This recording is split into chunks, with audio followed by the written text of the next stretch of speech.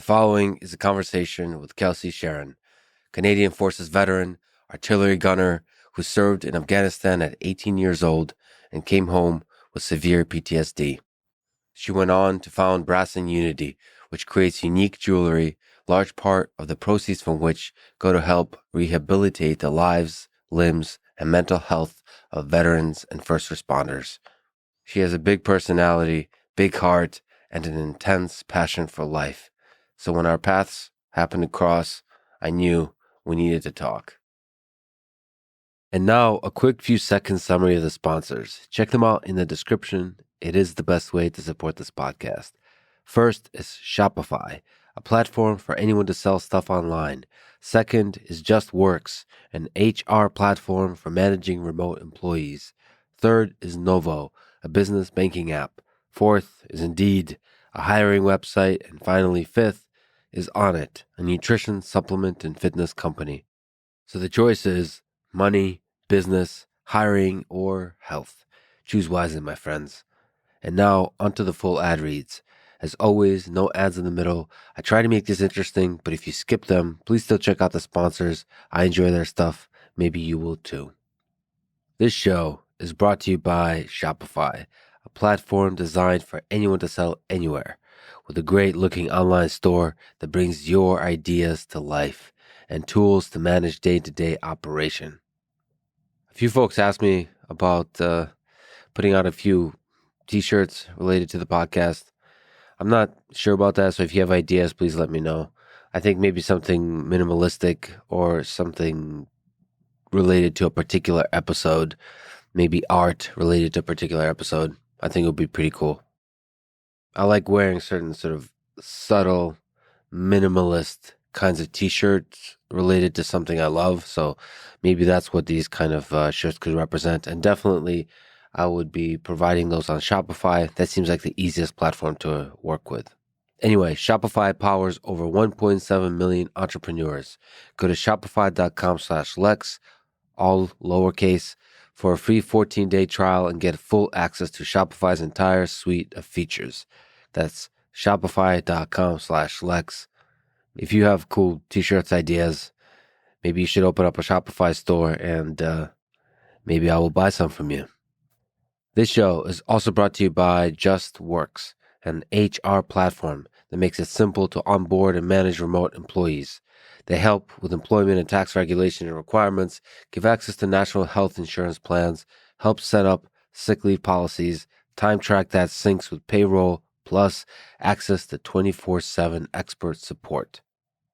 I think there's a lot of components to running a business that are very difficult, so you have to definitely have the right tools for the job. Managing employees, especially remote employees, both the onboarding and the ongoing sort of once they're hired process is exceptionally difficult. So it's really nice to have a tool like JustWorks that makes that easier and more organized. So manage your remote team and run your business with confidence by going to justworks.com. That's justworks.com. Sometimes I wonder how difficult it is to run a business that's 100 employees or 1,000 employees or 10,000 employees. In part, it seems almost inconceivable that human beings at that scale can collaborate, all starting from an idea that's in the mind of one or two people. That's kind of an incredible aspect of human civilization. This show is also brought to you by Novo, which is a business banking app.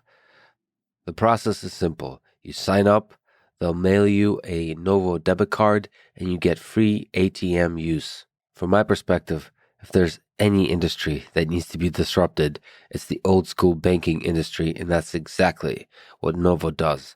It's backed with FDIC insurance, like the old school banks are, no hidden fees, unlike the old school banks, no monthly fees or minimum balance requirements, easy to use mobile apps, great customer service, free transfers, mail checks and incoming wires, integrates with other small business tools like Stripe, Shopify, QuickBooks, and many more. Refunds all ATM fees, like I said. So go ahead and get your free business banking account in just 10 minutes at banknovo.com/Lex. That's banknovo.com/Lex. banknovo.com/Lex.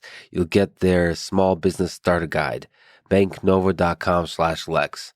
That made me feel like I was singing YMCA, NOVO.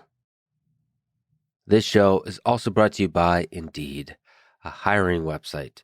A hiring website I've actually used quite a bit recently, and I've used them many times in the past for the hiring efforts I've done on the teams I've led. They have tools like Indeed Instant Match, giving you quality candidates whose resumes on Indeed fit your job description immediately. I wonder if some of the people listening to this right now have applied through Indeed to join our team. If you have, I hope you make it. I'm rooting for everybody. There's a lot of incredible people that have reached out. I personally think no cost or effort should be spared to put together an incredible team. So use all the tools you can. And Indeed is one of the greatest tools for this task.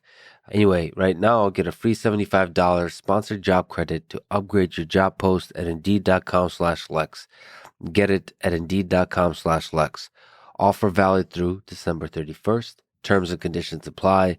Join 3 million businesses that use Indeed by going to Indeed.com/Lex. This episode is also brought to you by Onnit, a nutrition, supplement, and fitness company. They make Alpha Brain, which is a nootropic that helps support memory, mental speed, and focus. I use it to boost my deep work sessions when I know I'm going to be thinking through a difficult problem. I don't rely on it. I don't take it every day, but when I need that sort of supercharged, super boost, whatever you want to call it, it really clears the mind and helps me maintain focus. And it's just like this catalyst for a serious, focused, deep work session. Anyway, go to lexfriedman.com/onnit to get up to 10% off Alpha Brain. That's lexfriedman.com/onnit. I highly recommend you read the book Deep Work by Cal Newport. It kind of puts the right terminology and structure around how to put long stretches of focused work as part of your day. And then once you have that structure, I think you have to make sure you have the right supplements, the right diet, the right exercise to support that. And that's where Onnit can help out. This is the Lex Friedman podcast, and here is my conversation with Kelsi Sheren.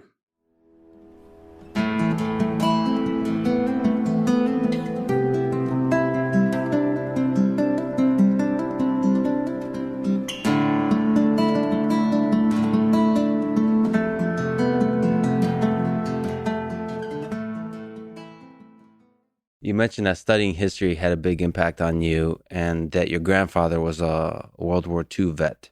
So people that have gone through World War II, in my family too, they don't seem to talk about it much. Like the worse the tragedy, the less they talk about it. I mean, it's understandable. I can respect that. But I don't think people fully understood the value in human stories over time and sharing that certain civilizations don't have written language. The value in that being passed down is extraordinary, but we didn't really have that with the World War II vets, it seems like.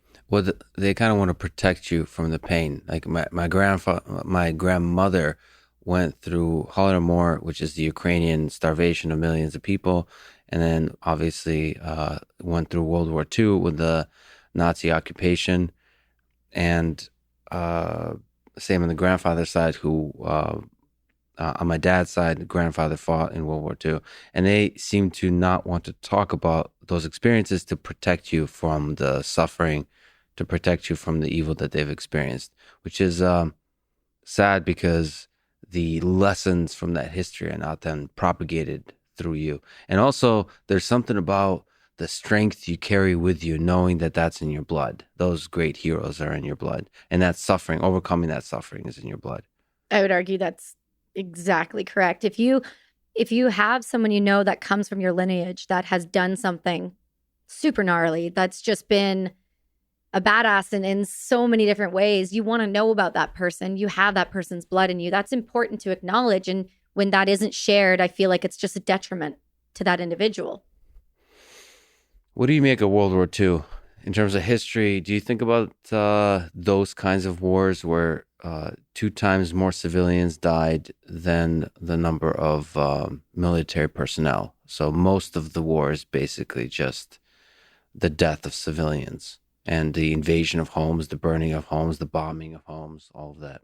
World War II for me, I find that was the first experience where I became just obsessed with history. World War II really did it for me. I'm not sure if it's because of the dramatization of film and TV and the way that our generation has looked at it. But for me, it was more than that. I felt a deep connection to it, and I still can't figure out why. Like a pull almost.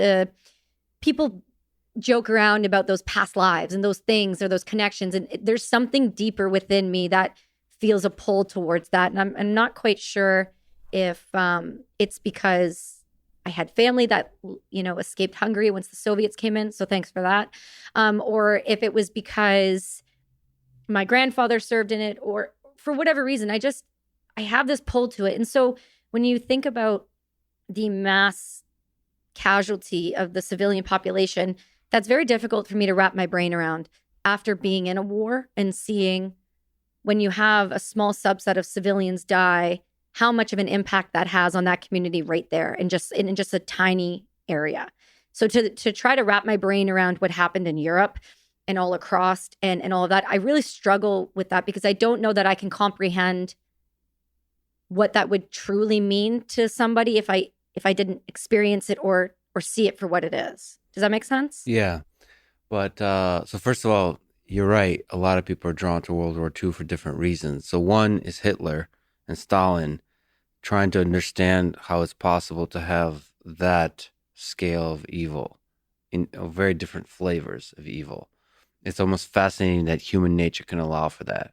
And then also it's fascinating that so many people can follow leaders like that with a pride and with a love of country. Yeah. And that's like, it's almost like this weird experiment. It's like, wow, I wonder if I'm the same. I'm made from the same cloth as those people. Like, would I be a good German if I lived in Germany and was, during the time of Hitler? Would I believe that Germany has been done wrong? I'm Jewish, by the way, which makes me a little bit more comfortable talking about this. Is would I believe in the dream sold by a charismatic dictator who says that wrongs have been done and we need to correct those wrongs?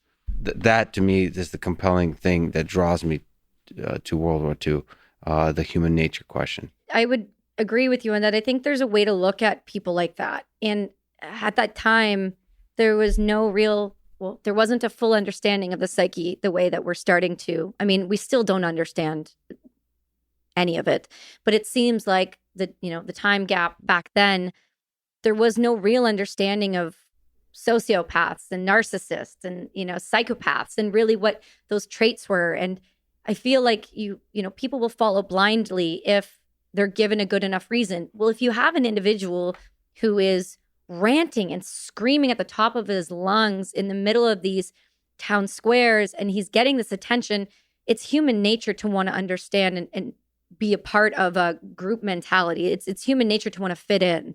And so I don't know if it's more of people were at the beginning were just, this is the cool thing to do, or if it was they were genuinely terrified, or if there was an aspect that was like, this guy is saying something that resonates with me.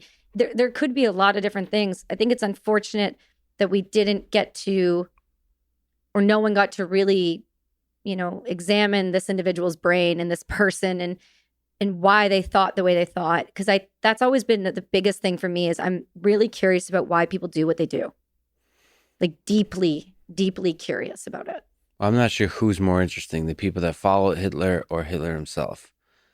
So I mean, that the question that's coupled with that is, would history roll out in similar ways, even if there wasn't a Hitler? It's the people that created a Hitler, or did Hitler create the events of World War II? I think the people would be more interesting, in my opinion. That seems to be that the charismatic leaders are all out there. Mm-hmm.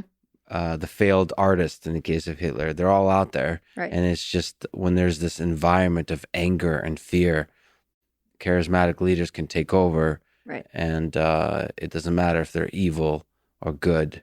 It's like a roll of the dice in terms of history. Yeah. How evil, how truly insane they are. Like, I think Stalin was much more cold and calculating. He wasn't as insane as Hitler. Hitler was legitimately insane. Like especially later on in the war, where he would do irrational actions, I would say. That's like a weird roll of the dice. You could have gotten a totally different leader. Wanting to take over the entirety of Europe and then invading Russia, that's like insanity. Yeah, that just the first part of that, wanting to take over Europe. If you really think about the scale, if you really sit down and go, this one individual was like, I want all of this. If you really sat down and you were to sit down and put him in his traits that we know of into any sort of document nowadays that deems somebody a psychopath or a narcissist, this guy would set it on fire. He himself was so damaged, and he reminds me a lot of people now who struggle to find their way. He reminds me a lot of angry individuals who are told no, either by women or by business or by whatever the sector they're in.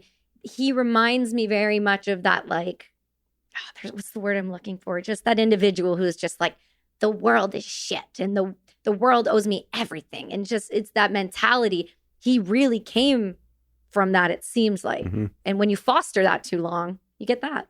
There's a book called, what is it, Man from Underground by Dostoevsky. I might be misnaming the book, but it's about the bitterness of a man. It's like it breeds within his mind and it just grows, that bitterness. I mean, we all have that sort of resenting of the world when you're younger. When you have a choice. When you fail, do you blame the world, or do you hold? It's the Jocko thing. Do you carry the responsibility of that and become a better man or woman because of that? That's the decision. And in some sense, I mean, unfortunately, see, that's because he took responsibility and leadership. I know you can't say he wasn't a leader. Yeah, you can't. So it's not that he's a failure. He's not a failure, but it's you can't say he's powerless, did not take action. I think he's just basically embodiment of the anger and the fear of people at the time. But the insanity of obviously many of my relatives, not just murdering them, but putting them in camps and torturing them.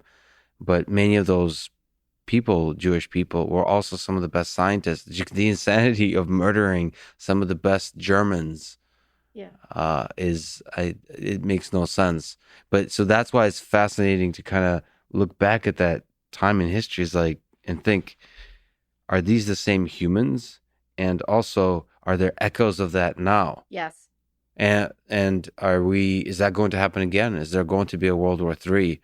Is in some other kind of way? Is there going to be some mass scale injustice in some other kind of way, which we're not yet, like, because of our blindness and maybe not learning the lessons of history will allow it to happen again. And then obviously it's a very common thing to, whatever political leader you don't like, to call them Hitler. Of course, which is that to me, I gotta tell you, when somebody calls somebody Hitler, the weight behind that has been completely lost in this generation. This generation does not understand what that truly means to call someone Hitler or a Nazi. Or Stalin. To be honest, the starvation, as I've just been talking to a lot of folks recently, especially like North Korea with Yeonmi Park, starvation. And I remember from my grandmother, it wasn't, I mean, time and time again, not having food to eat is the thing that people say is the worst. Mm-hmm. Everything. It's way worse than murder, not having food, and the places that takes your mind and the actions that forces you to do. Mm-hmm. That's terrifying. And all of that seems very distant in our history. Yeah, I love her. I watched that interview with her. I want to talk to that woman so bad, because when she was on Joe and she sat there and said, Joe's like, have you done any therapy? And she laughed. I was like, oh, that's my girl. It's such a fascinating. I mean, I would love for you to kind of talk to her and explore her mind, because we kind of explored her story, Right.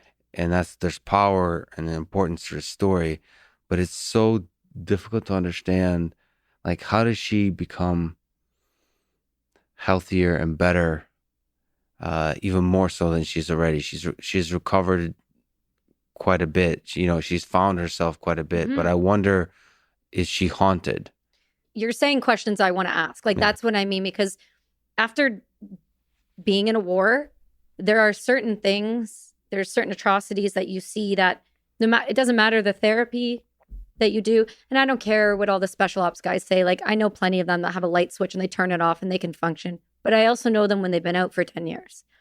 There's things that haunt people differently, but there's no way there's not something going on there deeply.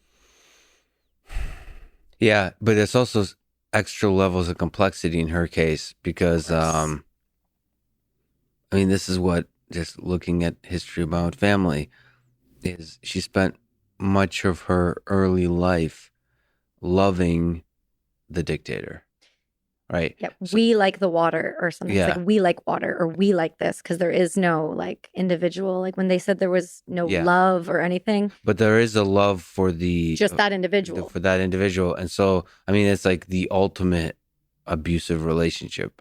Oh, yeah. And, but it's still love. The experience, like, you don't know the alternative. So it's not even, it's complicated, because like, I wonder if you truly explored it, what you would find, because the trauma, much of her trauma, I think, comes from when she was escaping North Korea, treatment by China. It's like and her mom, and what she had to witness within that, and being helpless with that on her own. So it's like evil men essentially abusing her, trading her, and doing so nonchalantly, like it's part of just the way of life. That I wonder if she sees kind of, it's so complicated, because childhood, it would be normal to her because she didn't know any different. Exactly. And there's like, I grew up poor, but I never sensed that, because your parents didn't make you. Well, and everyone else around was too. Right. And so you don't notice it. I mean, it's a cultural thing. So the way you grow up, you only start to notice it when you compare yourself to others, when you learn of the alternative. And that's a dark reality when you're abused. You, I wonder, I mean, you truly begin to suffer in some kind of way when you understand that you were being abused. That's a dark kind of thought, that I wonder if you live your whole life just in that abuse, if you don't know better, that's a safer, that's like what's a better life?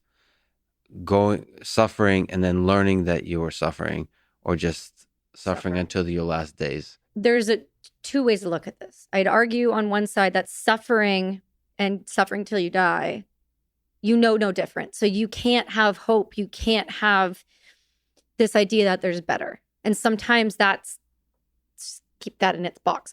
But then if you have kind of what you have with Park, where she knows now that there's different, she knows that there's better, then you run into those, what is the damage that has been done? What is going to be passed on as intergenerational trauma? I know she's a mom.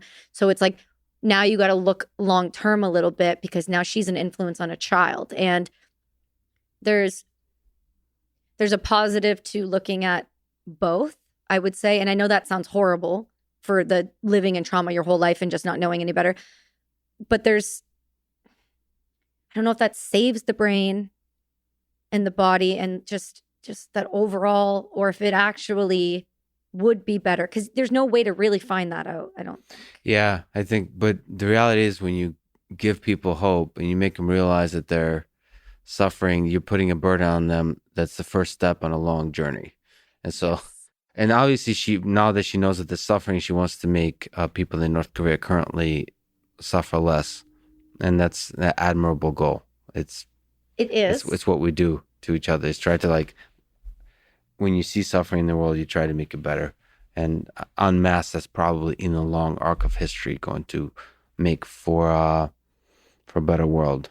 I'm hopeful at that idea for North Korea. I'm hopeful for that, because you never want to leave individuals suffering when you know that they're actively suffering while you're just living your day-to-day life in the Western world, just out grocery shopping, and you see all this food, and you know in the back of your mind, like that interview fucked me up a little bit, I won't lie. Like, and I had some of the girls in my office listen to it. They're just bawling because we're all parents, and there's this idea that not being able to feed our children, that just the idea of that damages the psyche. It brings up the pain in the chest, like just the idea of it.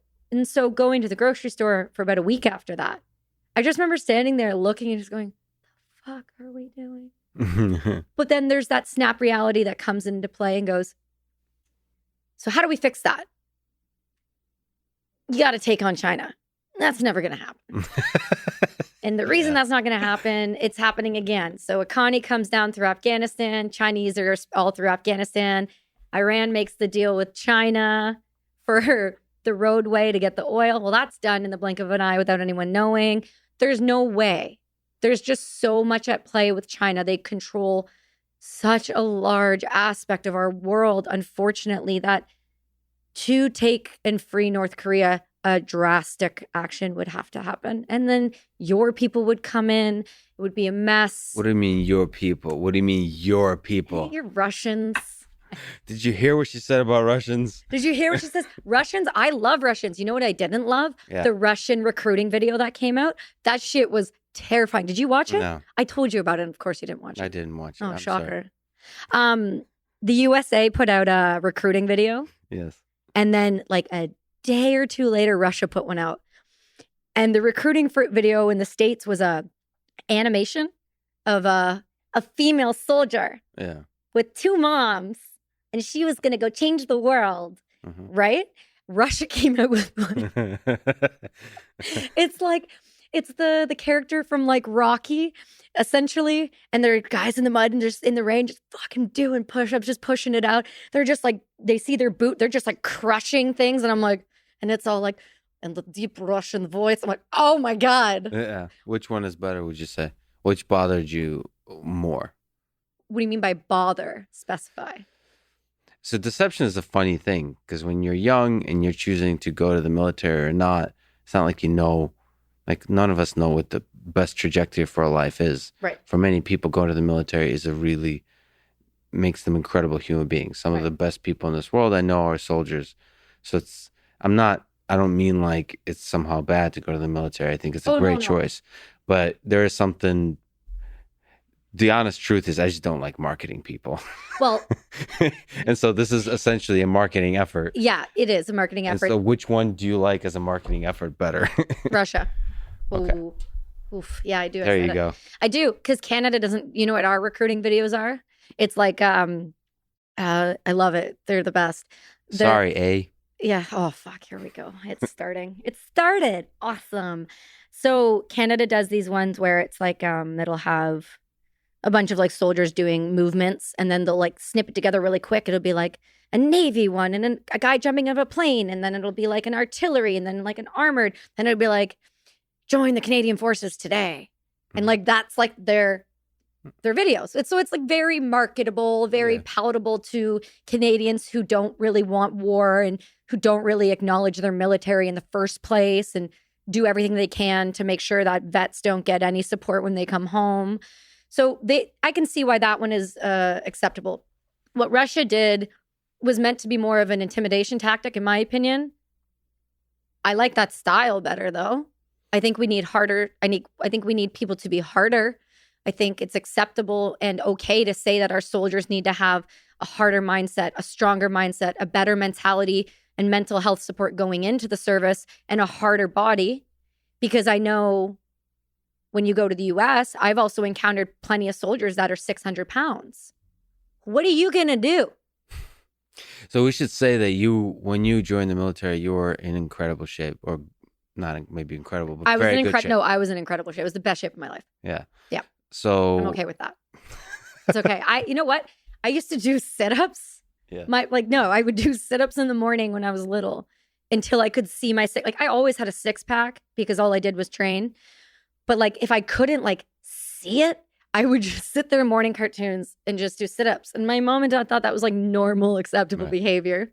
So if you had like Instagram back then, you'd be a David Goggins. You would be just like screaming. Without the cursing. That cursing started once the military started. Okay, got it. So, I mean, the people should know, because they probably already know, that you also competed in Taekwondo. Yep. Like you were an athlete of all kinds. I even saw rugby in there. Yeah, I was good at rugby. I played that for 6 years, I guess you could say, total.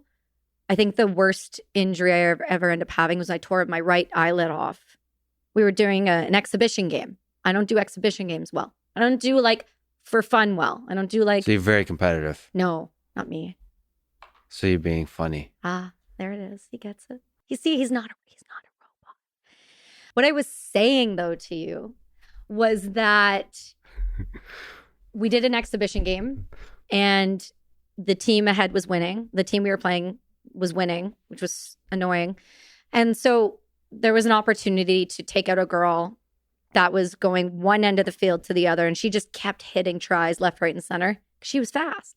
So I figured if I just aimed her up like she's a target and I just run full force at her, because she was a tall individual. If I do that, I'll take her out of the knees. So I did that. But what that resulted in was she put her tooth through her mouth guard and knocked out and she just stayed there. But when I stood up, I tore the right eyelid off and it was hanging from the inner corner. Yeah. My mom was there because mom's my biggest fan. Mm-hmm. And, she was supportive of this? She's supportive of everything. She didn't miss a game. She didn't miss anything. And I stood up and I kind of turned around and we already had a girl break her nose that day. So she was on the sideline with her nose sideways and just bloody. My mom was like, I'll take her to the emergency after once the game's over. And so I turned around and looked at her and she almost vomited on the spot. And I was like, what's wrong? She's like, don't move your eyelids off. I'm like, but I can see. Like I was trying to blink, but like it was just down. So I could just constantly see. She's like, we're just going to go to the emergency. We're just going to go there now. Was there blood? Yeah, there's lots of it. But I couldn't really tell. Okay. Were you okay with blood at that point? Yeah, I guess you did okay Taekwondo and all that. Yeah. I didn't get knocked out very often. When I was younger in Taekwondo, I was really good. Mm-hmm. I only lost a handful of times. So when I did lose, that was bad. Mm-hmm. But I never had like a broken nose or a lot of blood on my face, like nothing like that really. So nothing freaked me out too much. Was there aggression there or just purely competition over skill? A mix of both. This was not too long after my coach went to prison for statutory rape. And that was like how you talk about Park talking about how that was like, she knew love because of that person. That person was like a god to me. And so when that happened, I was just an angry individual from that point on. So there was competition and aggression mixed in there. Oh, like it was betrayal? That there's just somebody that was a symbol of love for you, could also be a very bad person? I used to eat, sleep, and breathe whatever that man said from 4 years old on. I lived with my coaches at a point, so I could train that much. I helped look after their daughter. I was at the club 24/7. It just, the idea that somebody could do something like that, yeah, that really messed me up. Where were you on 9/11? I was 11, and I was in my parents' basement. And okay. In where? Ontario. In Ontario, Canada. Ontario, Canada. What did you think of 9/11 at that age from Canada? Did it have an impact on you in terms of changing the level of evil you thought is there in the world today? Not initially. I remember it really vividly. I have a decent memory for certain things. It seems like stuff like that I stick with really well. I remember watching it. I was sitting on the couch and my mom called my dad because my parents are truck drivers. So my dad was on the road, if I'm not mistaken. And he would go in and out of cities all the time. And I think he was on the East Coast. So my mom was like a little panicky. So she tried to get a hold of him at the time it was like beepers. And so he would get a beep. He would go to a payphone and call us. Mm-hmm. And he was fine. And I remember my mom being like really upset. And I couldn't quite grasp why she was so upset. I knew something really bad had happened. It's when I then saw the second plane go into the tower. And I remember her just like the stereotypical like hand over her mouth. And she just felt sick. And she just was so confused. And I knew it was bad, but I didn't fully grasp it.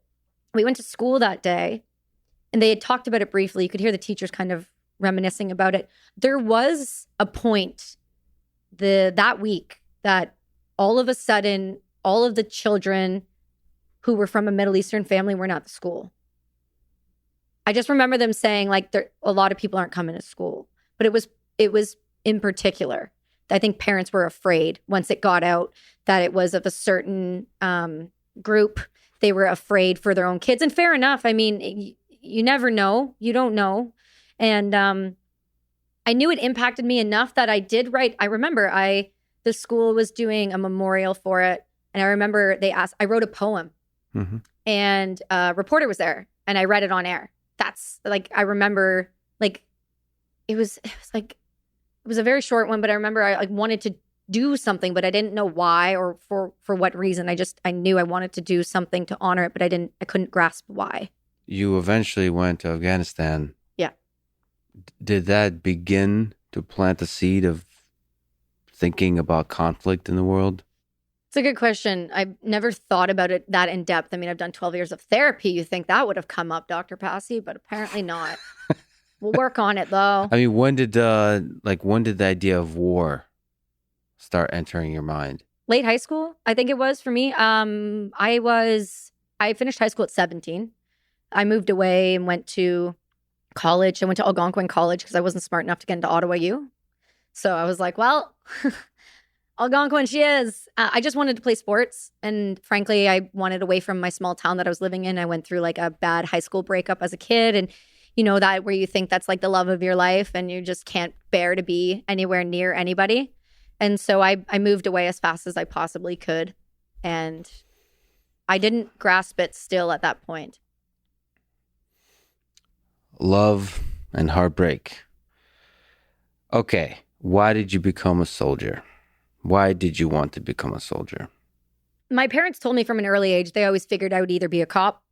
They didn't think military, but they thought it would be like a type A personality, possibly carry a gun situation. And I'd never hunted before. We'd never had guns in our house. I was never exposed to weapons of any kind. If anything, it was the opposite.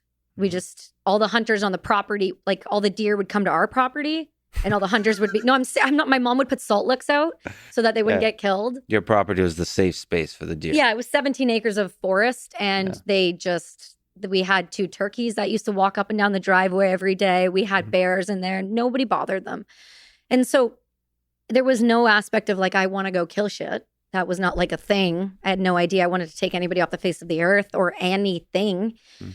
I went to school and because I'm a history person, my parents has always made it really important that Remembrance Day is the thing in our life. So that's Veterans Day for you. So it's November 11th. And it's, you go, you honor. I don't care if you don't want to go. I don't care if it's raining. You go. And so I went to the Remembrance Day ceremony in Ottawa that year, it's our capital, it's our capital and it's really small. And so I went, but I took the bus and I was on the bus back to Algonquin and I met a lady who was like a World War II vet, really old lady. She had an Air Force uniform on and just like this row of medals. And I mean, I think you can tell by our limited to extreme interactions we've had over the short period of time. I'm curious and I'll just ask you. Mm-hmm. And so I just got up and talked to her and just started talking to her. And she didn't say like, I don't remember exactly her words, but she'd served. She was one of the first females to fly and, you know, all of these kind of things that stuck in my head. And we just kind of kept talking and I missed my stop. And then I finished talking to her and I got back on the bus and went back to the college and walked into my small apartment where I had 2 roommates. These 2 guys I went to high school with. One of them I went to high school with. One was from out of town. And I just didn't like I wasn't happy. I wasn't doing what I wanted to do. And I didn't know what I wanted to do, truthfully. Something just said, why don't you join the army? Like in myself, my self-talk was like, let's just join the military. Let's do it. Are you in general somebody that just follows the gut? Like when your heart tells you something, You go with it? For the most part, because I figured out, at least now I figured out what parts I could, like what feeling I can trust and which one I can't. Which one's anxiety versus which one's my actual intuition talking.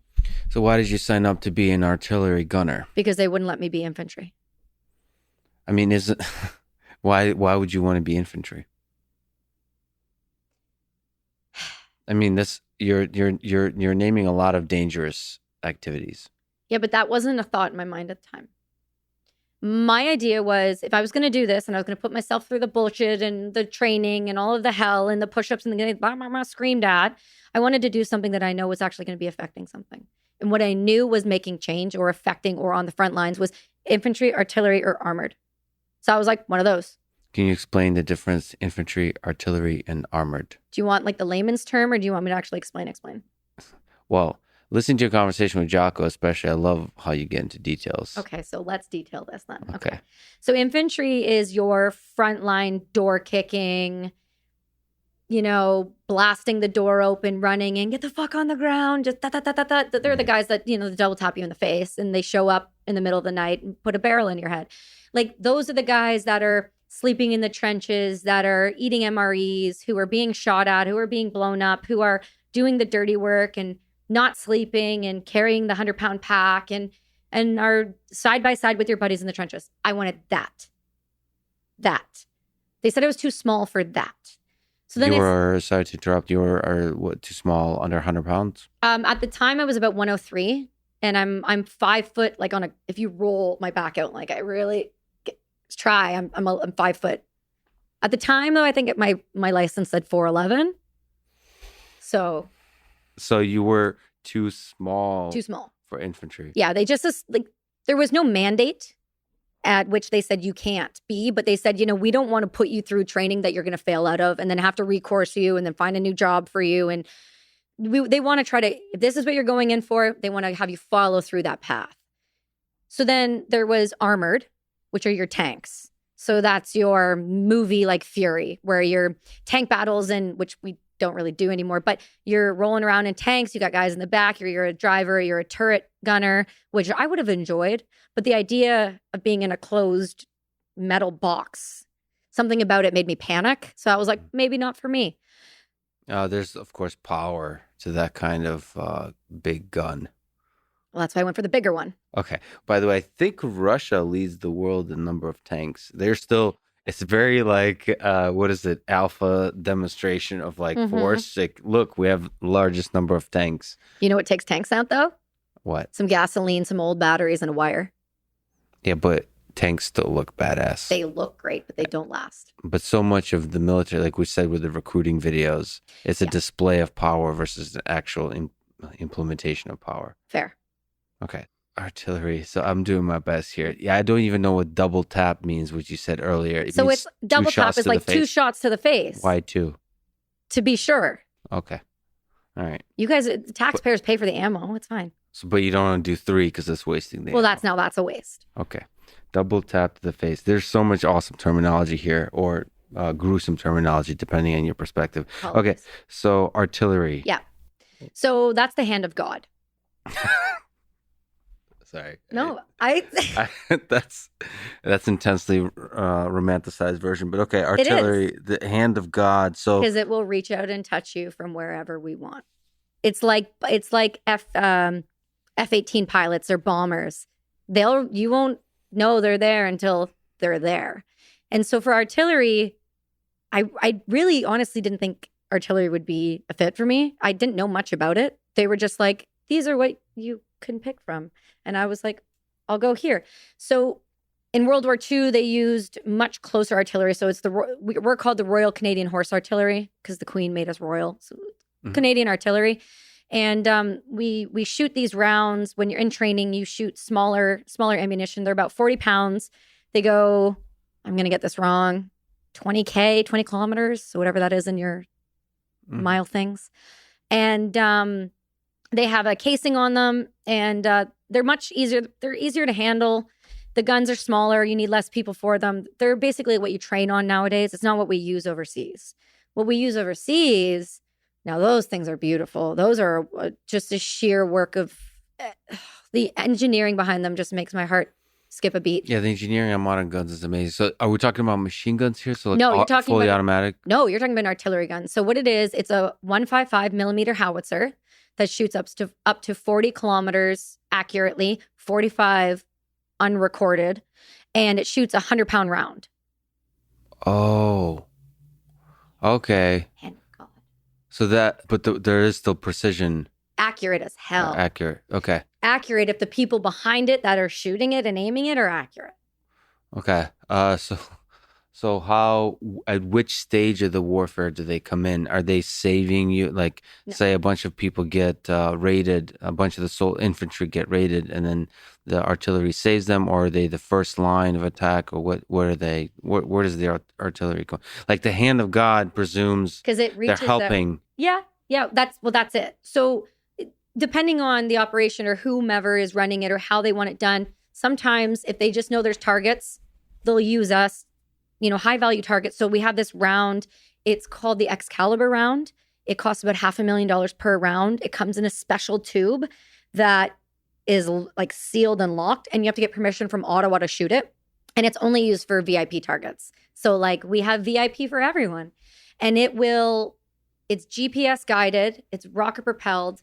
And when you fire it, it will, if this is a wall and somebody's standing on this side of it, will hit you right there. We won't touch that wall. It will hit you pinpoint. It'll go right through whatever concrete, whatever, and then it will destroy.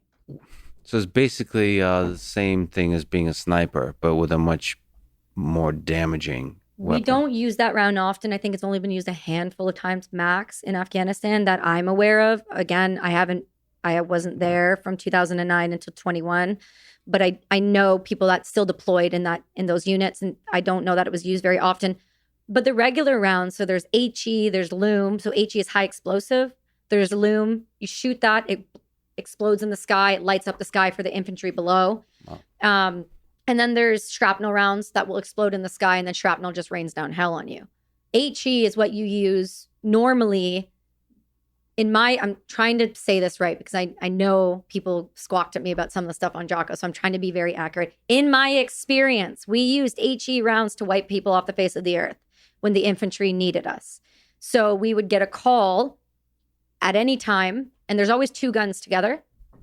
So you never go solo gun ever. If you are, it's sketchy and there's bad shit's happening. Can you explain that? So there's two people, two guns? No, two guns with each gun troop. So each gun troop has 5 to 7 people running a gun at all times. Oh, wow. Okay. It takes a lot of people to run one of those. How much electronics is there?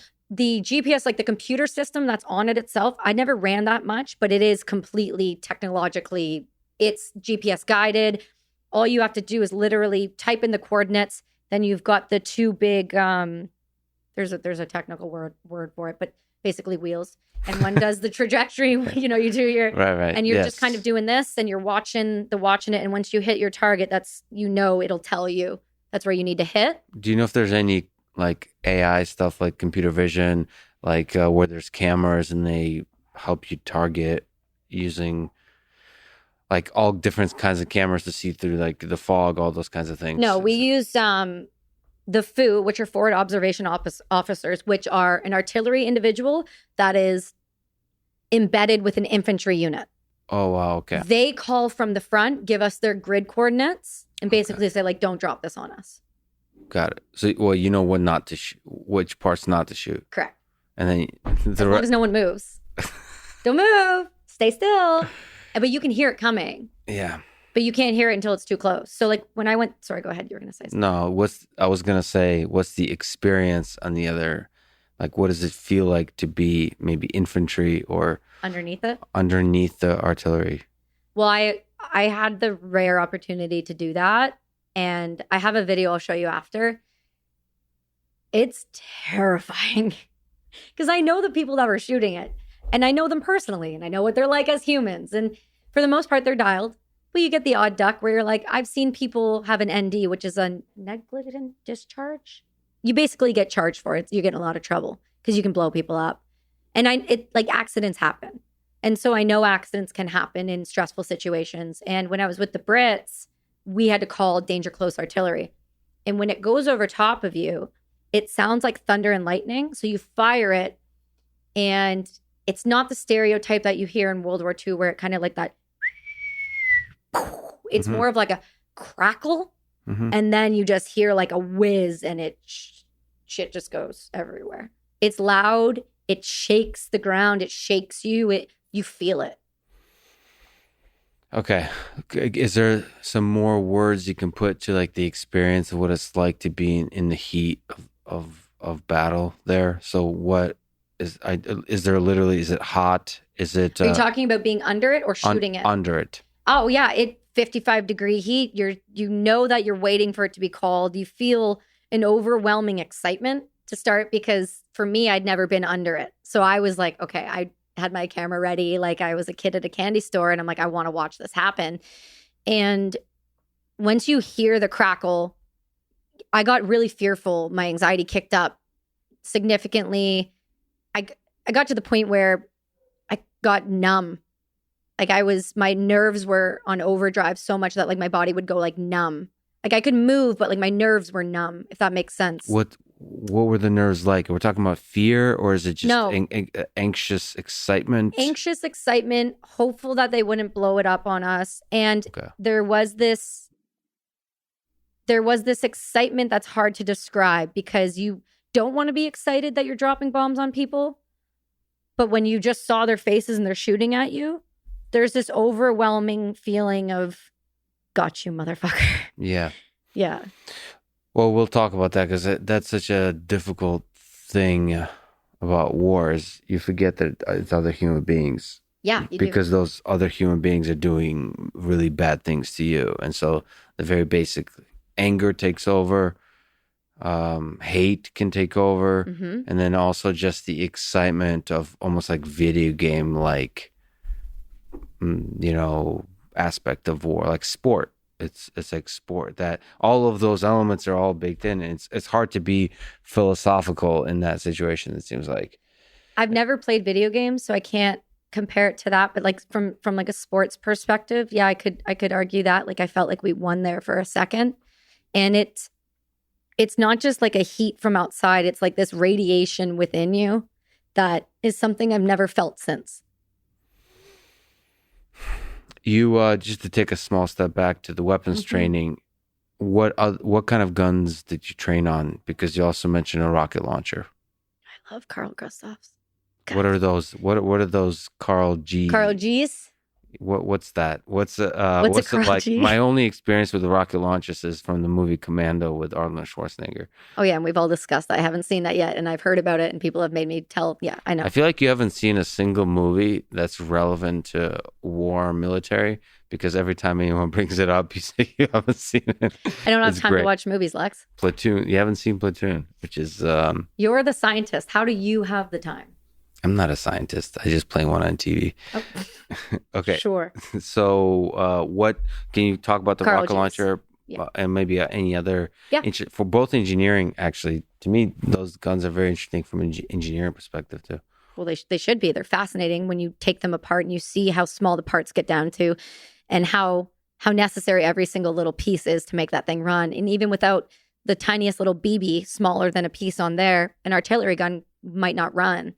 So we were trained on Carl G's, I think called M72s, which are disposable rocket launchers. I'll back up. Carl G's are around, I don't know the exact millimeter of the round. It's been a while since I shot them. We only did those in training. But essentially it takes, most people, one person can fire it, effectively hold it and fire it. It takes another person to load it. So you put it onto your shoulder, and it weighs, I don't know, 30 pounds, 40 pounds. Oh, wow. Can't remember. It's been a minute. One person can carry it. Oh, yeah. Okay. I don't know. It just seems like a rocket launcher is a pretty intense kind of device. It for sure is. I mean, it's the diameter. I can't even tell you the diameter. They're about that big. I mean. And it goes on your shoulder. Goes on your shoulder. And then it has a little sight that pops out. That's almost like plastic-like, which is kind of funny because it reminds me of like the little Green Army man. I just felt so flimsy to me. I was like, this is hilarious. And then another person stands behind you and opens the hatch. And so there's these two levers, and you just kind of open it. And then the back end, which is flared, so it's just a tube and then it's flared, that will open it and drop down, and you load a round into that. And then you load it back up. Got it. And you're never supposed to stand behind it because the blast behind it will kill you. Yeah. But in my case, when I fired it, it was me and another individual. I want to say it wasn't Sarah Pellegrin, but it was another girl that was smaller. And the person is supposed to wrap around your waist and tuck low and hold your stability. And we were just aiming at tanks that day, and they were just concrete heads. So they would just they would hit and bounce off or whatever. And so when my sergeant saw that, he just kind of looked at both of us and was like, no, I'm just going to. And he got real low and just like wrapped both of us. And then we'd fire it. And it feels like you're getting punched in the side of the head on repeat by Jocko. Yeah.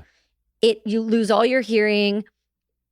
Snot comes out of your nose, and you're just kind of discombobulated for a minute.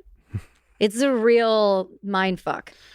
Is there any other kind of guns that at that time, because you were new to this, you haven't shot guns when you were younger, that were really impressive to you in the training process? All of them, because I've never fired a weapon. So we had the C7s, which are like your M16s, I believe. The long barrel. The cute thing about those is when I have that slung, my barrel drags on the ground. So that's fun. And they shoot, your 7.62 or your 5.56 round. I loved that. I preferred the C8, which was a short barrel, which is what the SF guys use. Not because it's cooler looking, which it obviously is, but because it was functional for my body height and it didn't drag on the ground when I ran. I loved those. They're your personal weapon. Being an artillery gunner, if you're not an officer, at least in our unit, you didn't get a side piece. I didn't have a side piece, Lex. So I never had a handgun of any type. I fired those in training. You can't get over that side piece comment. Look at you. I was going to say, I know what a side piece is. You don't have to explain to me. But you're single, so how do you even have a side piece if you don't have a main piece? The joke would be the fact that we have a total misunderstanding what side piece is. Okay, great. So you didn't have a side piece as a non-officer. Right. So I never fired those much. We did grenades in training. Oh, cool. Yeah, grenades are fun. I love grenades. I have a massive one tattooed on me. I have them all over my office. How does a grenade work? There's the spoon and the pin.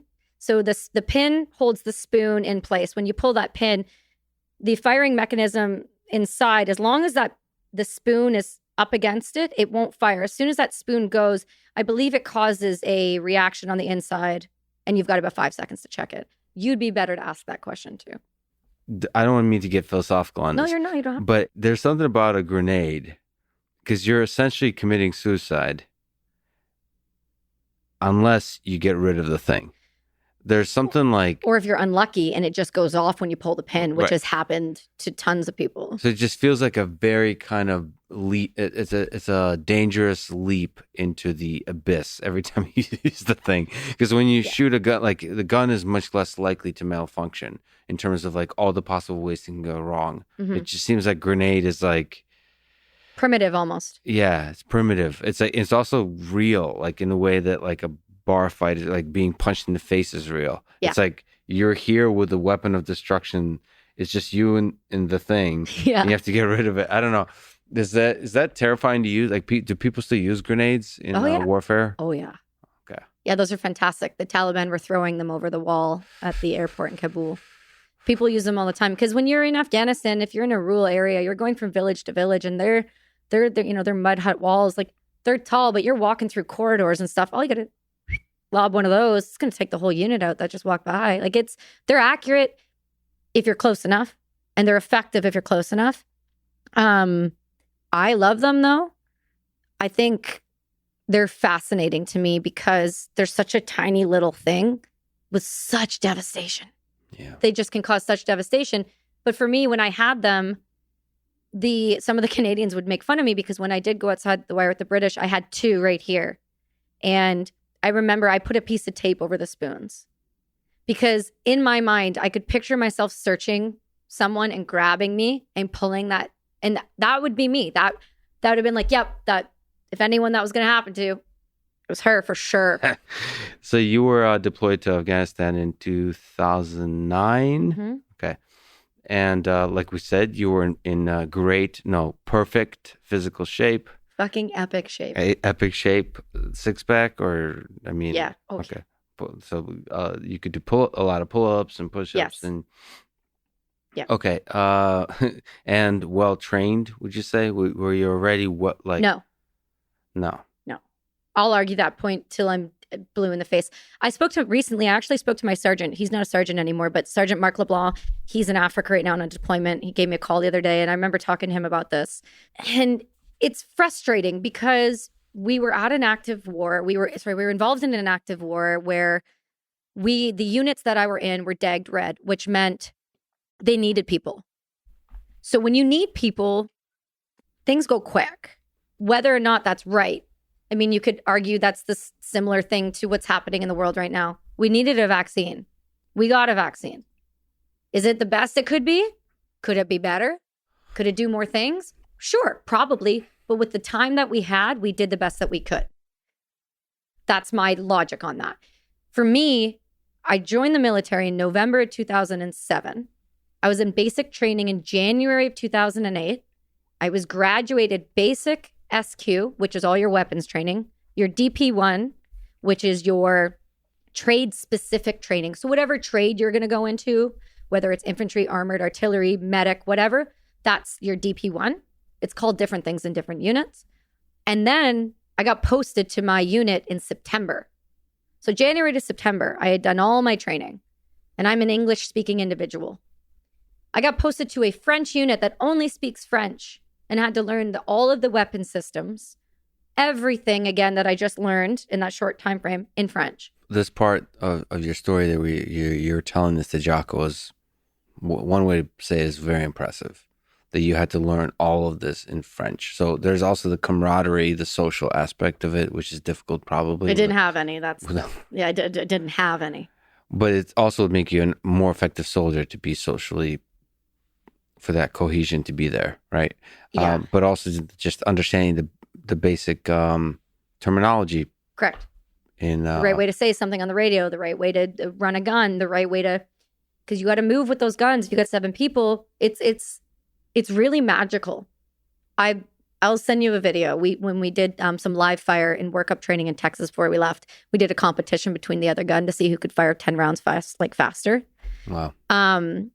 It is truly beautiful to watch an artillery unit fire a gun because it's like a symphony. Everyone has their parts and everyone knows and everyone's yelling, but they know why they're yelling, and this guy's got to do this in order for this guy to load the round. It's beautiful. It really is. It is gorgeous to watch. I miss it deeply.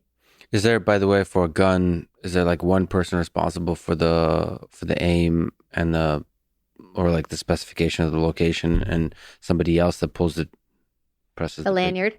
Is that the lanyard? The button? Is there a button? It's better than a button. You'll like it. I'll tell you in a second. Okay. There's your sergeant in charge, and then they have their 2 IC. And so the comms come in to the sergeant, and the sergeant is your master bombardier, bombardier chef. Yeah. Sorry, what? Bombardier chef? What? Bombardier chef. Bombardier chef. Oh, that's a French. Master bombardier. Yeah. So it goes like private in the north, like in infantry or in a regular unit, it's like private, corporal, master corporal, sergeant. Mm-hmm. In artillery, it goes gunner, bombardier, master bombardier, sergeant, warrant, and off like that. Mm-hmm. So you have 2 people, but the sarge is like, you don't move till he says move. You don't fire till he says fire. Like, he's your guy. He'll give you the coordinates. He'll feed them to the guy that's doing the GPS, that portion. I really never did it much. I wasn't tall enough to see it. Mm-hmm. Like, legitimately, the way how high it is up on the gun, like, I couldn't see clearly enough. It was not good. So obviously you have a big personality. You're a strong person. You don't say. And you have a big hat currently. I always wear a hat, Lex. Okay. It seems like your height and your size was a factor. Oh, for sure. How were you able to step up in all those moments? And how difficult was it? I don't know that I realized it was difficult while I was doing it, because that's just the way it's been. I've always been the short person. That's life. nothing I can do to fix that. So there was no point. When am I going to whine about it? I'm going to break my femurs and insert things to make me grow a little bit. Maybe since you're in robotics, you can figure that out. Okay. That's your task now. Make me be 5'3". That'd be great. For artillery, really what it came down to was the unit. When I got there was only a couple people who spoke any sort of English, and my sergeant was not one of them. But once he kind of started to get to know me a little bit, the best that he could, he started to put effort into making sure I could lift the rounds, make sure my capacity to do my job was there. And so he took me under his wing in that aspect. So he would take me to the gym with him, and he would show me exercises that would specifically help me load the round. So pick the round up from the ground, pick it up like a trick to put your knee under it, use your legs. Instead of just pick it up, use your back, blow your back out. He would work on that. And then depending on the position I was running the gun in, if I was running the side that had the charge bags, I'll explain that in a second. But if I was running the side that had the charge bags, I could step up onto the gun. And if I leaned inward enough with my right hand with the charge and I kind of kicked off, I could kind of jump and shove it up the tube. Got it. Almost enough. Yeah. If I was running the lanyard, which is the thing that makes it go boom, it's really easy. It's a long rope. You hook it on and you put your right hand on your hip and on your left, and you hold it there, and you just stare at your sergeant like this. And you just wait for him to yell fire.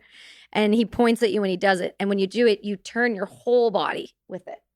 And when you do that, it alleviates a misfire essentially, because if you just pull it, sometimes that's not enough. You got to really give it your whole body into it. And so he would train me on how to do things differently so that I could do them effectively. And I wasn't a shit pump. A what? So shit pump is a term that we use in Canada to call somebody useless. A shit pump is a useless soldier who is just, you're there and that's the shit pump. And so we all just deal with it. But somehow they're still there. Yeah. What were we talking about? The lanyard? Okay. Yeah. We were talking about the artillery guns. So those things, though, what you would find fascinating is just how they break down when you have to take one of those apart. I think your mind would really find it fascinating how a breech comes apart all the way down to like ball bearing size. And there's a way to just make that gun completely ineffective. And all you have to do when you're on the charge side, there's a magazine that's a long linear magazine and it holds like 15 little rounds. If you just take that thing out, that thing's not firing. How many people does it take to move that? Like how easy it is to move that thing? To move a 777? 777. I like it. Well, that's what they're called, M777s. Okay. Is a lot of the terminology crossover the same in English and French? No. Okay. I mean, M777 does because it's an obvious howitzer, I'm sure has a separate word. But like if you're running it in French. Right. So like when I'd be running when I'm doing the charge bags and I'm doing, I'm loading everything and I'm getting that ready and that's my position that day, I'm also controlling the breech. So like how it opens, how it closes when it locks. Mm-hmm. And so, but you have to yell that as you do it. So you're yelling like, mes libres, culasse, orve. Like you have to yell all these things. You have to learn them though. And so for a long time, it was a little frustrating. I won't lie. It's really exciting. I took a lot of French, but I forgot all of it. But I think it's a beautiful romantic language. It's a good language. Paris. If it's from Quebec, it's yeah, that's true. It's a good language to fall in love with. Not as good as Russian, but I mean, second English is all right. I mean, Russian really is that like a love language? It is to me. I mean, because you're Russian, but like if somebody walked up to me and was like, "Hey, Kelsi, I like you," I'd be like, "Oh God, he's gonna put me in a camp." That's because you don't understand love, Kelsi. I don't. We'll talk about that. Okay. How many people does it take to move the M777? Maybe it depends. If you're moving it by ground, you're moving it on a truck, and when you're moving it on a truck, you're hooking the back of it you're hooking the front of the barrel onto one of those big transport-looking trucks that has those cargo tents that's got soldiers in it. You don't want to ever move an M777 by that way if you don't have to. The barrel's worth $1 million. Wow. Okay, so this is like a serious piece of equipment. You don't want to move them. Okay. When we got to Kandahar, we were there for a couple days. We got flown out to the FOB we were going to be at. Forward observation base. Mhm. Kandahar is the safe space, or was the major base in Afghanistan that we were at. There's things like Tim Hortons there. There's Canada House. There's a British side, an American side, a Canadian side. And, that's where you see all the different countries in the world kind of come together. You would see Italians, you would see Germans, you would see French, you would see all these different uniforms, and you never know who to salute because you don't know what each thing means. It doesn't feel like a war zone. No. Oh, God, no. There's a boardwalk. There's hockey there, like floor hockey, because Canada had to have that. There's a Tim Hortons, a Subway, a Pizza Hut, a PX. I think there's a restaurant there somewhere, but I didn't get to go. Stuff like that. There's gyms. You can run around it. You feel fairly safe. You always have a weapon on you, but you can, live your life. When you get out to the FOB, the guns are already there. So those M777s get lifted by a Chinook. Normally, if they're going by air, they go by Chinook because they're heavy as hell. And Chinooks can hook them under the bottom and they fly them and then they'll drop them down. They have wheels on them, but you don't need them if you're going to leave it in place. Got it. And you're getting information about IEDs. You're getting a lay of the land as to what's been going on in the country for the past 6 months. And this, nothing. You're just like, this is your first time. You're getting deployed. So what was your deployment like? Can you tell the story of your deployment to Afghanistan? Like the whole deployment? Getting like actual deploying, not the deployment itself. What's the difference between the two? Well, actually getting ready to deploy is a little different. So, I mean, the emotional buildup to it. Got it. And some of the memorable things that kind of you remember from that experience, both on the excitement, I get to see battle, I get to be part of this, and the fear, and also like being surprised, like with the Tim Hortons and all those kinds of things. So like the lead up before everything Lead up. Shit hit the fan. Okay, cool. So You're such a fascinating person, but yes, something yes, like that. I've been called many things. Yeah, fascinating. That start with the letter F. Yeah. No, I don't know. I don't know many words with the F. Okay, so with the build up to the deployment. So for the build up for the deployment, I was in Quebec and my unit was deploying from Quebec. And at that time, you kind of get your marching orders. You're deploying. I knew I was deploying before I even graduated. That's how much they needed people. So once I did all that training, on graduation parade day, a couple men from Quebec in uniforms came over and said, you, and you are all being posted to Bakietse, and you're going to deploy with us in April. So that's how I found out I was deploying. Why was there such a need for troops in Afghanistan? That was a well-known thing that Mm-hmm. there's a scaling up of troops? And 2007 on, Canada really started taking a combat role. Before, it was very much more a UN type deal, where doing what we normally do in most wars, where we wear blue and we don't shoot anyone. And so we're there to help. And so they were scaling up. And there wasn't a lot of people in those trades initially, I think, when the war kind of started. So Canada really started to scale. And so when I got to Quebec, we've kind of found, we're deploying. And it was a weird situation because I've never actually been at a unit on a non-deployable unit. So I don't know what they do day to day that's different from what I did. I just know what I did. So we would do things like in the morning, we would get up and we would meet for PT at 5 a.m. And that would include going for a 10K run or playing ball hockey for a few hours in the gym or lifting weights together or, just going on a long ruck march. Just stuff like that. You would have a shower, you would meet, and then you would just sit around the regiment. You would just sit around the regiment and you would, if there was busy work, you'd mop the floors, you would clean weapons. There wasn't a whole lot until there was a whole lot to do. Mm-hmm.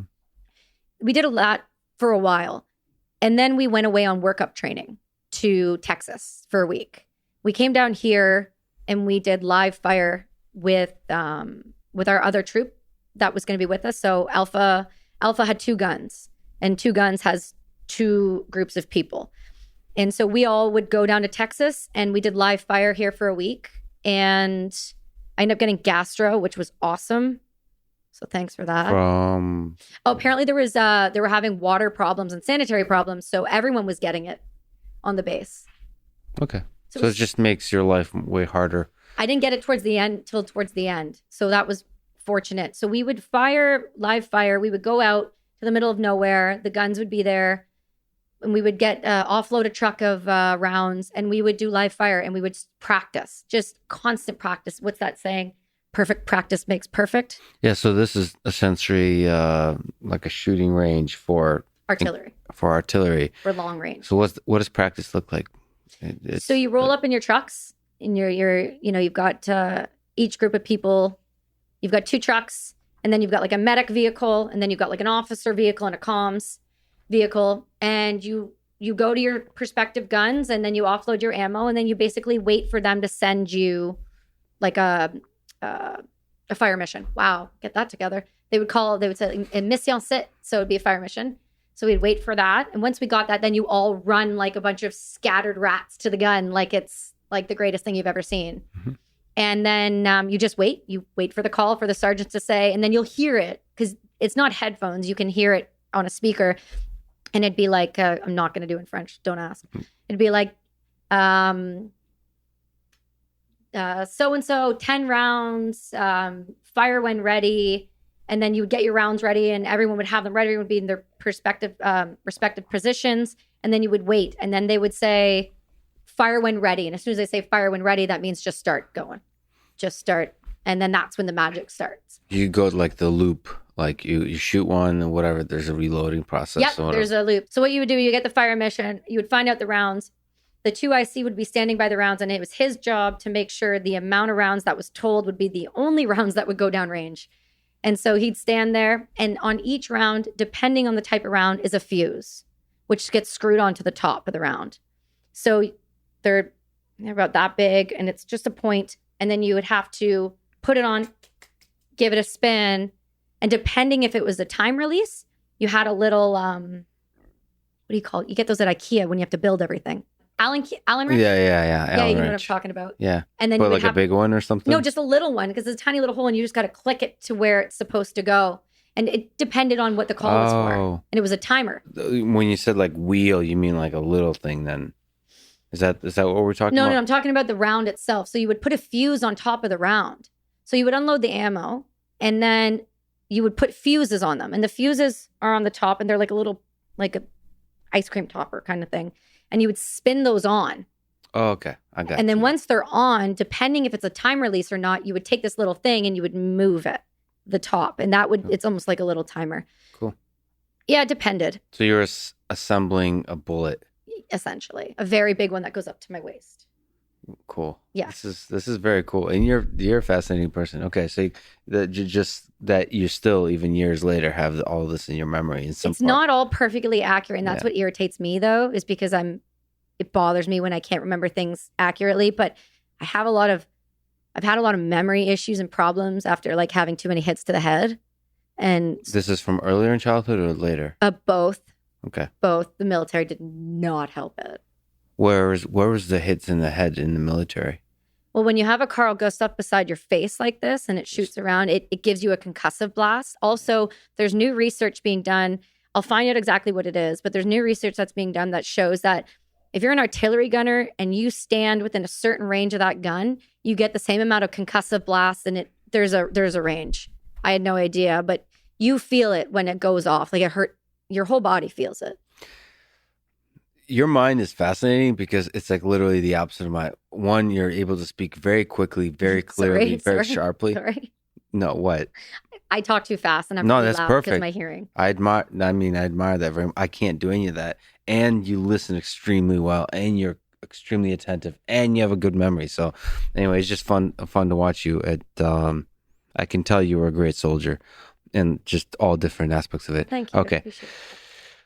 But what the heck were we talking about? Oh, build up to the deployment. How did we get to Texas? Because that was part of the build up to my deployment. Mm-hmm. And live fire, you got to. Did that feel good? Yeah. You. It's so good. What's the best part about like shooting artillery? Like what's the thing that feels good? Which Power. part? The feeling of power. When is the best moment of the highest moment of the feeling of power? Is it the whole process that you love, or is there like when you actually shoot it? It's symbiotic. It's a beautiful thing to watch. To know that a gun can fire and it takes kind of a dance to make it work. There's something about that to me that just got my heart racing. When you actually shoot the round and you see it go and you hear it, It's unlike it. You can't describe. I've never felt another feeling. I've also never been in like an F-18 or an F-16 or like I've never been in anything like that. And I've never, trying to think of something else that'd be comparable. I've never been in like a Formula One car. Those are the only things I can picture being that much for me, because to shoot one of those and to know that you've done your job right means that you've helped. And that to me was really what did it for me.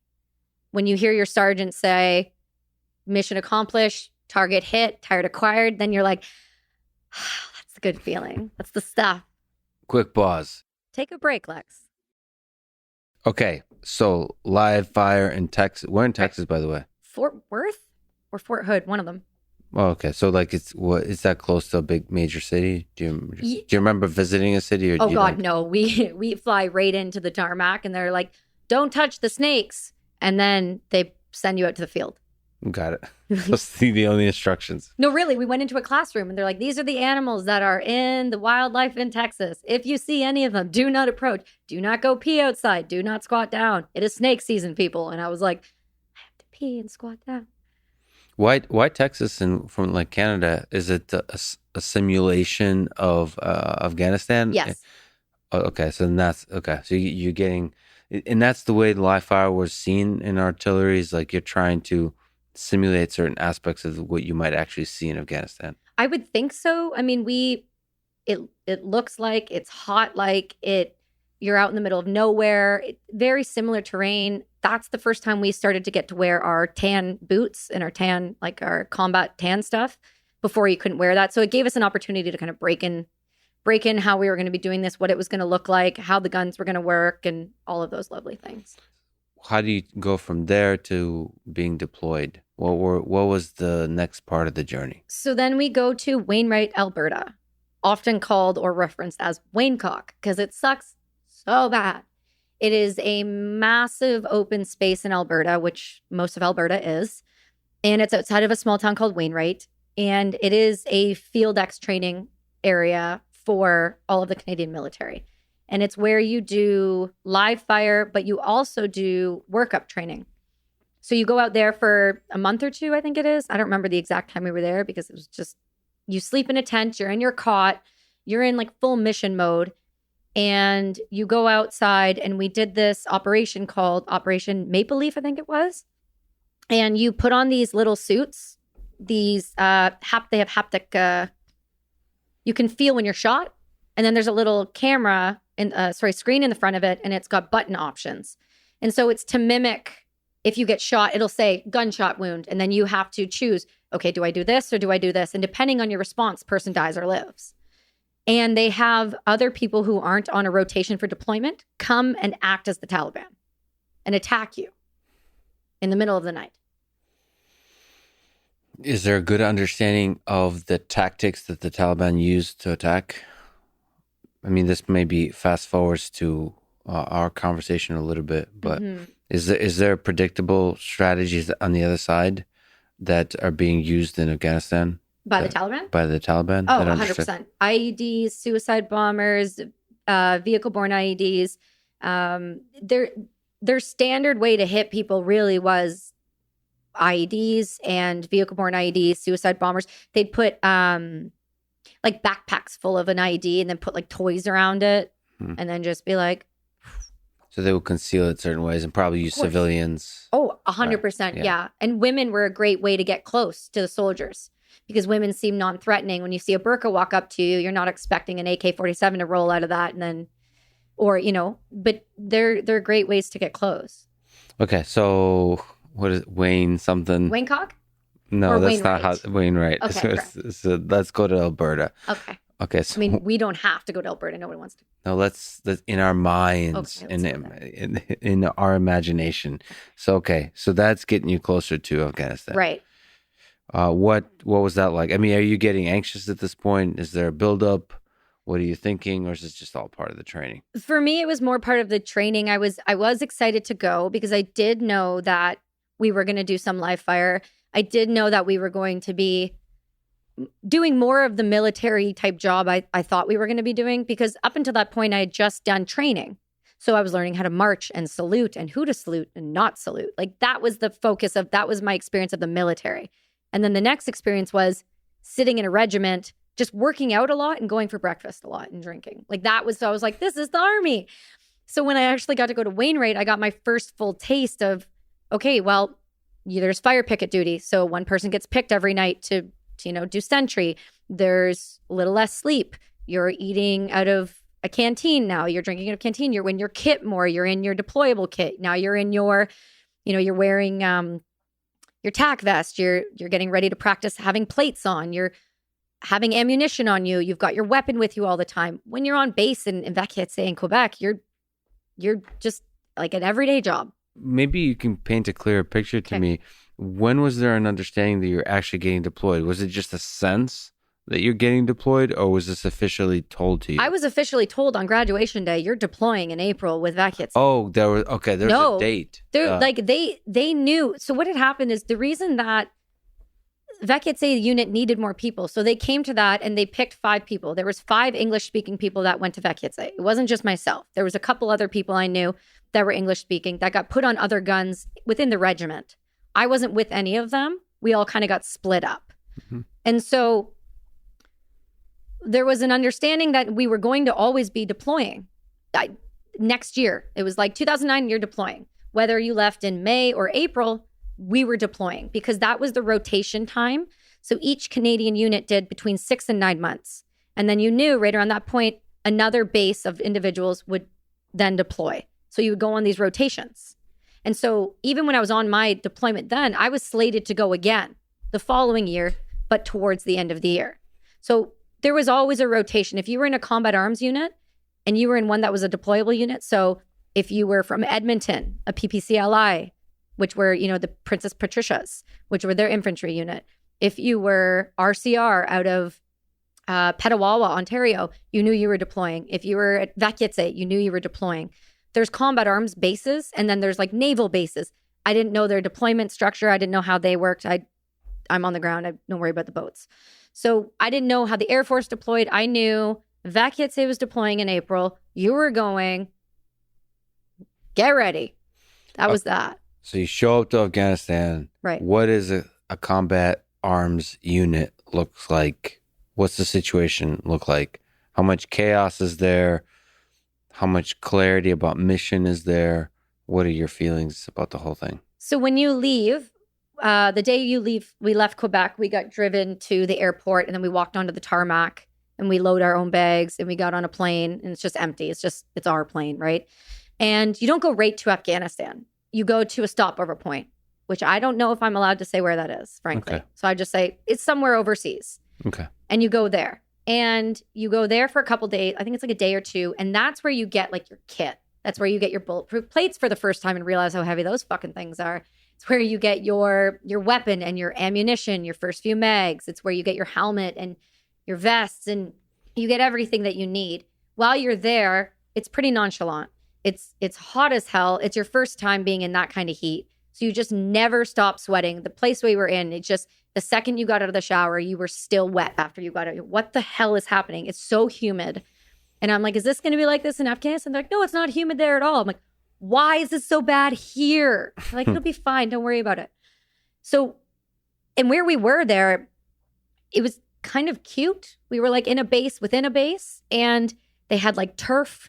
And we had like ice cream and fruit and you could go get on a computer. You could go make calls. You had showers. You had a real bed. It was very kind of okay for that point. And then you got all your stuff and then, okay, we're rolling out, which is about a 5-hour flight. Again, my experience with helicopters is mostly from another Arnold Schwarzenegger movie, The Predator. I'm not. Do you want me to say I've never seen it? I've never seen it, Lex. Do you feel better about yourself? No, you want to tell the audience all the excellent shows that you mentioned me offline that you watch instead of Platoon. Listen. Yeah, that's is Sex in the City. Was that more important than Platoon? Oh no, I've never seen that. Don't put me in that category. Why? Did you just put me in a box? I did. I watch like Homeland. I watch a lot of documentaries. I like to watch real things more than just film. I did a little bit of film stuff when I got back into Canada. Mm-hmm. And I was like, once you've seen how it's made, I'm like, I don't want to do that. You want to, yeah. I mean, I'm the same with superhero movies. It doesn't. I want something closer to reality. But then movies like Platoon reveal some deep aspect of reality without it. I did Superman, Man of Steel. Wait, you were. What do you mean you did? I was not a military expert, but I was a stunt expert. Even though I didn't actually have to do any stunts, it's just because I had previous military experience and they were going to have me as an extra as a military person. But if you have previous experience, they have to make it as like a stunt role, like so you get paid more. Got it. So I got to sit at a desk and I was in that like, you'd see me like for like 2 seconds. So what you're saying is you were the mastermind behind that movie. For the entire thing. Okay. You're so accurate. Okay, great. Your representation of me is just fantastic. The combat arms unit Right. in Afghanistan, the ice cream machine. What, like when you actually get closer and closer to the mission, when does that happen? When I, got to where we were before we were leaving to get on the plane, I don't think I realized what the hell I was doing. Truthfully, like you're asking me all these, like, what did you feel? How did you, like, when I really think about it, if I sit there and really think about it, I was deploying, I was aware, I knew what I was going to do, I knew my job. But once we actually stepped onto that Herc to leave to get into the Afghan airspace, I think that's when it hit me. Yeah. I think it smacked me in the face so hard. And that's when the overwhelming just reality was that, oh, fuck. When they said, make weapons ready, put the barrel to the ground, put your helmets on, that's when they start flying tactically, which means they're going between the mountains. That means we're going to land soon, which means if you're flying like this, it's because RPGs can hit you. So that was my first moment of, oh, I could like just be shot down right now. Like I didn't grasp it. I was, how old was I? I was 19. 19, yeah. Wow. Okay. So that's why I feel bad when I'm trying to explain to you, because it's hard, because I don't know that I actually did grasp it until I was in the air getting ready to land in Kandahar. When was the first time you heard bullets, enemy bullets or enemy explosions? Well, when you're in Kandahar, when you're at CAF, you're fairly insulated away from the main walls. You would hear stuff go off, or you would hear the rocket sirens would go off. So you would hear and everyone just kind of got down on the ground and just waited for the all clear and then got back up. I didn't hear any actual live fire until I got to the FOB. It was more just a lot of noise. You would hear a lot of helicopters, a lot of planes going in and out of the base. So there was that sense you could feel the ground shake when they took off. But there was that sense, things were going around, things were happening. You just weren't far enough.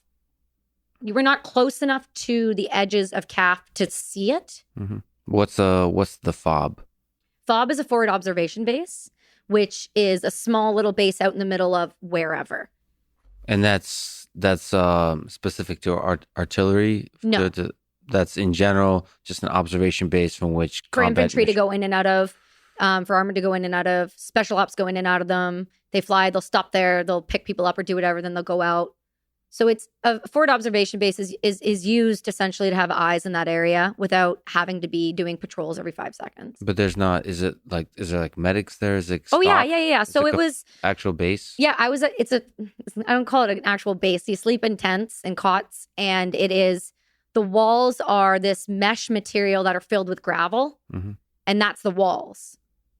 And then you have towers. You had I think we had 5 towers because the Americans ran 4 and we ran 1. And so it was an American FOB. It's called FOB Ramrod. Mm-hmm. And there was were they Marines? No, I think they were the 101st. They were out of there. This is where I get dicey because I was moved a lot. So when people are like, who are you with? I'm like, I know what their patches looked like. Right. I don't know the full ins and outs. So I'm working on getting that back so that I can tell it accurately because I believe it deserves that type of respect. But that being said, I'm still trying to, wrap my brain around all of this. Yeah, you almost have to go back and do like research to understand the full details of all the things you were experiencing. And so I reached out to actually a bunch of people even before I wrote the book, and I didn't get a lot of answers. Well, once I did Jocko, all the people have reached out to me and were like, hey, and I'm like, called you. So now that's why I'm doing the rewrite, is I'm working on making sure that things are exact. And so there was infantry units going in and out of that fob. And it was a really tiny fob. Mm-hmm. It was run by the Americans. And then there was a tiny little corner that was the Canadian artillery unit. And the Americans, normally it's Americans shooting for Americans, Canadians shooting for Canadians. The rest of the regiment that deployed, so Bravo and Charlie, they were at Canadian fobs, Massam Guard and another one. And these were huge fobs. Ours was this tiny, like 3-kilometer around place. And we had this tiny little subsection of it. And the rest was, so it was like this and then all American here.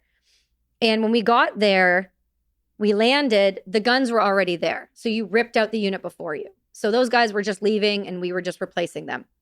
So that we knew the guns, they were Canadian guns. We understood, how to run those. That was fine. When we got there though, we had come in on Chinook, and Chinooks are super loud. And they're like, we're hearing protection. They don't, no, this is not reality. Like, this is why I'm partially deaf now. Like, that's not reality. So sorry to take a tangent, but do you usually wear ear protection in any aspects of warfare, of this whole process? You wear comms, like you have a comm on, like, and a radio if you're outside the wire. So comms, is that like a Bluetooth headset? Yes, it's a Bluetooth headset. Okay. No. Like from Nike or like from I was going to say Adidas. AirPod? Okay. Maybe Apple was involved at some point. I don't know. This equipment looked like it was from World War II. So it's comms, but is that have any ear protection? No. And I didn't wear them. That's just what some people wore. Okay. People, when you were as low as me, like we weren't privy to conversate. Like we were just told what to do and you do it. So when you're doing like on the OP tower, you have a radio you pick up and you call in and then you put the radio down. But for hearing protection, I mean, I would put in earplugs, but those things are so violently loud that earplugs, they don't do it justice even. I feel like when you go shooting, there's certain kinds of earplugs that it blocks out the gun, like certain kinds of sounds associated with guns, and you can still hear other types of stuff. So the ones they issued us were these big things that had like a headpiece like here, but you have to wear your helmet when you're firing. Right. So you can't have both on. Okay, so how much are you aware of the logistics of the whole thing? That's always fascinating with warfare. Like in terms of setting up, you mentioned gravel and the fobs, like setting all those bases up. Were you seeing any of this? Or again, it's a 19-year-old kind of just... Well, it's not that I was oblivious. That's the one thing I would say I wasn't. I'm very aware of my surroundings. That's something that's always been taught to me from a very early age because I traveled a lot with my dad in the truck. Mm-hmm. And so my dad would be like, you're going to go into that bathroom and I'm going to watch you come out and you're going to watch everyone around you because people get kidnapped. Like, that's just the reality. I was always very paranoid. So you were paying attention to surroundings. But the fob was already built up when we got there. Okay. This is already like well-established bases already. Like there's established enough. All right. And that is one of the first times you've heard actual fire.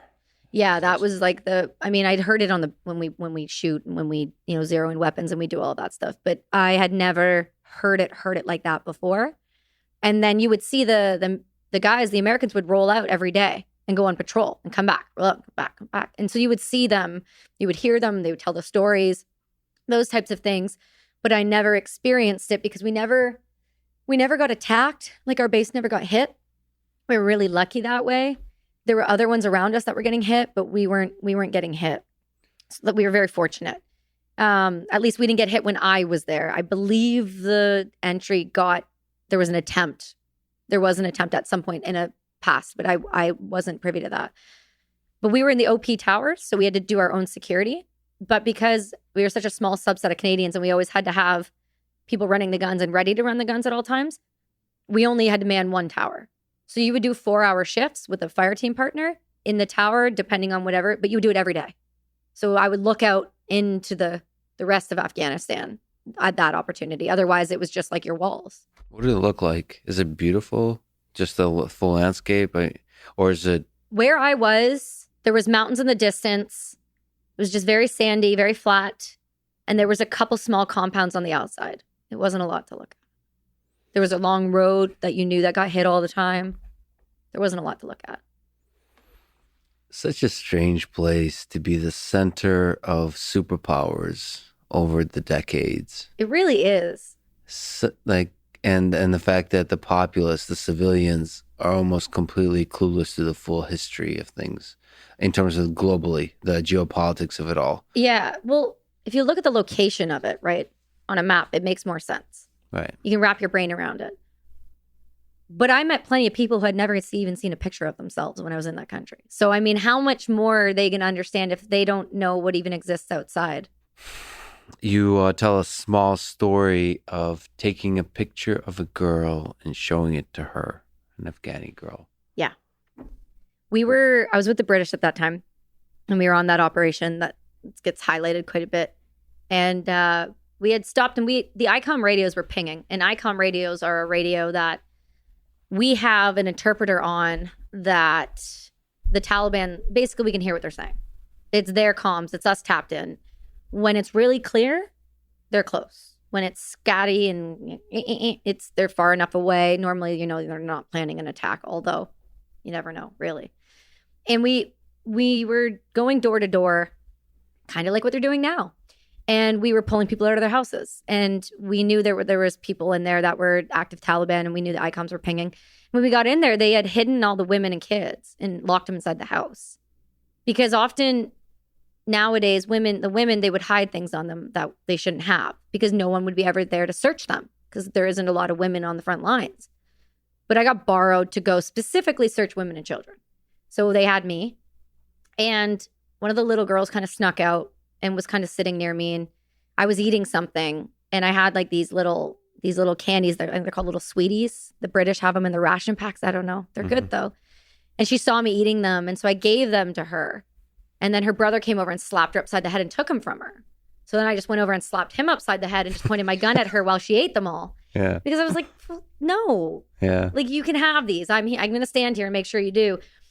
And I remember asking, can I take a picture with her? I asked the Terp, can you ask her, can I take a picture with her? And she was very confused. And when you look at the photo, you see her face. She's very stunned. Mm-hmm. She's very stunned. And it wasn't my camera. It was my officer's camera. It was a hot pink, like fluorescent pink camera. So I pulled this like huge pink thing out, and I'm like, let's take a picture. Yeah. And so she stood there and took a picture, but then she grabbed the camera because I flipped it and showed it to her.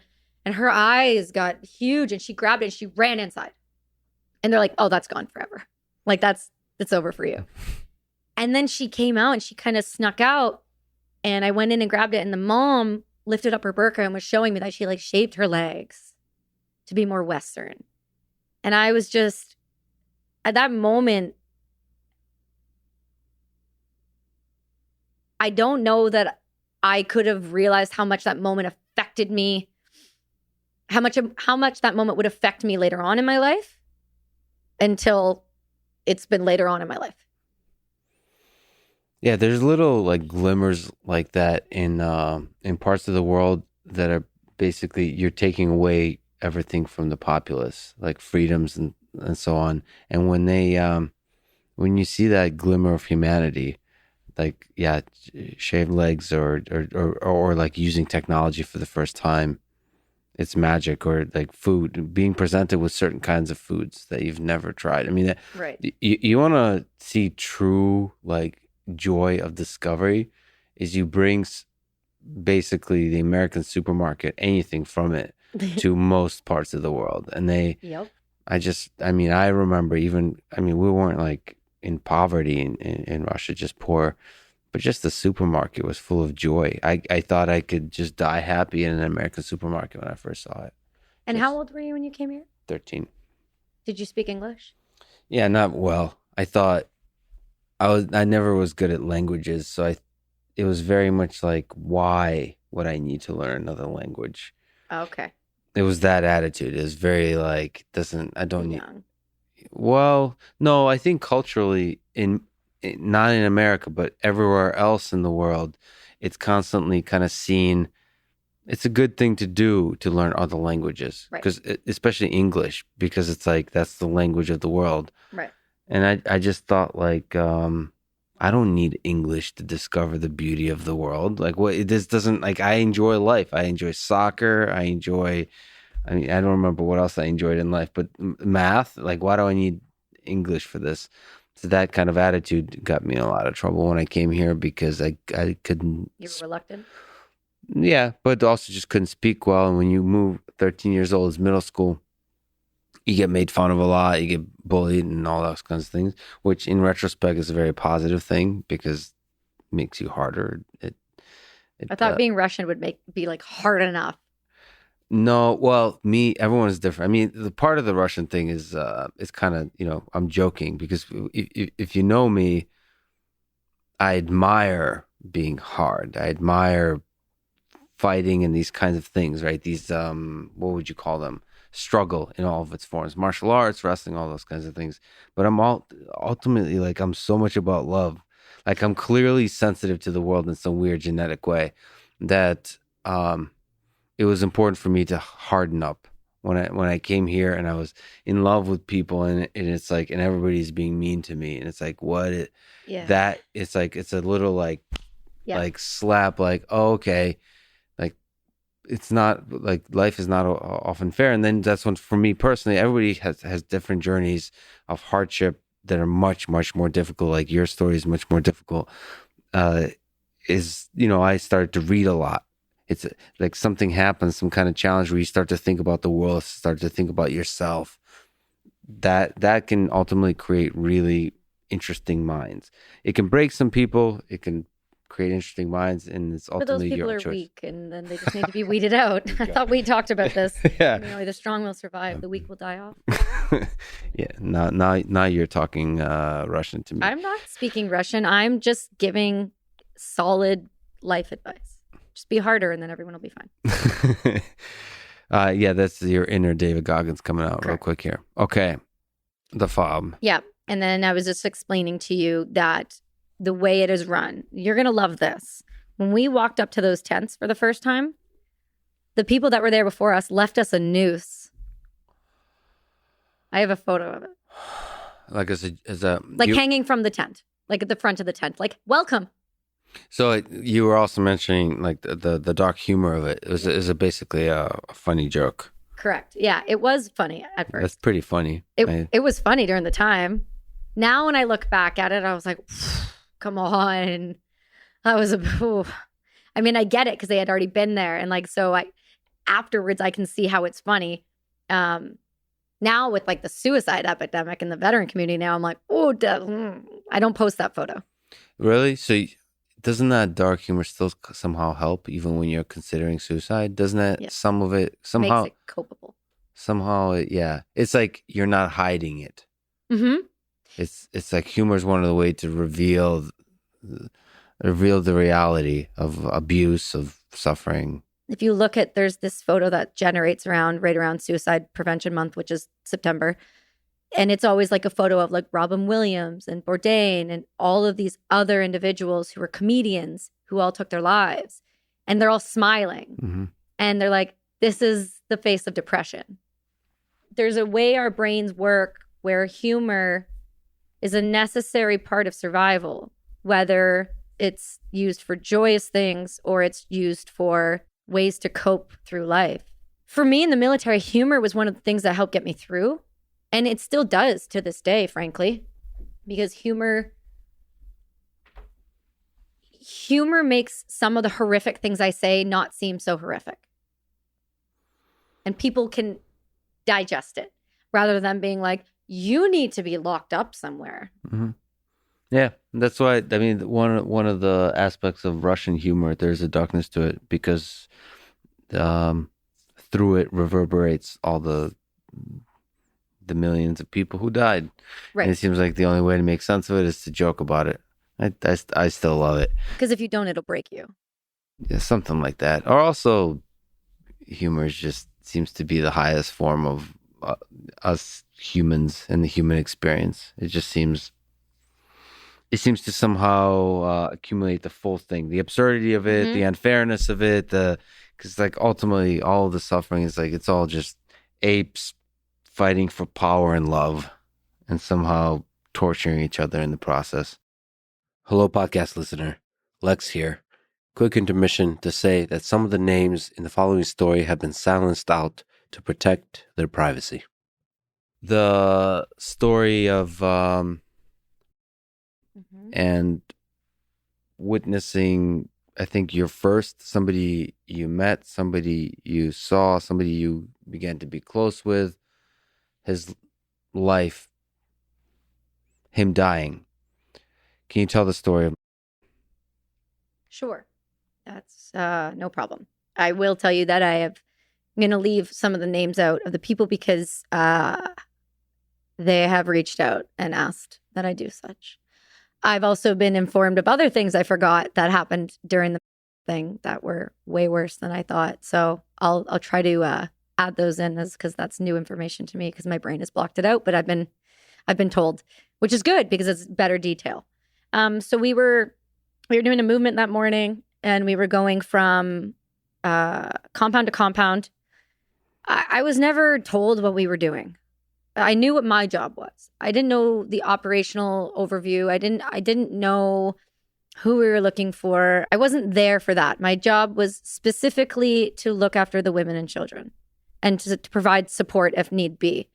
And when you have certain people, so i.e. the bomb dog handler and the bomb dog, and then you have the medics, and then you have like a female searcher, that there's only one of those in each unit, or if there's even one in each unit. I got passed between units so that they could have access to me for both. And we were kind of sitting and we were waiting for the all clear to move. And at that time, the compound wall I was leaning up against, I had my back up against.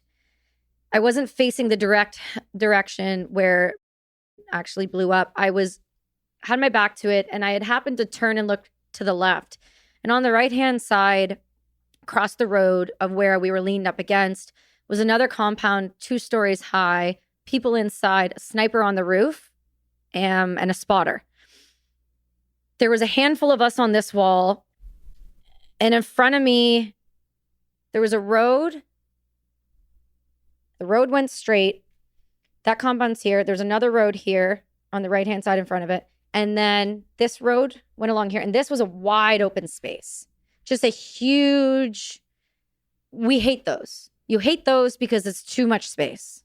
It's too easy. It's like fish in a barrel. You don't want to be in that field. Because there's too much line of sight. Line of sight, could be IEDs. It could be anything. And so when I was leaning up against the wall, we had sent a couple people ahead to go and clear the road so that we could all go along it, and then clear the grape hut off to the left-hand side. We were doing that because they use those locations to put IEDs so that when you're going to search it, it's a better chance of you blowing into a million pieces, essentially why they love that. Put bombs in small places, send people into small places go boom, they paint the walls. So we were just kind of sitting and waiting.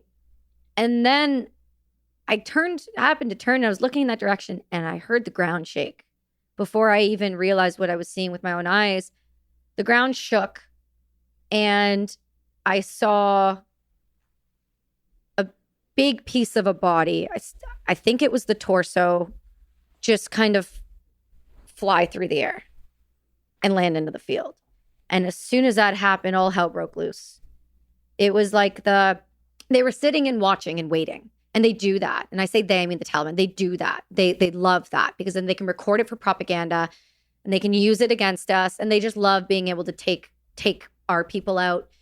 And we had the interpreter sitting beside me, and he had the ICOM radio on. And as soon as the blast went off, I heard just the scream of like I heard it. And I knew what that meant, but I didn't understand what was about to happen. I couldn't wrap my brain around what was about to happen because I had never been outside the wire. And people say to me now, they're like, no, there's no way that shit's true. There's no way that she was involved in that. And then that, and then in that, and then in that. Well, let me explain. I was one person. I was being passed around to units. I was with a ton of different people. I had no comms. And I was just being told where to go. And I just happened to be like a shit hit the fan magnet, it felt like. And then I found out later it was not just me, it was all of us were getting it. So that made me feel better. Because then I was like, well, I have a lot of survivor's guilt. That's like a thing that's still stuck with me. I've worked through a lot of shit, but survivor's guilt, that's a big one for me. Certain food is a big one for me. Certain food. Yeah. Skin on food. So like chicken with skin on it. Oh, just because of the biology of death? Just well, when you hold people's bodies in your hands with no gloves on, you know what that feels like. When you touch raw meat again, it's the same thing. That's what that feels like when it's a dying or dead body. Well, my friend was blown into a million pieces, so I just had pieces of him. So there was no differentiator of like, this was his thigh or this was his torso, or there was none of that. There was only one instance with the boot, but I at that point we had been in some firefights. We had been taking some rounds, but it was more like take a round. We would, get hit and then we duck into a compound and we would set up and then we'd be firing. I wasn't really involved in a lot of the firefights until after this. After that, the rest of the week, I was angry and I wanted them all to go and I wanted to be in every position to take them out myself. So I put myself in every position. So I made sure I was on the roof. I made sure I was there. I made sure, hey, you need something, I'll fucking run it. I don't care if I die anymore. Because as soon as that happened, my light switch went off. It didn't matter anymore to me. Can you go through what happened? So yeah, Akbar, you were hearing these screams. Yeah, so the IED went off. And what had happened was they put an IED inside of a grape hut. And the grape hut has rectangular holes in the wall. And there's just like one door and it's this tall mud hut with just all these like holes in it. And they had put an IED underneath a pile of sticks and had a metal detector. The Brits carry them. I've never seen, I think other countries have them, but I've only ever seen them use it. And that's how we were kind of detecting if there was an IED. We must have hit the sticks or something, and it set it off. And it was over. There's no way he felt anything. And then there was another guy at the door, bent down on one knee, and he was facing and kind of watching and then the blast hit him on this side. And so it took him out and pulled his kit off, pulled his helmet off, pulled everything off, fucked him all up. Big time. This is one IED. Yeah. But it was in a contained area, and he was in the doorway. Up and out. Can you explain what an IED is and how does it work? I can do my best. They're improvised explosive devices. They can be used pretty much out of anything to make anything. So garbage. When we got to Afghanistan, they did the IED meeting with us. They're like, these are what we're finding. That they would show us diffused IEDs. So they would see those big blue drums filled with gasoline buried in the ground. You would see a wire. It would go to a pressure plate. You hit the pressure plate, that would hit that, and it would go. You would see IEDs. Some of them were ridiculous. The engineering that went into some of these was hilarious because they were thinking. They were thinking to use everything they could. There was a cigarette pack they had used. They lined the inside with tin foil. And when you stepped on the tin foil, it had a piece of wire. And it was enough of a spark to set off a line of batteries that we had thrown out that were all dead. When you fuse them all together, there was enough juice to make it go. Then they would attach that to like phosphorus or gasoline or whatever they could that would make a big boom. They would use, that's why you never kick garbage on the ground. You'll never see me kick something on the ground. You'll see me walk around it always. If I ever see a pile of rocks or something that looks like it shouldn't be there, I won't walk near it. Even now, because they use that pile of rocks to remind people there's something there. We don't know what that means, but we know that something's there. And very often they would use anything, garbage, wires. We had to burn everything for a reason. It's so terrifying for the source of death to be like little parts of the environment and then people that don't look like they're not dressed as soldiers. No, it's like civilians and like regular, because then when you have to come back or even there, you're just surrounded by danger and then you distrust everything essentially. That's the problem. And that's why you have such PTSD issues with the soldiers we have now. Yeah. Because you're in the environment in which it's very similar. So there's this one IED. So this one IED, I still don't know what it was. Went off, body flew. The guy at the door, he kicked out. He was all broken and bleeding and a mess. At that point, the radio started going crazy. Like I could hear the guys yelling and screaming, trying to figure it out. And then you could hear the numbers being called. KIA, number. I don't know anybody's service number. I don't know what's going on. Next thing you know, mortar rounds start like coming down. And like live fire starts happening. And I'm like, holy fuck, things are popping off. And I remember just looking at and being like, we need to go now. And I just got this like I was like, we're going. And they're like, hold on, Burns. And I'm like, we're fucking going. Like I wasn't dealing with it well. And they're like, all right, go. So we went and and I helped out with that other individual, kind of held him down, started doing medic work on him. And he just kept saying, where's, he was in such a state of shock. I've never seen somebody's eyeball so big in my life.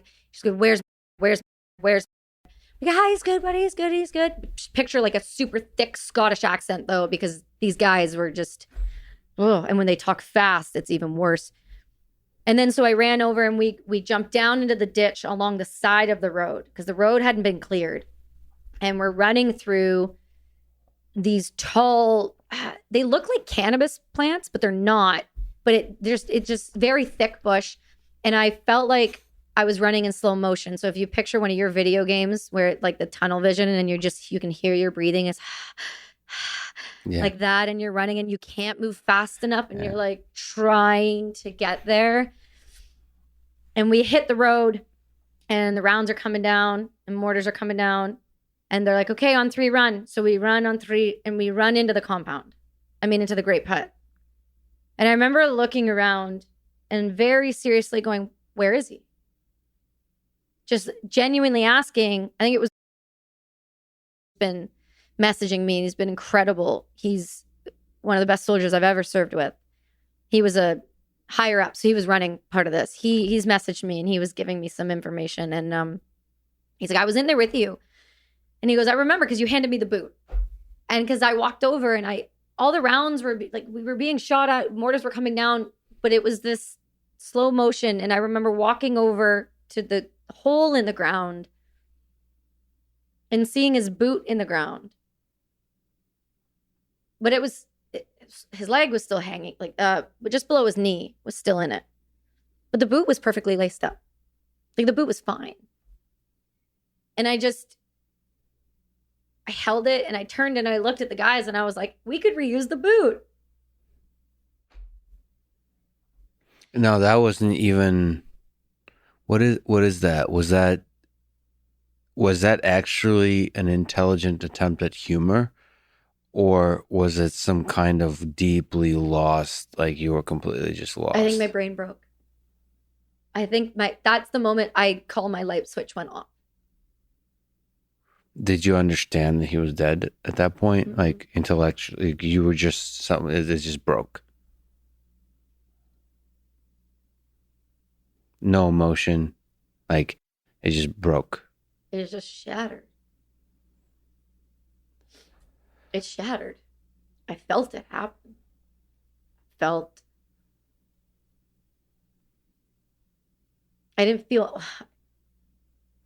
anything. It just broke. And at that moment, because later there's some anger almost. At that moment, none of that. I couldn't comprehend what happened. I knew he wasn't there anymore because they looked at me and said, what's here is here. Start grabbing pieces we need to fucking move.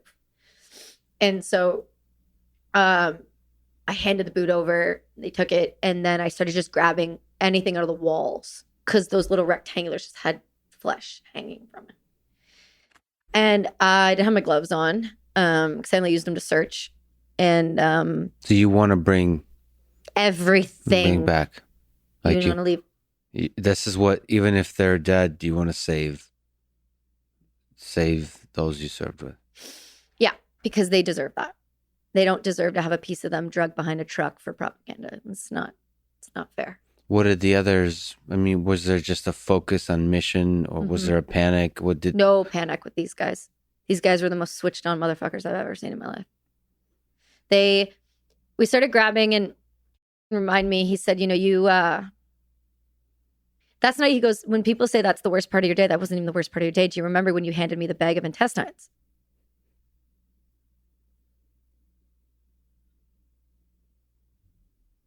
No. Now I do, though. Thank you for that. So there's parts you don't even, they're just not. They don't register. Because I had some people contact me and be like, you didn't tell it right. And war is subjective, and war is from your perspective, and war is messy and horrific, and war is graphic and violent and painful. Your brain remembers what it wants to remember, and your brain allows you to remember what it allows you to remember. And there's reasons that you don't remember everything. And so we were really getting hit. It was bad. And some of the guys, machine gunners, had come up to do cover fire. And I know we were calling in for air support to come pick up the guys because they had to go. And we just collected everything we could. But I did remember screaming, like, we didn't get them all. We didn't get them all. There's no way we got them all. We did not fucking get them all. And I remember one of the guys looking at me being like, we got him. I'm like, we didn't fucking get him. We didn't get him. They're like, no, we got him. I'm like, we didn't. And I couldn't say it enough. And so I grabbed as much as I could. I slung one of their weapons, and it was just a twisted heap. And I had his helmet and someone else's helmet in my arm. And then I had my weapon in front of me, and I was carrying it. And then we piled everything we had onto a stretcher. Those things are super fucking flimsy anyway. And there was a couple guys in front of us, and there were a couple behind me, and I was kind of in the middle. And we said, okay, we're just gonna have to run. We're gonna have to fucking run the road. We're gonna have to run it. We're just gonna chance it. So we ran it. And that was the closest. Well, that was, I guess, not the closest, but it felt like it was the closest. I could hear the whiz of the rounds going by me. It's a weird noise when they're coming at you than when they're leaving you. Mm-hmm. And so that slowed everything down for me. And then one of the guys accidentally dropped the edge of the stretcher, and then everything fell off into the ditch. And then we had to go back down and get it back up. And so we kept running, and we finally got back into the compound that sniper was sitting off on the right-hand side. And we got all in there. And I know I think said there was 2 flights. I only thought there was 1, but apparently there was 2 flights. So went on one, his body went on one, and then I think he said went on the other. And then they took off. And then when they leave, though, they rain hell down on anything they can see on the ground. And that is a beautiful sight, because they had mortar rounds coming down, and it was getting really, really bad.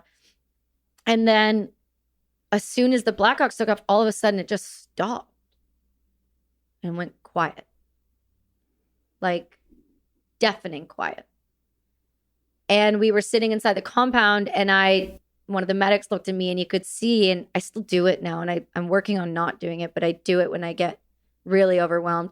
Because I didn't have any gloves on, I had blood all over my hands and just like body and stuff. So he came over and he just gave me like sanitizer, and I started rubbing. And so I do this when I'm stressed. I'll rub my hands. And I still can't do, I still can't eat food with skin on it. And I can't like salmon and stuff. Like I can't, anything with skin, I can't touch it. And like if I'm making meat at home, like for my husband and my son, like I have like meat gloves, and then I have like a fork and a knife, and I'm like cutting it. Like I never touch it. I can't touch it. So there's something almost like the texture of the biology of a human flesh that's the level of your trauma. Yeah, and it's 2021. This was in '09. And I've worked on this, I've been in like treatment religiously just to be able to keep me alive for this decade. And so it's not like, it's like, oh, you never even tried to get better. It's like, I never used to leave my house. I used to call people that looked like that horrific names in public. Mm-hmm. I used to want to kill people on a regular basis. I'm a fairly happy individual now. What about, so you're talking about sort of skin and parts, but there's also just the fact that we're mortal and there's somebody close to you who dies. Who you watch walk up and then never come back out again? Yeah, it's like you're facing mortality in a very real way. In a way that's not the same as somebody dying from cancer in a hospital, although it has echoes of that, because that's also absurd and it doesn't feel like there's justice to it in any kind of way, but it's so sudden. Like, have you been able to make sense of that, of your feelings about it? Like, how do you feel about it? Or is everything just shrouded in this like trauma that you're not able to just feel for the loss of a human being, like mourn the loss of a human being?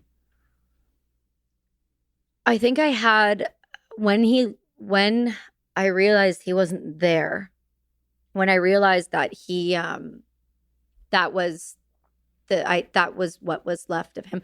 I found out afterwards there was other parts that were outside and went back. I think he said went back, and they ended up getting the rest of him. So that made me happy because I just found this out this week. So that means that you have a feeling like you still feel like parts of him were left behind. Yeah. On the ramp ceremony, when I lost my mind, literally, I lost my mind, and I was screaming that he wasn't all in there. I'm happy now knowing that he was, but I held on to that for 10 years. Yeah, the sandbags, like it's the bulk of the weight is not from human flesh. Yeah. He was a young kid too. I think it was his first deployment as well. Like he was a young kid, and he was just going to clear the road for the rest of us, right? Like not like, you're in war and that you're outside the wire and things could happen. You understand that to the extent you can understand that. When it's happening, it's something very different. Also, maybe you can correct me, but there's something much more like brutal about an IED. It's vicious. Versus like a bullet. Because a bullet, you still, watching somebody close to you die from a bullet, you still get the basic humanity. Like, so IED basically converted a human being into sort of biological parts. A cheese grater. Yeah. I don't. That's tough. That's tough because that's like, because it's hard for you to remember them as a human. You remember them as parts. For me, that's how I remember him. I would like to, I have a picture that I post every year about him. I see that, but I don't put two and two together. Does that make sense? Yeah, no, it does. So I listening to your story, and thank you for sharing it, first of all. But it's not well, I'm just the one to tell it. I was just involved. One set of eyes on this particular human being. But even I get angry. I can't tell if it's exhaustion or anger. Oh, I'm sorry. I look always exhausted. Oh, that's okay. You're into robotics, isn't that like your guys' thing? You guys are just always working on tech? I think because I feel so much for the world, I just don't do. We were talking about resting bitch face earlier. I just don't feel the need to maintain all the effort of the musculature for presenting myself to you visually. It's exhausting. So I just focus on the feeling. No, hey, and then let the face show whatever the hell it shows. Fair enough. Okay. Was there anger? Was there hate? Yeah. Both. Can you just talk through your feelings of what you remember? Yeah. So after that operation with the British, I went back to the Canadians. And I didn't go back as even remotely close to who I was when I left. And that was really troublesome for a lot of people around me because the level of anger and hate that came out of me was palpable when I just walked by. I got shockingly quiet. And you understand how you're learning. I'd be terrified if you were quiet. Mm-hmm. And I don't know if hate and anger do that justice. I don't know another word, but I don't think those two words do it justice to the extent that I was feeling. Like, I got to a point when I got attacked by a woman with some scissors. Like, the idea crossed my mind, like I could boot stomp her to death and not feel anything about it in front of her, all of her family and her kids. Was it more like just not recognizing the basic humanity, or was it legit hatred? No, it was legit hatred, but also I no longer saw those people as humans. Yeah. It took one event. And when that happened, the rest of the operation, that was echoed in the way I was to those people. But to what level can you see those people as human? So this is where, this is where Jocko shut down. Oh, God. I still think I'm right. There's a Dire Straits song called Brothers in Arms. Good. And actually, anyway, we're fools to make war on our brothers in arms. And I brought that up to Jocko because it's humans on both sides. Correct. But he said, not in Iraq.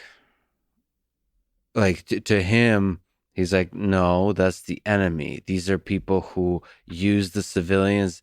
They rape, they torture, they'll do anything, and they put evil onto the world. And then it's like, so there stood on at that moment, like these two were humans, and it's politicians waging war, and it's kids on both sides. Mm-hmm. But then Jacques was like, no. He's not wrong. So which can you carry both things with you as a soldier? I think when I was a soldier, I could only carry one thing with me. I think my perspective has changed drastically, but not because I've lost the reality that they are the enemy, but I've gained my humanity back again. And that's what I lost when I was there. I lost all humanity. I lost all hope for humanity. He's not wrong when he says the Taliban, or like when he was in Iraq, but for me, the Taliban are evil. I still hold a spot of hatred for them that could set this building on fire. I don't know that anybody can fully understand that. When you watch what they do to women and to kids, and they do it in the name of God, they are the enemy. They are less than. They don't exist. They're barely worth the bullets we put into them. But then, because they use civilians, it gets dicey. So, like, then everybody becomes the enemy. And how are you supposed to make sense of that? Like, what? But here, Lex, you can't make sense of it. This is why. They've done a really good job of blending into the civilian population. They've done it intentionally. They've done it on purpose.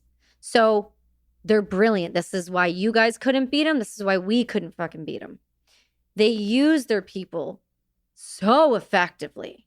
They have no shame in that. They have no issue with that. They take no qualms with wiping a kid off the face of the earth if it means they can get close enough to a soldier to throw a fucking bomb into their tank.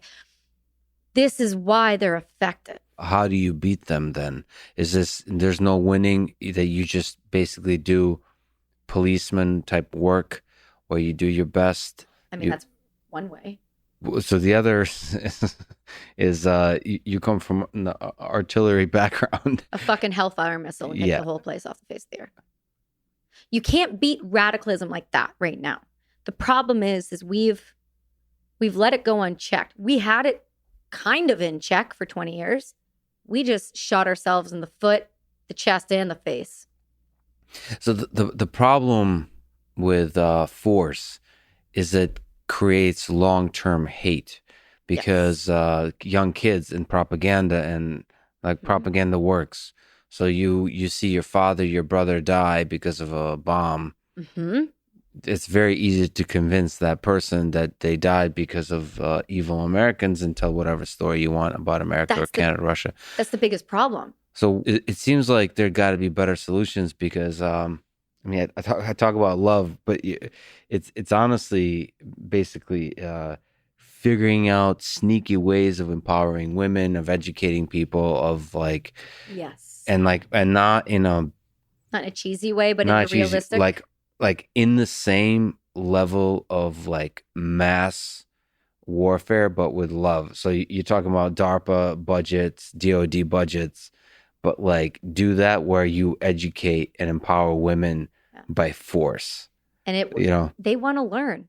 Right. I mean, you're not like forcing anybody. No, you're setting them free. That's exactly it. Like Combat Flip Flops does this. They do this. They give literacy. They teach girls to read, nothing else, to read.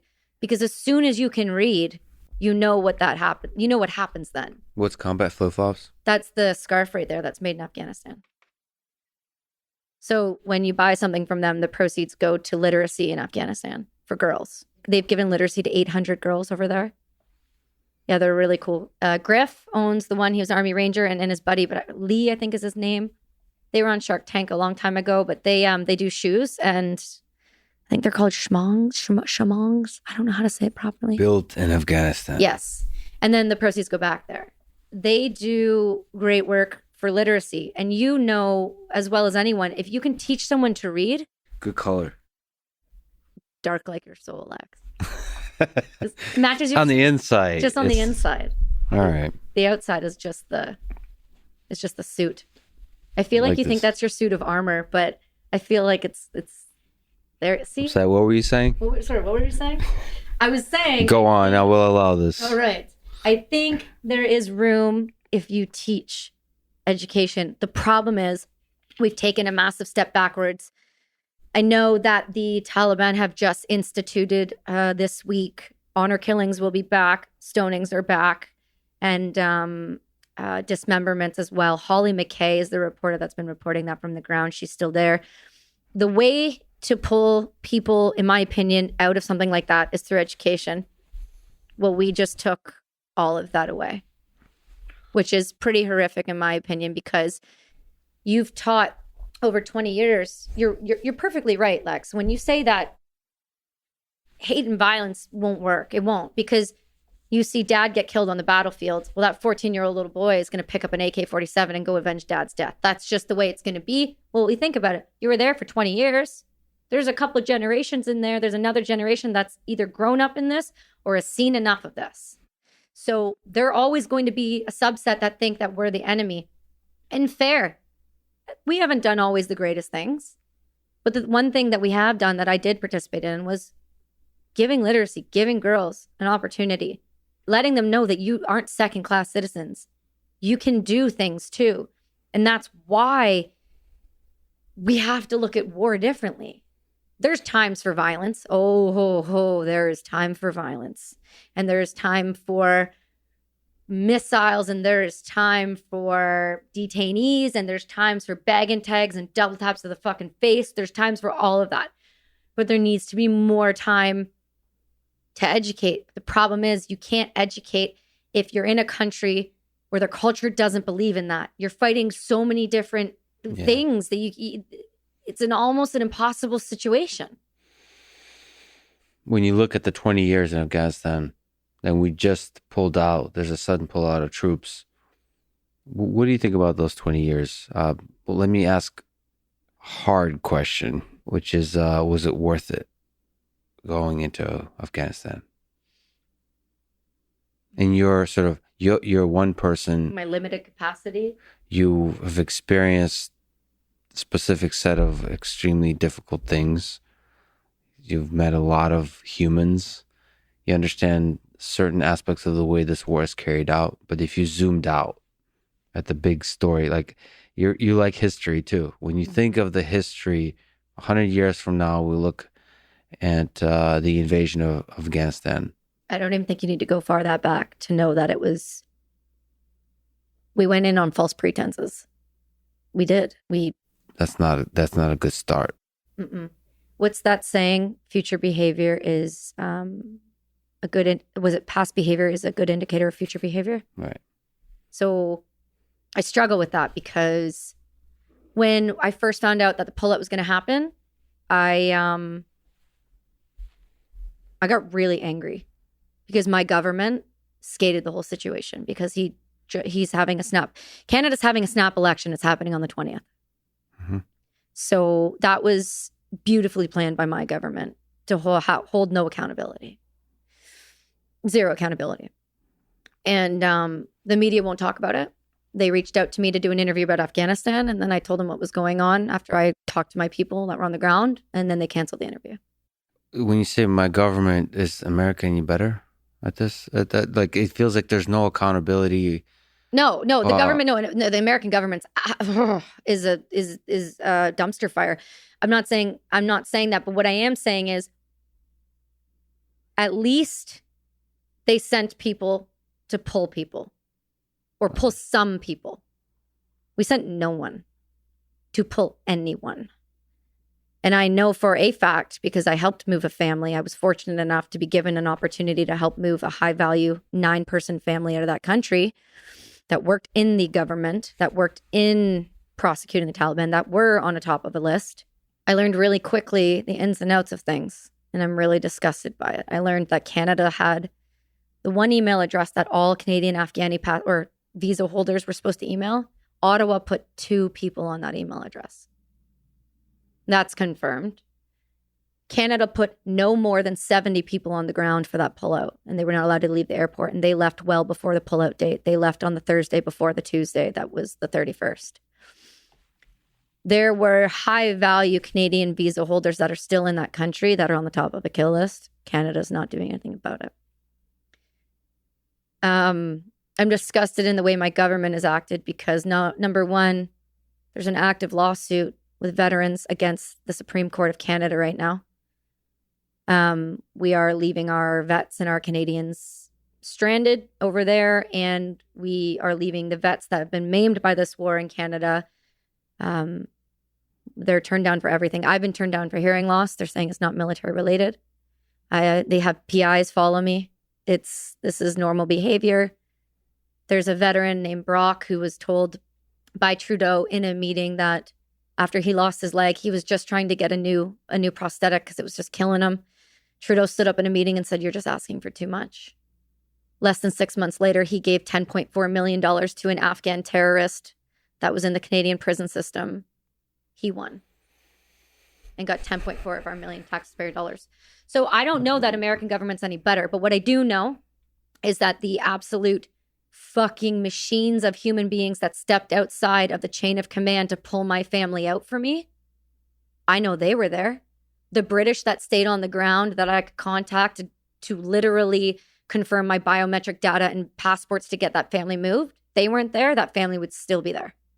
That 3-year-old that got the shit kicked out of him by the Taliban that I was trying to exfil, Canada left him. What is it about politicians and governments not willing to do their job? Well, not willing to do that, a big part of the job, which is like, you send people to war, these are heroes, and then you should spend most of the time repaying the debts to those, right? Well, what is it about? Why can't we? Because we're disposable numbers, and we hire them out of high school when they're stupid enough to not understand what they're going to get themselves into. And then we blame it on themselves for making that decision by volunteering. Yeah, but I mean, this still doesn't make sense to No, me. it's a cop out. I mean, Trudeau, I feel like he is a good human being that wants to do good for. I mean, I want to believe that leaders want to do good by the heroes of this world, and it doesn't like I don't understand the system of delusion you have to live in to not understand who the heroes are. Like, I refuse to believe Trudeau is somehow a bad person. You haven't met him though, have you? I don't actually. I'm speaking about Trudeau without knowing, but in general think that way about leaders. I just think they surround themselves by people who delude them, who like They're yes people. people that lead them into a kind of reality that becomes detached from actual reality, and so they misunderstand the priorities of this world. They think maybe some kind of special interest. They focus on that versus like the humans. If you look back, was there a way we could have done something better in Afghanistan, assuming we do the invasion? So is it ultimately about taking care of the veterans, like investing more money in the education of women and liberating people who are suffering injustice in those parts of the world? Like, what's the better way to do it? And one other aspect is, on the U.S. side, paid over $6 trillion for the wars in the Middle East since 9/11. So the financial side as well. Is there something you can comment on, things we could have done better? That's a loaded question because you're talking to someone who had no hand in what happened other than do this and do that. So I can go from my perspective, which is there was probably plenty of things that we could have been doing better. I think there was a lack of leadership from the get-go. I think the preparation that the Canadian military gave me was nowhere sufficient for a deployment of that level. Mind you, things happen. They didn't realize things would happen, but yet they happen. With little to absolutely no cultural idea was what I was walking into. Like when one male in the family grabbed the back of my vest because my hair was tucked in. He thought I was a man going into a room with a bunch of women. I couldn't understand why he was attacking me. There was no real breakdown of this is what you're going into. This is the culture. This is why they do what they do. This is how they do it. This is how you should handle a situation like that. There was none of that. And something I speak about frequently, and I think it's important to acknowledge, is when you're doing any of that training, we are giving none of our soldiers proper mental health training. Tools in that fucking toolbox or ways or things to look for on their buddy. Because we've created a system and a problem where if you say that you're ill or that you're struggling with PTSD, you're done. No one's going to say that. They're going to keep struggling with it. And that's when you get loose cannons. It's when you get problems happen. So you get fractures start to happen in leadership. And that's being seen and has been seen now for a while. So in terms of what we could have done, say for a better way to go into the country, a better way to help the country, I can't speak to that as much as I wish I could, because I don't know that I would have all the answers. What about withdrawal? My God. That's a cold. You think more gradual? You think it's better to maintain presence there for indefinitely? Like, I don't know about that, but I do know we have bases. I say we because I serve with them. Americans have bases in Japan. Americans have bases in Korea. Americans have bases in Germany. There's reasons there's bases everywhere. There's a smart. There's an intellectual way to look at this. You want to be able to have eyes and ears. Can't have eyes and ears when you do things like you just did. The way that we pulled out of that country, the way that I hate saying American British because it puts like a blame on them. I say we because I'm a soldier. I'm a NATO soldier. Mm-hmm. The way we pulled out of that country, my 5-year-old could have done it better. He could have said, Mommy, why are we not keeping that Bagram base? Mommy, why are we not keeping that base just until we get everyone out that we need? Why are we going to a civilian airport that we don't control, that we don't understand? Mommy, why are we doing this when there's only one road to it? My 5-year-old would have that conversation with me. It was so poorly done. It was so poorly executed and no fault of the soldiers on the ground on their own. My God, I can tell you there's operators. I just call him A. I don't say who he is because he's told me not to. There's a guy named A and there's another guy named R and there's a few other named D. And these guys, they gave everything to try to pull my family when no one else would pull my family for me. They just got me on the phone and said, I don't know who the fuck you're talking to. I don't know how many people you're trying to get a hold of here, but you've got everyone looking for your family. Mm-hmm. 6, I've gone to everyone I know. Mm-hmm. I've done stuff on Instagram. I've got a contact. The contact called me. I called them. I was handling this family. And when they call you and say, we can't go back to the gate. My 3-year-old just got beat up by the Taliban. And they say, what do we do now?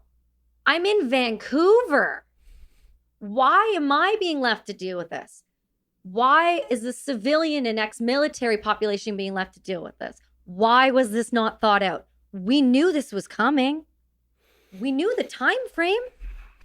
Yeah, I ultimately blame it almost starts at the top always at the leadership. This is the civilian leadership.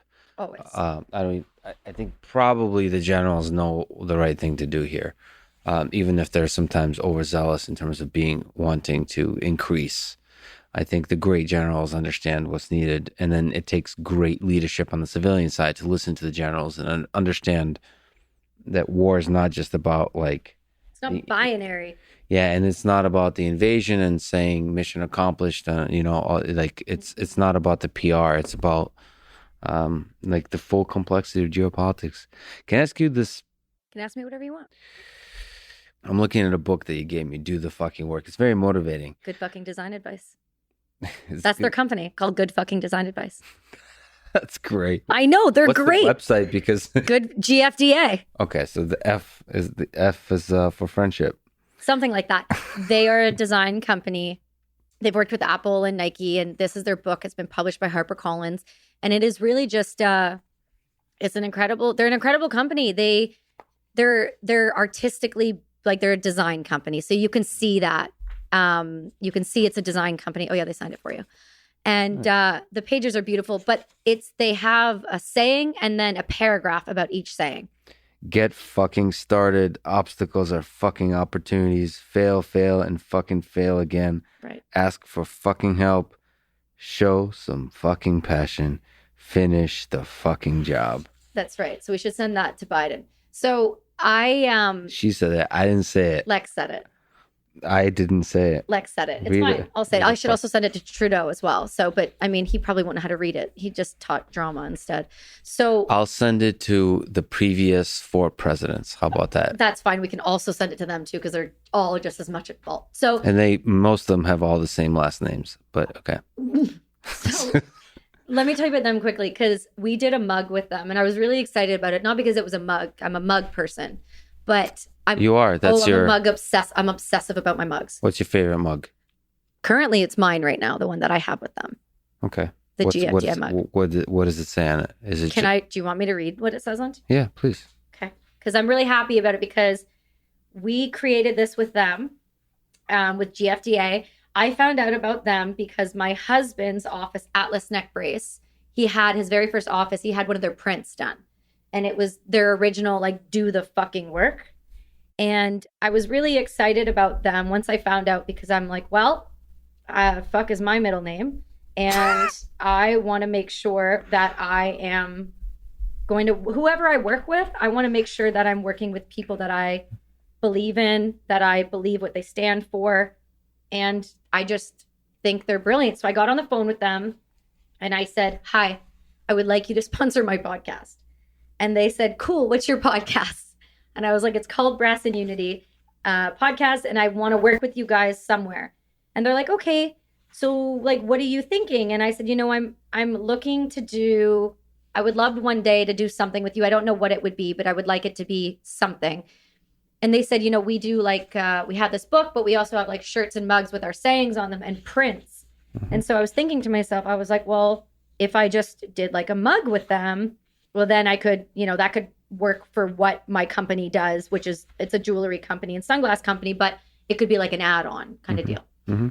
These guys are really good designers. I can already tell. Yeah, I knew you would like it. That's why I brought it. Because I'm certain people would appreciate this. Mm-hmm. And so my whole thing, my like hashtag is work hard, help harder. And that's the whole concept of what I do now. And so we did a mug and it's called fucking help somebody.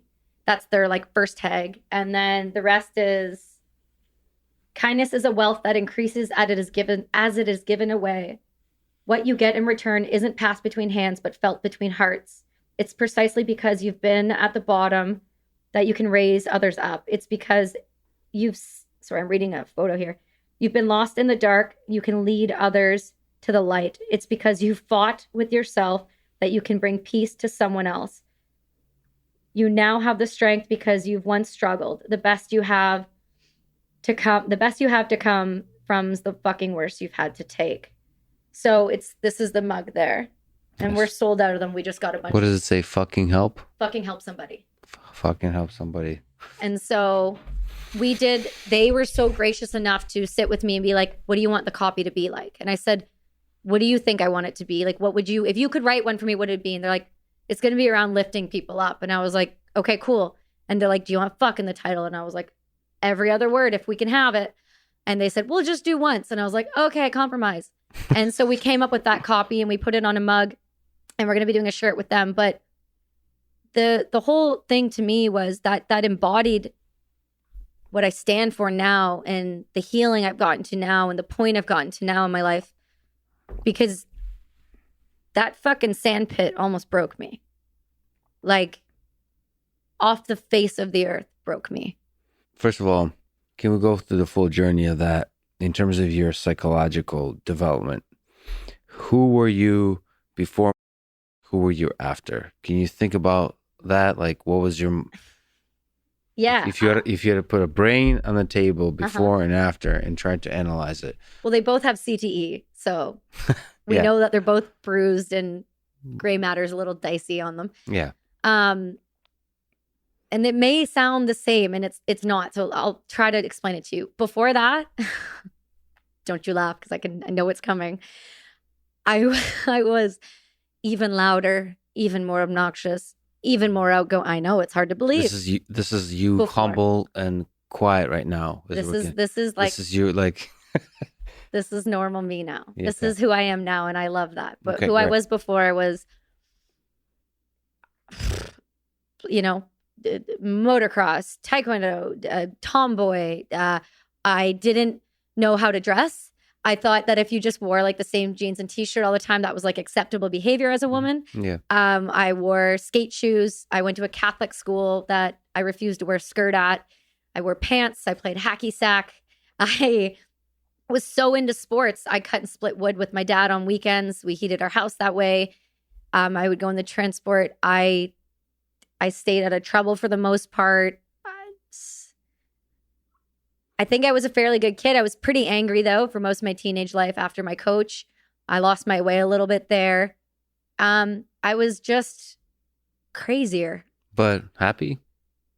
I don't know if I was happy. I'm realizing that now. I think anger overtook who I was. And I think that's why I was such an angry individual towards my parents when I was in high school. So parents, was it a little rough relationship yeah. with parents? I mean, my dad was gone a couple weeks at a time. So my mom, stay-at-home mom, had to handle me and my brother, who were both competitive athletes at the time, by herself.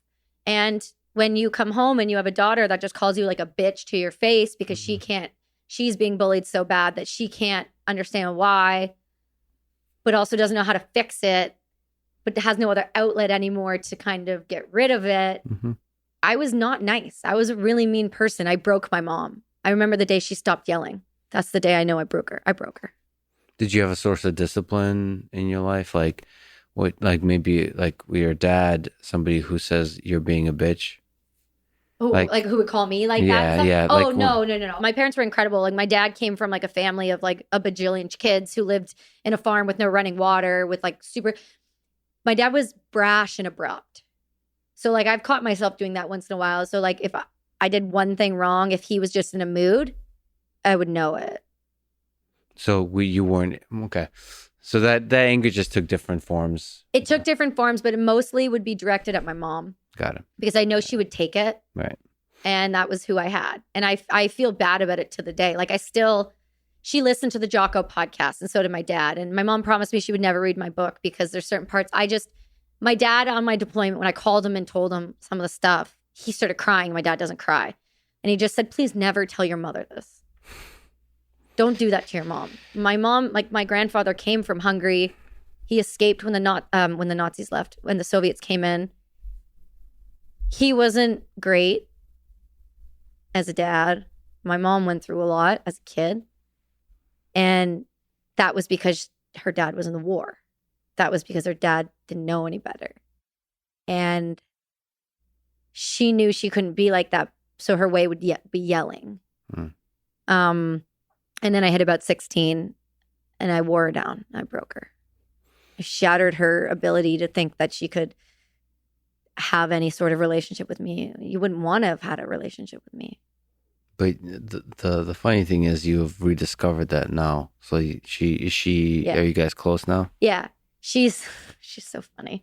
She's coming out to help out again. She comes out to help out with Jack all the time. And my dad, they're still truck drivers. They're still on the road. They team drive. Nice. They have their little dogs and they go and they do their thing. And I've had that relationship now. It's still strenuous. Like when I'm having a hard time, she'll be the person I'll take it out on because I know she can take it, even though I know I shouldn't. It's like she's my safe space to be like, blah about everything, and she'll just be like, well, that's not nice. I'm like, well, you're not fucking like and I'll take it out on her. She knows I don't mean it and I try, but for whatever reason she takes it and it brings it out of you. Yeah. Can you describe sort of the various characteristics, the shape of your PTSD, the trauma, how the anger and hate took shape in you in the seconds, minutes, hours, months, years after the full trauma of all the things you've experienced in Afghanistan? So it's funny because Jocko asked me something and I've really been thinking a lot about it. Mm-hmm. And he's like, do you think if somebody of leadership would have just sat you down and said, hey, Burns, what you're feeling is okay. What you're feeling is normal. What you're feeling is what happens when you're in something like this. Do you think you would be where you are? And I said, well, I thought about it and I'm like, I don't think I would be because I wouldn't have been medicated out of my mind. Right. I wasn't able to process anything because I was just given medication right from the get. So for me, what happened was once that light switch was off, I was sent back to Kandahar once the operation was over, we flew back to Kandahar, like with the Brits. And then because there was deaths and we lost people on that operation, I had to go to the British side for the next, I think 3 or 4 days and recant word for word what happened to a British MP who hand wrote statements. Mm-hmm. But we had to do that on repeat to make sure we all had the same story. Mm-hmm. So nobody shot anybody in the back. And so that I don't think is a great way to do that after action. After action reports happen, but I don't think beating a dead horse and having somebody repeat, and then just imprint more and more and more. I don't know that is a great way of doing that. And especially from a perspective of what are they, liability, almost like legal, that perspective, mm-hmm. as opposed to the full perspective. I mean, so for people who don't know, one is the over medication that you had to undergo, and then the other is the social isolation in terms of. Yeah. I mean, more than what you just mentioned, you also kind of mentioned that just being with other soldiers you're close with, just sitting there in silence and just sitting in that shared understanding, even that in itself communicates like these feelings are normal. Like you don't have to talk. You don't have to talk at all. And you were robbed of that as well, essentially. Yeah, because I was borrowed. I think Jocko had a name for us when we get borrowed. It was like there was like I don't know what they call us, but it's like when you take a person and you put them in another unit. There's a name for it. I don't remember what it was. You never see those people again. But because I was in Kandahar, the doctors gave me the medication because I think I was the one who said, this isn't right. I don't feel right. This is wrong. Because when I got back that night, there was supposed to be somebody there to pick me up, to take me to the other side of the base, and no one showed. So I humped on my kit back to the Canada House, and I remember getting in the shower. And the rule was quick fucking showers. There's no water. I must have sat on that floor of that shower for half an hour, 45 minutes. I just held myself and cried. I didn't even know why I was crying. I just knew I needed to cry. And I still to this day, and when they sent me back to the FOB, they sent me back with all this medication after spending that time with the Brits. And they put me back on the guns, medicated out of my fucking tree. I almost shot someone. But they didn't tell my staff that I was on meds. So when the artillery gun was going off and I didn't run to the gun and I was still asleep inside the tent with the gun beside my head, they didn't know I was just drugged. They just thought I was fucking off somewhere hanging out with some Americans. They just thought I wasn't doing any of what I should be doing. And then I remember the moment my sergeant, we did a night shoot, and he's so funny because he called me and goes, fuck, Burns, go, Alice, I remember this, yes. You were standing there with me, and I look at you and go, hey, Burns, are you okay? Because your eyes are all fucked. And I looked at Sergeant LeBlanc, and I just remember going, yeah, like, I'm good. Like, just, good. Yeah. He's like, I still remember that. And I'm like, I know. And he goes, they never tell me anything. Fuck, Burns. I did not know the drugs you were on. And as I was on all of them, he goes, I know. I walk in, you show me the bottles. Fuck, Burns. You shouldn't have been there. I guarantee he sounds just like that. You'll find out. Yeah, it's great. He's brilliant. Yeah. He's brilliant. Yeah. So I suppose this is a lazy way of dealing with trauma. Yeah. And it's for the military, in some sense, if you don't have a good program in place, this makes sense. But you should have a good program in place, just like you said, on the mental prep side, like just any prep, like training people on the, I suppose to, I guess, train the fact that you're going to have somebody close to you blow up. Like, you have to probably visualize that. You have to think through that. You have to have a process of how to deal with something like that, with that kind of trauma. And then that's tools it. In the toolbox is what the doctors call it. Exactly. I mean, and it's not like weakness. It's actually strength. It's like you have to be mentally strong enough to process that. That probably takes a lot of training, but it's a great training, right? It's well worth it to protect your investment training. Right. That's a very cold but correct way to put it. I mean, it's cold. I thought you would appreciate the coldness of the way I articulated that. Well, yeah. I mean, I'm of two minds on this. I don't. I sometimes wonder, like, what I would be like as a soldier. Actually, I don't know, because I love country and I love all the things you're mentioning. Like, I could see myself proudly dying for my country, and also enjoying the skill of it. The very like OCD, like, you'd be very proficient. Yeah, but then also the human side. I fall in love with people. I fall in love with everything. So I don't know. I suppose you have to shut off the part of your brain when you're executing a mission that cares about about other humans outside your close knit group. Like, there's no time for philosophical thinking. I don't know. I suppose that's why it's better to be young. Young and dumb. You're not necessarily dumb. It's just like you were over that energy of excitement, of proficiency and excellence is just higher than it is later in life. Sure. You're not dumb. I was not dumb, but I was naive, uneducated, not well trained, and had an arrogance because we were told we were the fucking shit. Yeah. You're amazing. Okay, I'm amazing. So I wonder, do they think if we do mental training, that makes you weak? Do you think the military thinks that makes you weak? Well, yes, and the reason I can say that is because it's obvious in the way that they handle it now. Right. So, like, if a soldier says, hey, I'm really struggling with that last op we were on, man, it's getting to me. I'm having a hard time sleeping. They're going to go, okay, well, how hard of a time sleeping are you having? And then you get that and you go, oh, no, I'm not. It's not that bad. I don't need anything for it. Like, I'm just like, once in a while, I'm losing some sleep. They're like, okay.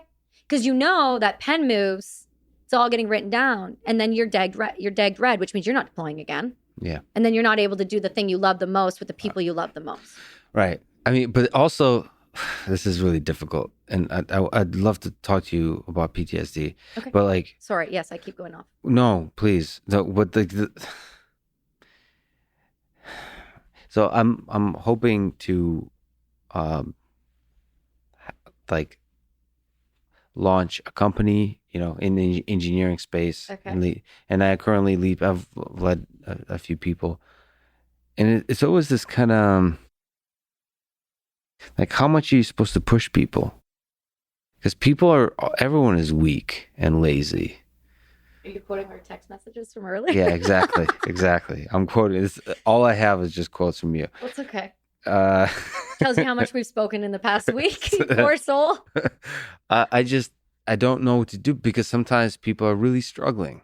Yeah. Like really struggling in a way. They're like, it's the Goggins thing, is like, where's the line to where you're actually breaking the human being versus where you're breaking them at the places where they will grow back stronger. Like, so, and that line is tricky to truly understand. And I think the military errs on the side of like, they, like push them beyond all limits. Physical limits. Physical, but mental, they need to respect the mental more. They fuck with the brain a little bit. I mean, in basic training, they like scream in your face and to see who's going to crack. And they put you on sleep deprivation to see who's weak enough that they can't handle sleep depth. They do stuff to you. Like, I know if you're a downed pilot, you have to go and you have to do this training, and like you get captured. It's like this whole thing, and they fuck with your brain. But there's a line. There's a line. My issue is, go to the line, cross the line, give them the tools to come back from the line. Right. Yeah. We don't do that. We don't. Yeah. We know there's PTSD. We know there's such a thing. We understand there's anxiety and depression. We understand there's major depressive disorder. We understand that there are precursors. There are signs and symptoms. We understand that. So why are we not building enough of a toolkit? Whether that be, I'm not talking medication. I'm talking, it sounds woo-woo, but fucking trust me, it works. I'm talking meditation. I'm talking yoga. I'm talking about peer group support. I'm talking about, if you go to your doctor and report this, you're not automatically going to be losing your job. Why aren't we giving the proper tools and the education needed? These things are not difficult to teach. They don't take a lot of time. They don't take a lot of money. The only time it takes a lot of money is when you want to medicate. We don't need to medicate you yet. You only need to be medicated if you're a danger to someone else or yourself. And most of the time, because of the way the system is set, you'll lie about it through your fucking teeth just so that no one touches you. So from the perspective of the military, do you think you can still be a bad motherfucker and do all the mental work? Yes. Some of the baddest dudes I've ever known are like, I got to go to yoga. I got to go meditate. Yeah. I go do Aya with those guys. Why? Because they know that that's not okay to be like that in your life. Can you answer the ridiculously big question of what is PTSD? Like, do you understand the basic characteristics of it? Is there universal characteristics from your own unique experience? Like, from what you've understood about it? Yeah, of course there are. So there's the basic things that a doctor looks for when they're diagnosing PTSD. I'm not a doctor. Let me make that fucking clear. But there are things that you look for. You look for insomnia. You look for anger and aggression. You look for people to fly off the handle. You look for avoidance. You can tell in somebody's body. People who can't sleep, if you can't sleep, you know that after a certain amount of time, they're just going to deteriorate. Sleeplessness, triggers. When you say avoidance, do you mean... Avoidance. So like when I first got back to Canada, I avoided everybody that was Middle Eastern at all costs, no matter how much of a difference it made in my day. If I had to not go somewhere for one of the greatest events of my life, I wouldn't have went. But isn't there some aspect there combined with the triggers? Of course. Like maybe it's wise to avoid triggers even like for your own personal health, well-being. Well, that's it. It's for me, that was one of my triggers. So you have triggers. So, and then you also deal with things like Sounds and smells, you can tell. You can tell when someone's triggered. A lot of vets don't like fireworks. It's like, well, okay, well, remove yourself from the situation. So there's other things within PTSD that kind of rear its head that with PTSD kind of attach other things. So like when I was diagnosed with PTSD, I think it was like 4 years later, I was diagnosed with major depressive disorder. And that was kind of a compilation of things that was just like a shit show there. What is major depressive disorder? Good question. Is there an answer? I don't have one. I was told I had it. Okay, so, I mean, what does your mind go through? Where are the places that my mind goes? Your mind goes. Like the dark places when I get triggered and when it was like really bad? Yeah. Okay. Yeah. So, you thought about suicide. Every minute of every day. What are the pros of suicide in your mind at that time? What? At that time, the pros were no one has to deal with this anymore.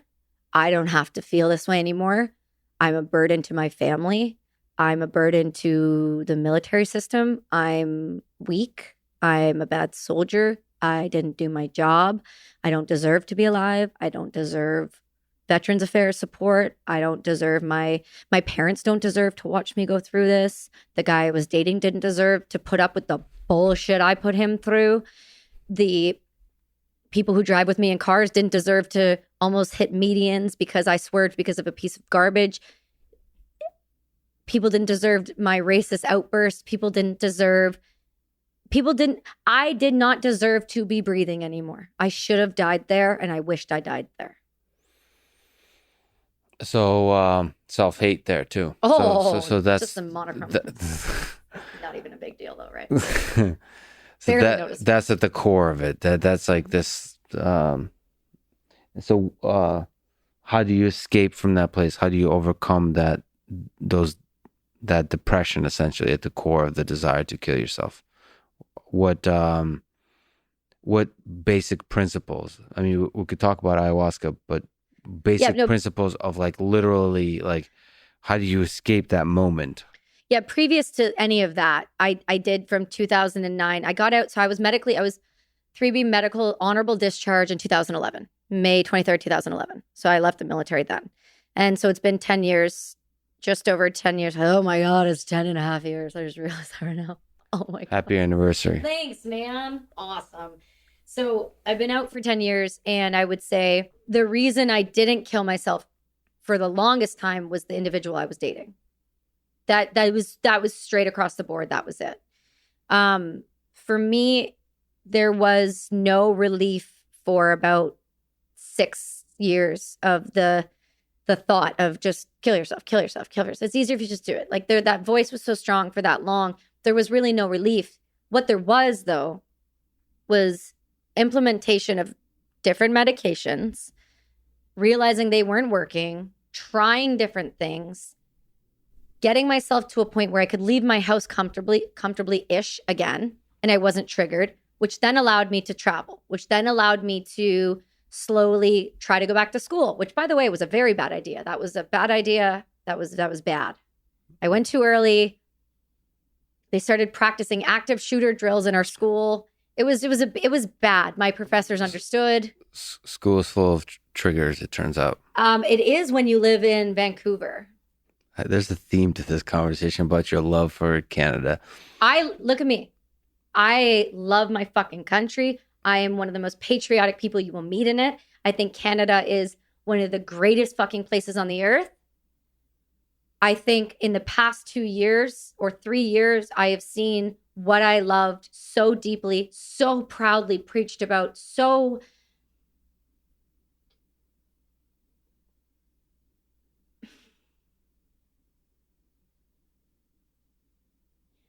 I'm so proud of what I did there. And I'm so proud of the country I got to represent. Because I was good at my job. Being great at your job for a country you love. You just don't like some of the politicians some of the time. It's not even the politicians anymore. It's the state of the country. I'm a second-class citizen in my own country right now. I can't travel to see my parents within my own country. I'm not allowed to step foot in my son's school. I am not allowed to go to a restaurant with my family.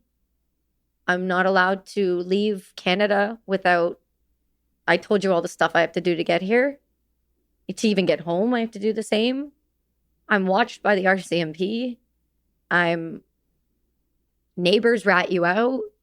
So for somebody who fought for their country, I hate it. It makes me so sad. To go through this process of what many consider to be power overreach by government in the face of this particular pandemic. Yeah. I always knew I had a hard time with, like, I loved Canada. The day I got spit on when I got home was not ideal, but you got spit on. Yeah. But the thing was, I knew long enough that if I just put one foot in front of the other and kept going to treatment and kept doing what my doctor told me to do, that I could pull out of this if I tried. I was told that I could do anything in my life. It didn't matter as long as I tried. Was trying really hard? Trying was harder than breathing. It was exhausting. I would be awake for like half a day, and every minute of that day I'd just stare at the wall and just want to kill myself. Yeah, that's what I've had people close to me who suffer from depression, and it was like, it's unclear how to escape, but it's clear that you need to try something. And they didn't want to even try. Because you have no try in you. Yeah, you have no. I'm watching a person who has no energy, essentially, to like do any of it. And it's like so hopeless. But you have to try. And I think some of that has to do with all the different physical feats you have to do. Like when you have nothing left, you still keep going. That same like weird drive when you're empty, you still keep going. I wanted to give up. I tried. I did. I'm really lucky because it really was the one person that I'd wake up to every day, and he'd be like, "Hey, so that new drug you're on, fun fact, if you don't go to sleep right away, you talk. And when you talk, you just don't fucking stop. And you go off about everything that's horrible." And I'm like, "What are you talking about?" "No, last night, yeah, you took that pill. Guess what? You didn't stop." I'm like, "I have no recollection." I'd get up in the middle of the night. I would cook food, like on a stove, and it would be, hopefully we don't die, because I would have no recollection because of the drugs. Mm-hmm. The idea that when people say, well, just pull yourself out of depression. I'm a highly motivated individual. The idea of lifting my head up to turnover was daunting. It's terrifying. So like for somebody so as driven as you to completely lose all of that for moments of time, for stretches of time. Fuck, the mind is a motherfucker. It is. I can't. For somebody like I can't.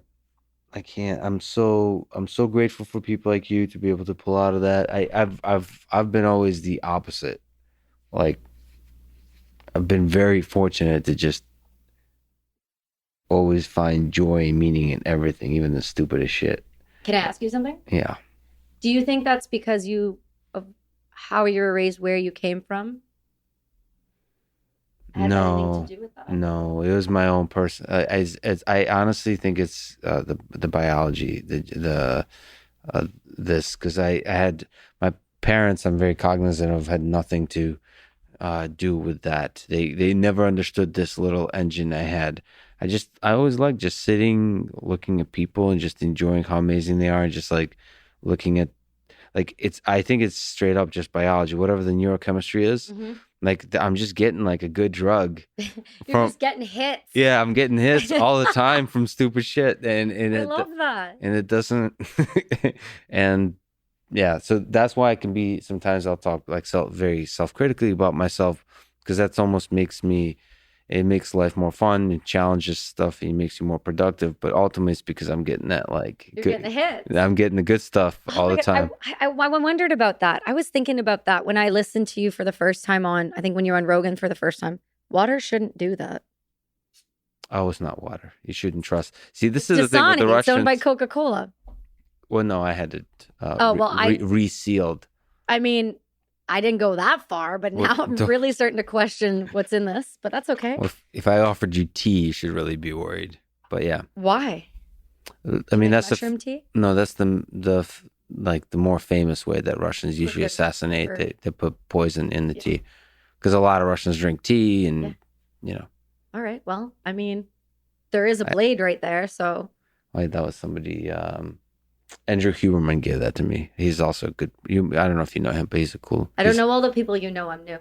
Okay. I'm new here, Lex. You're going to have to. I'll send instructions. You're going to have to send, what does my friend say? He says, he's an ex-operator, and he'll message me once in a while and ask me something, and I'll answer back. If I answer in the correct way, he'll go, candidate meets expectations. I'm like, fuck you, I'm not a candidate of anything. Yeah. Yeah, but yeah, it's essentially it. Well, Andrew Huberman is kind of a celebrity. Andrew, you should check her out. You're an interesting person. You guys should connect. He's a Stanford neuroscientist, was I think the #1 podcast in the world in health. Is he the one with the beard? Does he have like a beard thing going? Yeah, I'm knocking him down to like. Does he have a beard? I don't look at people's visual appearance, man. You're full of shit. No, I don't. Does he have a beard? I think he has a beard. Yeah, I think I know who you're talking about. He's a very handsome gentleman. I think I know who you're talking about because I think I was looking at his stuff this morning. Yeah, exactly. No, seriously, on Instagram. Yeah. No. Okay, you probably know him. Yeah, that's. I mean, I don't know him, but he's very, very humble, very intelligent. Yeah, person. Probably would understand. Like, I'm very kind of poetic and so on. He's probably the most like rigorous reference machine of science. Like, he's a legit scientist. Like, he knows every paper on everything has to do with the mind and neuroscience. Like, he would be fascinating. Performance, yeah. He's much more. He's much more actually, and the focus is always on how that helps people. So like protocols, like here's what you need to do to get better sleep. Yes, like, yes, I know who it is. Here's like 1,000 papers. Yeah, and he just goes like hammers nonstop. I'm like, geez, he spent a week in Austin. He's coming back and spending a couple weeks in Austin. We just hang out, and it's like you think that was like a teleprompter or something, like the way he does this podcast. Yeah, but like in person, he's the same. I'm like, all right, this is intense, but I like it. Anyway, I like that. Anyway, why did we bring him up? I don't know. We brought up knives. We were talking about. He gave it to me. That's right. PTSD. Yeah, and then we were talking about poison and how you were poisoning me, and I said knives. We were talking about Russians, and then we were kind of talking about the brain and PTSD. And yeah, I think for most people though, the biggest thing when they see somebody who's struggling with PTSD, their first, reaction is, how do I help them? Well, often just saying, hey, I'm here when you're ready to talk. I know you're going through something, whether you want to talk about it right now or not, I'm here. And then keeping a close eye on behaviors. When you start to see somebody having, 4, 5, 6 beers at night, let's ask why. When you see somebody, you can tell they're not sleeping. Hey, buddy, you sleeping? No, I just am not sleeping. Instead of just going, oh, that sucks. Hey, why aren't you sleeping? You having nightmares? Are you just having insomnia? Are you just eating sugar before bed? Like, care enough about your people to just ask one follow-up question. Because often that's really all it takes. Because then somebody cares enough to ask. And then they'll just, yeah, just showing that you care. It honestly, grocery store lineup. I'll say, oh, I like your dress. Oh, thank you. And then I'll go, how's your day going? They'll be like, actually, it's going all right. It's not as great as I thought it would be today, but I'm doing okay. But like, they'll give you, instead of just giving you this fake false reaction, if you just show any effort in somebody that you care at all about someone's well-being, you'd be amazed. Yeah, and some of it is just energy. The reason, honestly, I moved to Austin is some lady at a Walmart said, honey, you look handsome in that suit. But the care that she put in that, she just looked at me. Yes. It wasn't like hitting at me or something. She was like, the love, like just love. Yeah, and I was like, oh, okay, I'm moving here, I guess. There was that's so funny you said that, because I told my husband this happened, and it threw me off. There was an older lady at a store, And this was right after we got a brief period of no masks in Canada, like just like a brief. It's like 5 minutes. Oh yeah, it was not even that. And I had come from like an interview or something, so I had actually had makeup on that day, and I had my hat, and I was, just at the grocery store. She walked up to me and she got real close, and I didn't know what was happening. And she got closer, and then she just grabbed my arm like this. She goes, "I love that hat on you." And I looked at her and I was like, she touched me during a pandemic and she's old. "Oh my God, I love you too. Thank you so much." I said, "You're so amazing." Yeah. I just sparked a conversation. Yeah. Yeah. That's amazing. It doesn't take much. Yeah. That little moment of genuine care. Maybe you can tell me actually the journey you took with ayahuasca. Sure. Like that's such a fascinating journey. So like letting your mind go to different places in order to rediscover itself. Like what is it? Like a rocket ship to somewhere else so you can land in a better place. Here, how about I show you something? That'll help your brain, okay? Yes. This is not for you to lift up either and show on the camera because there's leaves in it. Like there's leaves in some pages. Mm-hmm. So just don't dump it out because it'll go all fucking everywhere. Got it. So instructions. I like this. Yeah, well, you feel like you need them. Ayahuasca is a beautiful psychedelic that we have been so blessed to have on this earth, that we have so underutilized and could be, I don't want to say saving humanity, but just, you ever hear that saying, if you could just give everyone mushrooms one time, the world would be a better place? Mm-hmm. Okay. So psilocybin I use for microdosing for depression. I did ayahuasca in January of this year. And at that point, that was the last time I was on a pharmaceutical drug. I've been off everything ever since, 10 different ones. So if you backtrack a little bit, so you'll understand, my doctor gave me the opportunity, Dr. Greg Passy. He is a veteran himself, served in Bosnia and Rwanda. He's a medic. He's a colonel, I think colonel lieutenant. He's going to punch me right in the face for that. He's high up officer. Mm-hmm. He is one of my saviors. He's like I call him my old man. He's my favorite. And rides a Harley, like that kind of guy. Nice. Yeah. And he said, Kels, I was hitting a wall. I wasn't getting any better. And he goes, how do you feel about cannabis? And I was like, I don't feel good about it because family histories, or my parents always told me if I smoked weed, it's just this perception. Mm-hmm.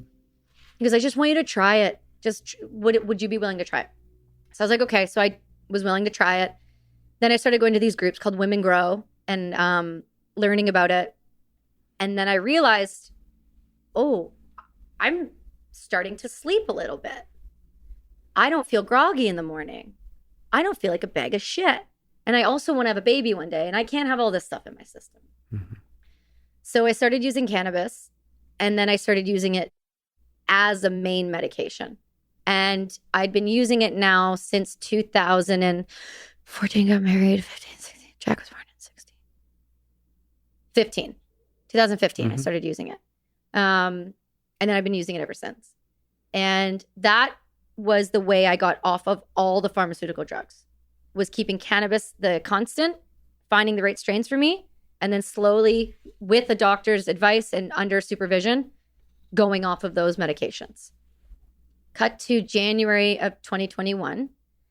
I had hit a really bad spell last year.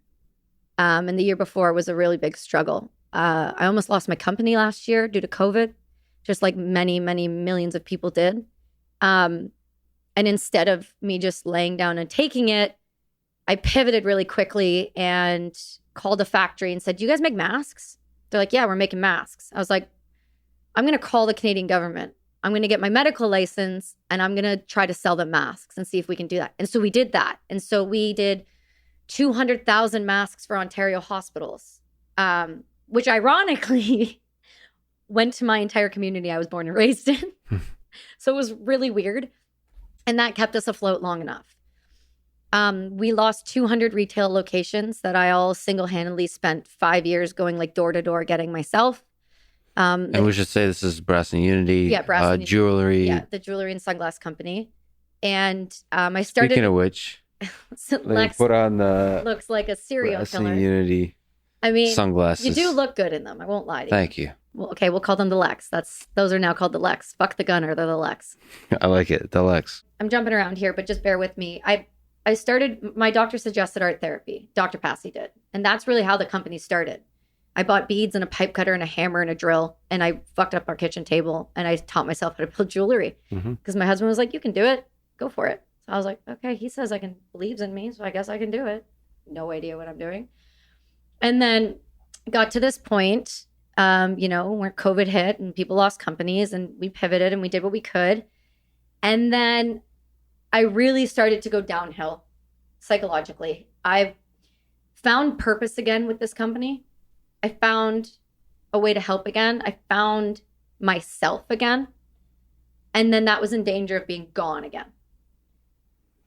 So the company is 2015? I started building jewelry in 2015 under it was called Her Wearables. And it was really small. And I was just trying to make stuff. It wasn't supposed to be a company. And you were on a ton of medication throughout this whole process. Just out of my tree. And my mom, being the tenacious truck driver she is, she was driving for Kevin Hart's What Now tour. And so she just harassed them, was like, you need to meet my daughter. Yeah. So he finally I saw the picture of you and Kevin Hart. That's cool. Yeah. But he just gave me a good piece of advice. Hey, if you're going to make this something, you can't really, if you want it to be for everyone, you can't call it Her Wearables. I was like, cool. And then we drove home that night and then he tweeted it out to people. Wow. To 24 million people. This was before he was like who he is now. Yeah. And that was a giant deal. And then my husband kind of looked at me and he's so fucking brilliant. He looked at me and goes, all right, yeah, we got to come up with a rename. Let me start thinking. Let me start brainstorming. Like, you want to make this real? Let's make this real. And so we did.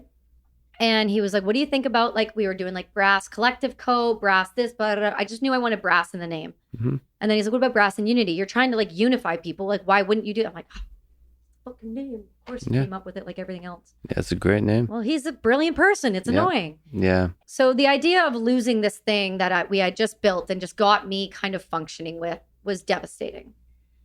So I got this opportunity given to me by Griff, Combat Flip Flops. Again, Brady, my husband, was like, hey, you should get sponsors for your podcast.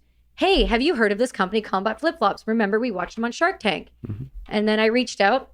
He emailed me back. He's like, yeah, we go together, like Peanut Butter and Jelly are companies. That sounds great. And then I was like, hey, also, like, do you think one of your owners would want to come on the podcast? Just like tossing it out there, kind of like I did with you.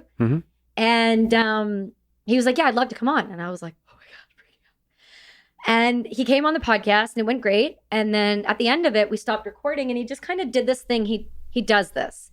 He just like leans in real close, just looks into your soul and goes, how you doing? And they're like, great. And he's like, how you really doing? And I'm like, I'm horrible. I hate everything. And just this whole just like waterworks happen. And he goes, listen, have you ever heard of ayahuasca? And I was like, yeah, like in movies and like psychedelics in the 70s, you know? And he's like, no. Let's like have a talk. And he goes, I've got an opportunity for a spot. I'm going with this charity called Heroic Hearts. They have spaces in the UK, Canada, and the United States. They're owned by an Army Ranger named Jesse Gould. They're really trying to help vets. And this has worked. Would you want to come? And before he even said, like, before I even got like an invite, I was like, can I come? When do we go? And he's like, oh, it's in like 3 weeks. You can't be on any SSRIs.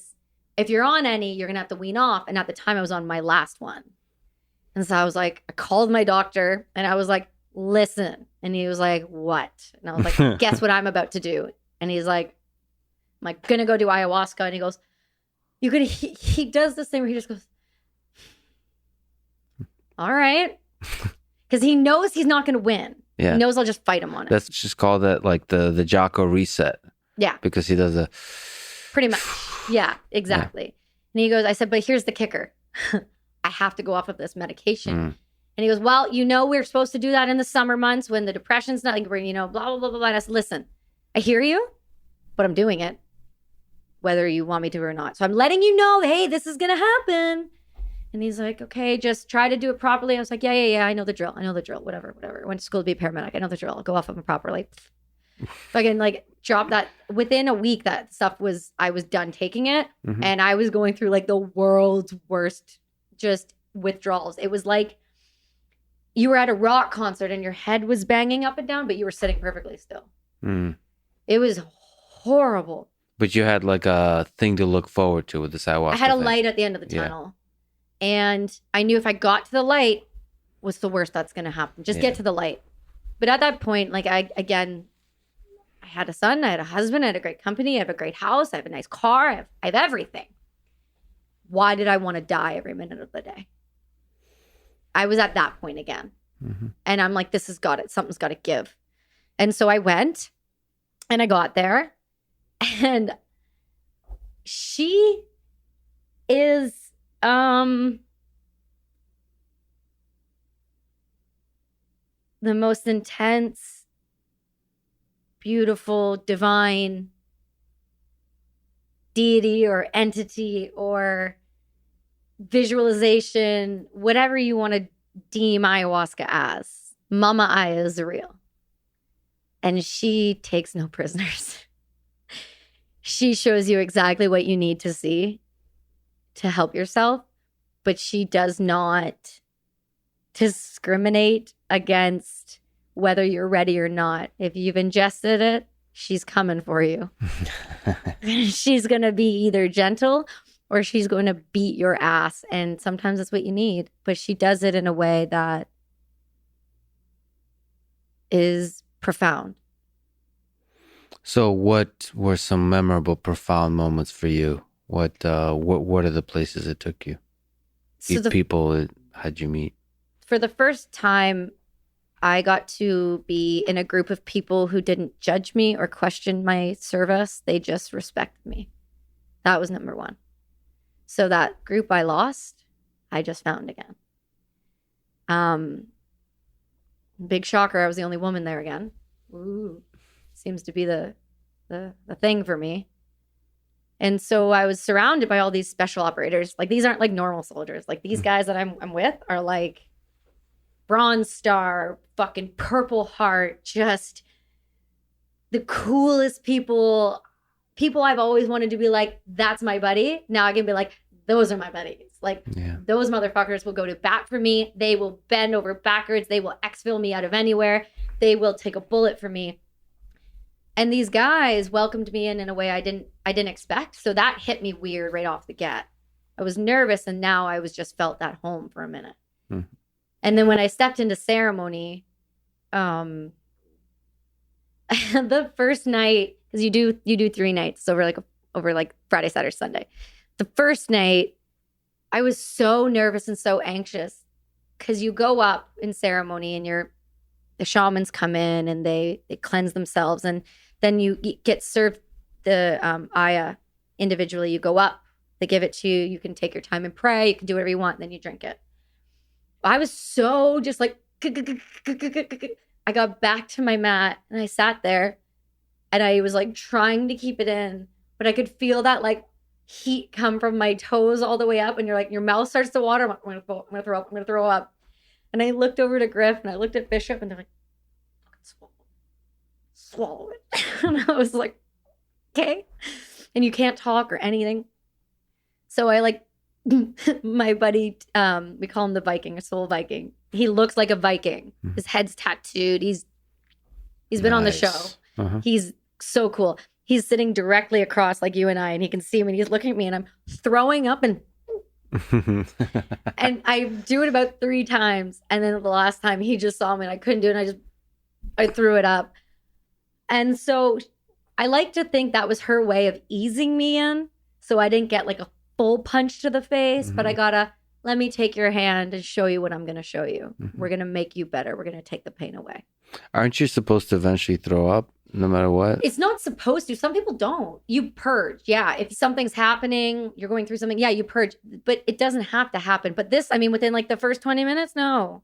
Okay. This takes like, you got to sit and meditate or sit still basically and meditate in the pitch black for about 45 minutes before the effects before you even feel her. So it's very... So here she figured out the right dose you need. Maybe. Well, because I did the same dose as everyone else. I think it was 20 mils, which doesn't seem like a lot. But when you've never done Aya, it is. Oh my God. So I felt like such a bitch. God, I felt like such a bitch. Okay, that was the thought going through your mind. Oh, you just fucked it all up. You ruined it. You Yeah. ruined this again. You couldn't Yeah. do this right. Yeah. And so at that point, we went through the meditation part, and the shamans they literally sing for like 6 hours straight. It's So you insane. sit there, you take it, and then there's just, You just what you're wait. quietly listening to them. Meditate, and you wait, and you wait, and you're in pitch black, like can't see this far in front of your face. Cool. And you have a little puke bucket, Mhm. and then you have a little light that has a red filter on it. If you have to get up to go to the bathroom to get out of the yurt, you use that so you don't turn lights on. And I brought like what? What? No, it's just a cool visual of just a puke bucket and a little light for the, like, I can imagine these like little lights going every once in a while, and then the rest is just in darkness meditating with this singing. It's so beautiful. That's cool. I'll take you sometime, because trust me, you would. I wouldn't offer if it wasn't the group I would trust. Yeah, you had a very interesting group. So it's the Heroic Hearts people. Yeah, Heroic Hearts. So this is Jesse gave us all these journals. They're like, you're going to want these. So he gave us all these journals, and now this is like my Bible, like my work, my everything goes in this with me everywhere. It's just this like silent reminder for me. And so Heroic Hearts does fantastic work. I'll get into them after. The thing with this group is there's such care. It's not like go do Aya and like you're done. There's like integration coaches, and there's like doctors, and there's like people to make sure that you're doing the work, because Aya is just the gate. Now you have to take it and you have to implement it into your life. Mm-hmm. People don't do that though. Did you do like integration? Did you do conversations with somebody? Did you talk to like? Is there a process to? Because I've similar with psilocybin you mentioned.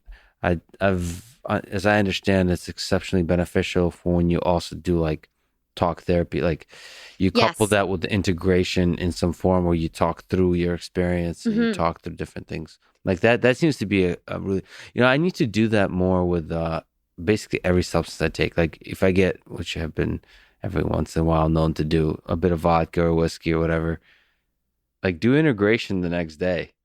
Well, what did you learn? What did you get from that? What did you get? Because you learn a lot, but you sometimes kind of just move on and you celebrate that happened, but like really kind of think through it. Write it down.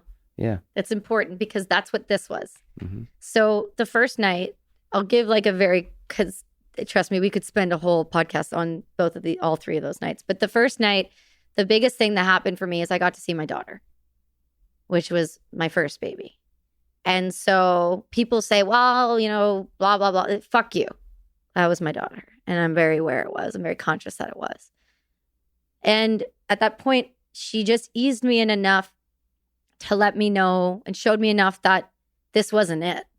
This wasn't the end all be all. Where you are right now on this plane, on this dimension, in this life, this is a blip, and it is so minuscule to the big picture. And so she really did that she showed me just a black and then like a crack and then these vibrant colors that I can't describe because there aren't words. Alex Gray does really great art, and that has like been the closest thing I've been able to find colors. He's a famous guy who does ayahuasca, and he's an artist. I think he's got stuff in New York as well.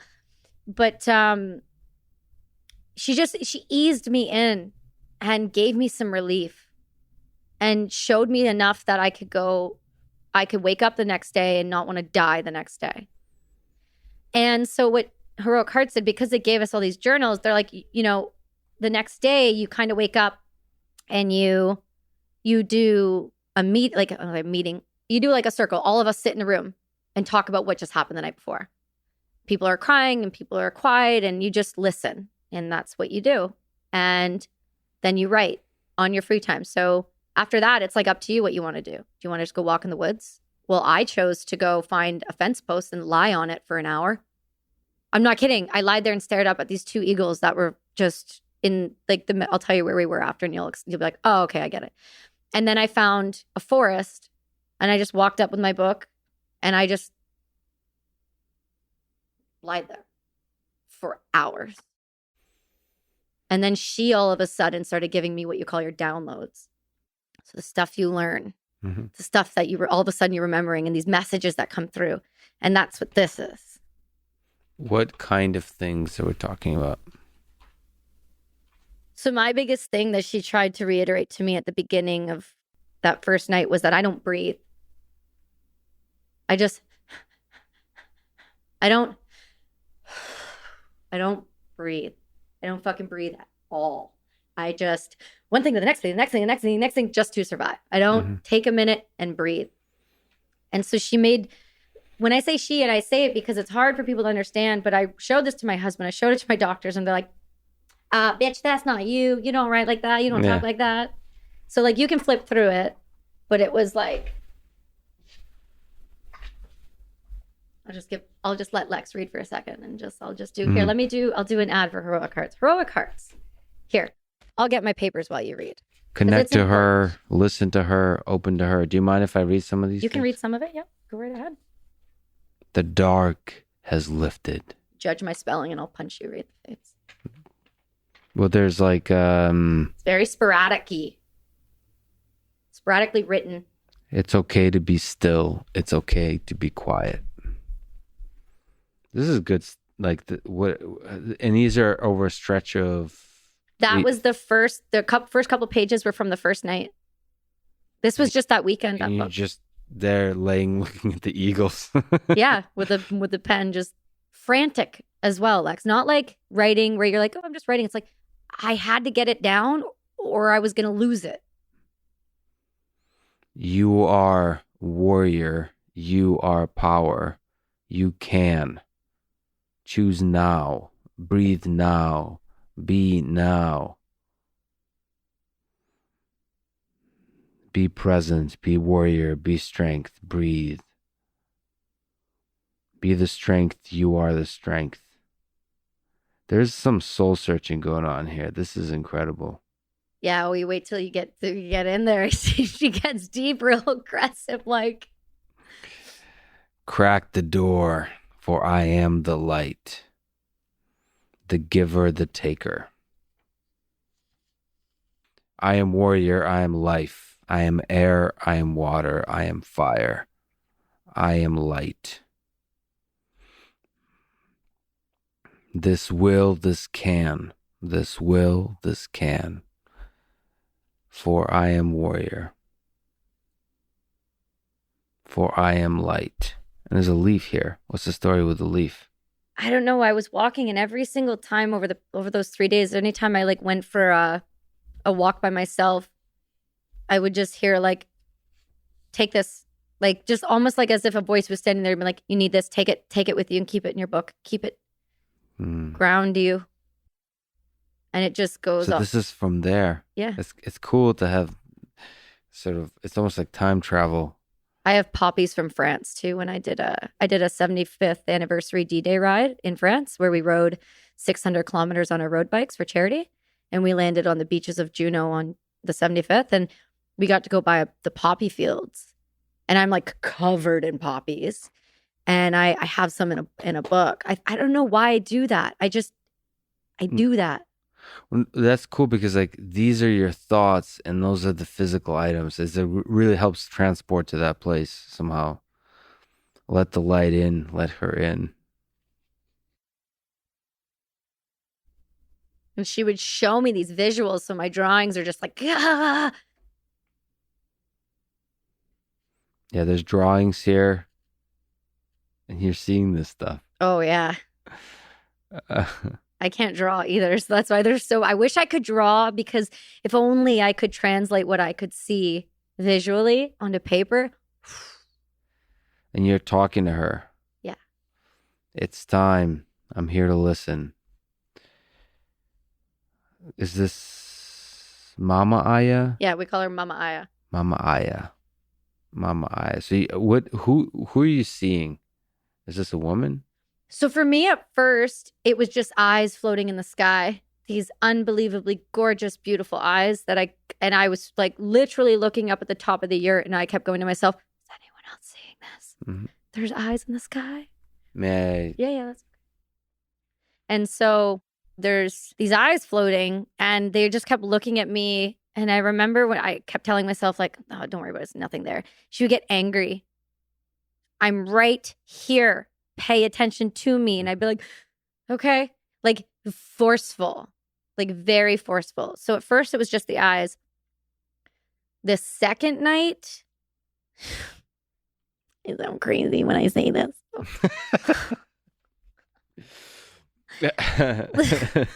Great, that's gonna be my clip. I sound crazy. It's what I do when I get uncomfortable. I do weird hand gestures and movements. Voices, I like it. Yeah, I do. Yeah. You would hate to be in my office because most of the day it's just this I love it. weird lunges and uncomfortable moments. She turned me into a wolf. I know I said it out loud. I hear it. I said it. Yeah. Head to toe. And her takeaway for me was, I'm trying to be this pack leader. I'm trying to be this leader in my life. I'm trying to do these things, but I'm going about them the wrong way. So like when the shamans call you up to do their special prayer over you, you go up, you don't touch them. They flash their little light. You see the little light spot. You walk to the light. You sit down on the light. And then my shaman, he's so funny because he's got this great tone in his voice. He goes, how you doing, Kelsi? And I'm like, so hi, yeah, I have a problem. I'm a wolf and I need it to stop. Yeah. And he'd be like, don't you worry, girl, I got you. You ready? And I was like, and so I'm sitting there cross-legged. I've got my palms out like this. And I had a really traumatic shoulder injury. So I don't just sit slanted like this. My shoulder is actually permanently detached and no one in the world will touch it or fix it. My collarbone comes out my back here. Nice. And I don't have any collarbone here. Okay. So nobody will fix it. No one will touch it. Even I've had specialists, I've had surgeries. No one will do anything with it. So I'm permanently down and forward. So I slouch.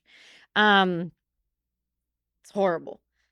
So before horrible functionally too? Like... Oh, there's nothing. I can't do a pull-up anymore. Oh, so weak. Oh, wow. Oh, I'll show you how to do a push-up after. You'll fucking throw up in embarrassment. Yeah, it's bad. So before Aya, though, chronic pain, like had to drink a bottle of CBD every day. Just the pain is so bad because the trauma in it was so bad. The surgery went wrong. The collarbone dissipated and no longer exists. Like there's just, and they're not sure how I lift things with it and do stuff with it. It's like overcompensation everywhere. Like my back, my scapula like flares out where I'm all messed up from it. And so I was in chronic pain. So he's praying over me. And all of a sudden, all I feel is this arm just fucking vibrating. And my hair is really long. And I feel somebody grab the back of my ponytail and snap my head back like this. Mm-hmm. And it felt like something was coming out of my throat, like being pulled out of me. And the takeaway that I end up in the rest of the night, there was a million other things, but the takeaway was, you no longer need to bite. You may only show your teeth. You can be the leader that you want to be. You do not always have to be the traditional type of leader. You can be in the back of the pack. You have to watch the rest around you. Be mindful of those around you. Instead of just being up front, be behind as well. Make sure that everything that you're doing is all being looked after. Because my thing was, I will rip your fucking head off if you just say the wrong thing to me before. Mm-hmm. The whole thing was, you can just show your teeth and that is more than enough. Stop trying to overcompensate. You don't need to do that any longer. Mm-hmm. And then I had this weird astral projection thing happen, like where I was in my house and there were these flyers all over my husband and my son. And like, I went ham on them. I like shredded them to pieces. Like I was this protector. And it's crazy because the guys told me after, like someone would be like, there were flyers all over you the whole night. They were just all over you. And I'm like, I was snarling when I was sitting there. Like the shaman had to be like, I need you to try to calm your breathing after I could. But before, like I was like attacking things beside me that people could see and I could see, but couldn't wrap my brain around that they were real. Like it was weird. This is crazy, man. That's day 2. That's day 2. And so what's the big takeaway there? My takeaway was I needed to stop trying trying to push everything too hard. Stop trying to force everything. It's all going to come. It's all going to happen. But you are too aggressive. You're trying so hard that you're missing everything else. Got it. That's just how to be a better human kind of thing. Right. This is getting intense. Yeah, it gets aggressive. Yeah, it gets aggressive. I mean, there's love and light still. It gets love better. and light. Love and light, the warrior within is calm. She will test you daily. Show her respect. So that's what I mean. You've read my book. You know I don't write like that. Yeah, this is strange. See? Good, you get it. Because people don't understand when I say I don't feel like I wrote that. I feel like she gave me, like I reread this all of the time. So I wonder, I mean, well, not obviously, but this is somehow part of you. I think it's a part of me, obviously. Reconnecting you somehow to that part. It kind of is incredible to think of what are the things that are part of us that we haven't really explored, you know? And well, there's so many. We just get nature, to connect to her, feel her flow through them, use them for the strength for each day a new challenge will present itself. Love, light, breathe. Sorry, I have too much hair. I'm just complaining. Never enough. I used to have long hair. What about day 3? So day 3 is the stuff I talked about on Jocko when I got taken over to the other side. I almost missed that night too. I almost missed that ceremony. I got a false positive on my COVID test, and I got a call from the medical clinic that night being like, you need to come in. You got a false positive on your COVID test, and if you're going to travel, we got to figure this out. You got to come do blood work. You got to come do, whatever it is you need to do if you want to get home, but you got to come do something. And so I didn't think I was going to be in ceremony. I had to leave. So I left, and they waited. They waited for me. And so I think the biggest takeaway from all of this for me was this isn't it. This isn't everything.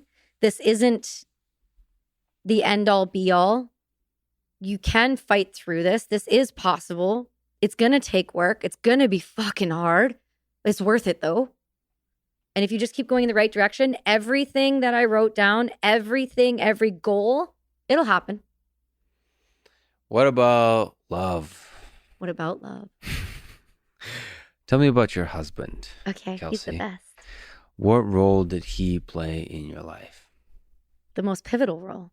He kept me alive and made me feel worthy enough until I knew that I was worthy enough to be alive. Can you dissect that a little bit? Like what role does love play in the human condition? I think love is the only reason that we haven't destroyed ourselves. We humans in general? Yes. I think there is a subset of people where love will always be, love conquers all, but that's not always the reality. The reality is life is messy and humans are messy. And the way we choose to deal with things are messy and complicated and difficult. But at the root of all good is love, I think. And for me, I was fortunate enough to meet my husband through a friend, which you listen to that podcast. So I don't know that we need to, unless you really want to go into that story again, how I met my husband. Well, the only part of that story I like, people should just go listen to the Jocko podcast, is how you made him uncomfortable. I love it. Okay, so how it works, let me explain. In the supercross and motocross industry, it's really small. The people who are professional, it's a small subset of people. It's kind of like Formula One. 21 cars, that's what there is. That's the amount of riders. And we should say your husband is a motocross guy. My husband was a professional supercross and motocross racer for his whole life. And he raced for Kawasaki and Suzuki. He lived in California and raced all down there. And when I met him at the tail end of his career. And so I went to Montreal with a friend of mine to see somebody that I was currently sleeping with, who was a friend of mine, and end up meeting Brady instead.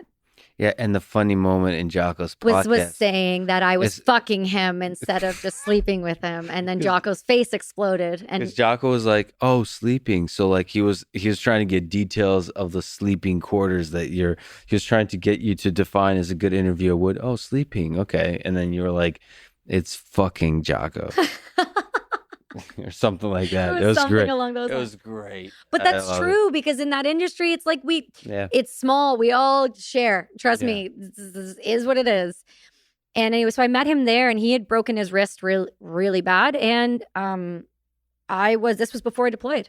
So I met him, and we stayed in touch and just became friends and just texted.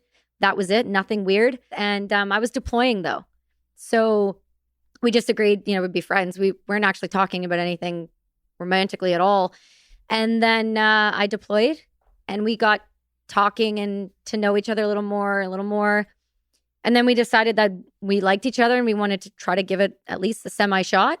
And so when I got home from Afghanistan, I went and watched him race one of his last 2 races that he did professionally before he retired. Excuse me. And it was in Montreal, one was in Vegas. And I hadn't seen him. And he didn't really know me. We didn't really know each other. We met. I slept in the bed beside him because my girlfriend didn't want to get in trouble from her boyfriend from sleeping beside a random dude. And then, we started dating. And he really slowly became my rock. And he understands trauma. He had some stuff happen in his life, in his family, that he went through a lot of therapy. He went through a lot of shit. He saw what traumatic situations can do to a family and to people and those that are suffering with it. And so he was well equipped to handle me, thankfully. And it got to a point where we were doing the long distance back and forth. And I finally got the call that I was going to be released from the military. And I wanted to live near him, but I couldn't afford to live in British Columbia because I was from Ontario, and BC's like, it means bring cash for a reason. I'm like, there's no way I can live there. And then his family was like, come live with us. Like they had a big enough house. Trust me, it was fine. So I was like, okay.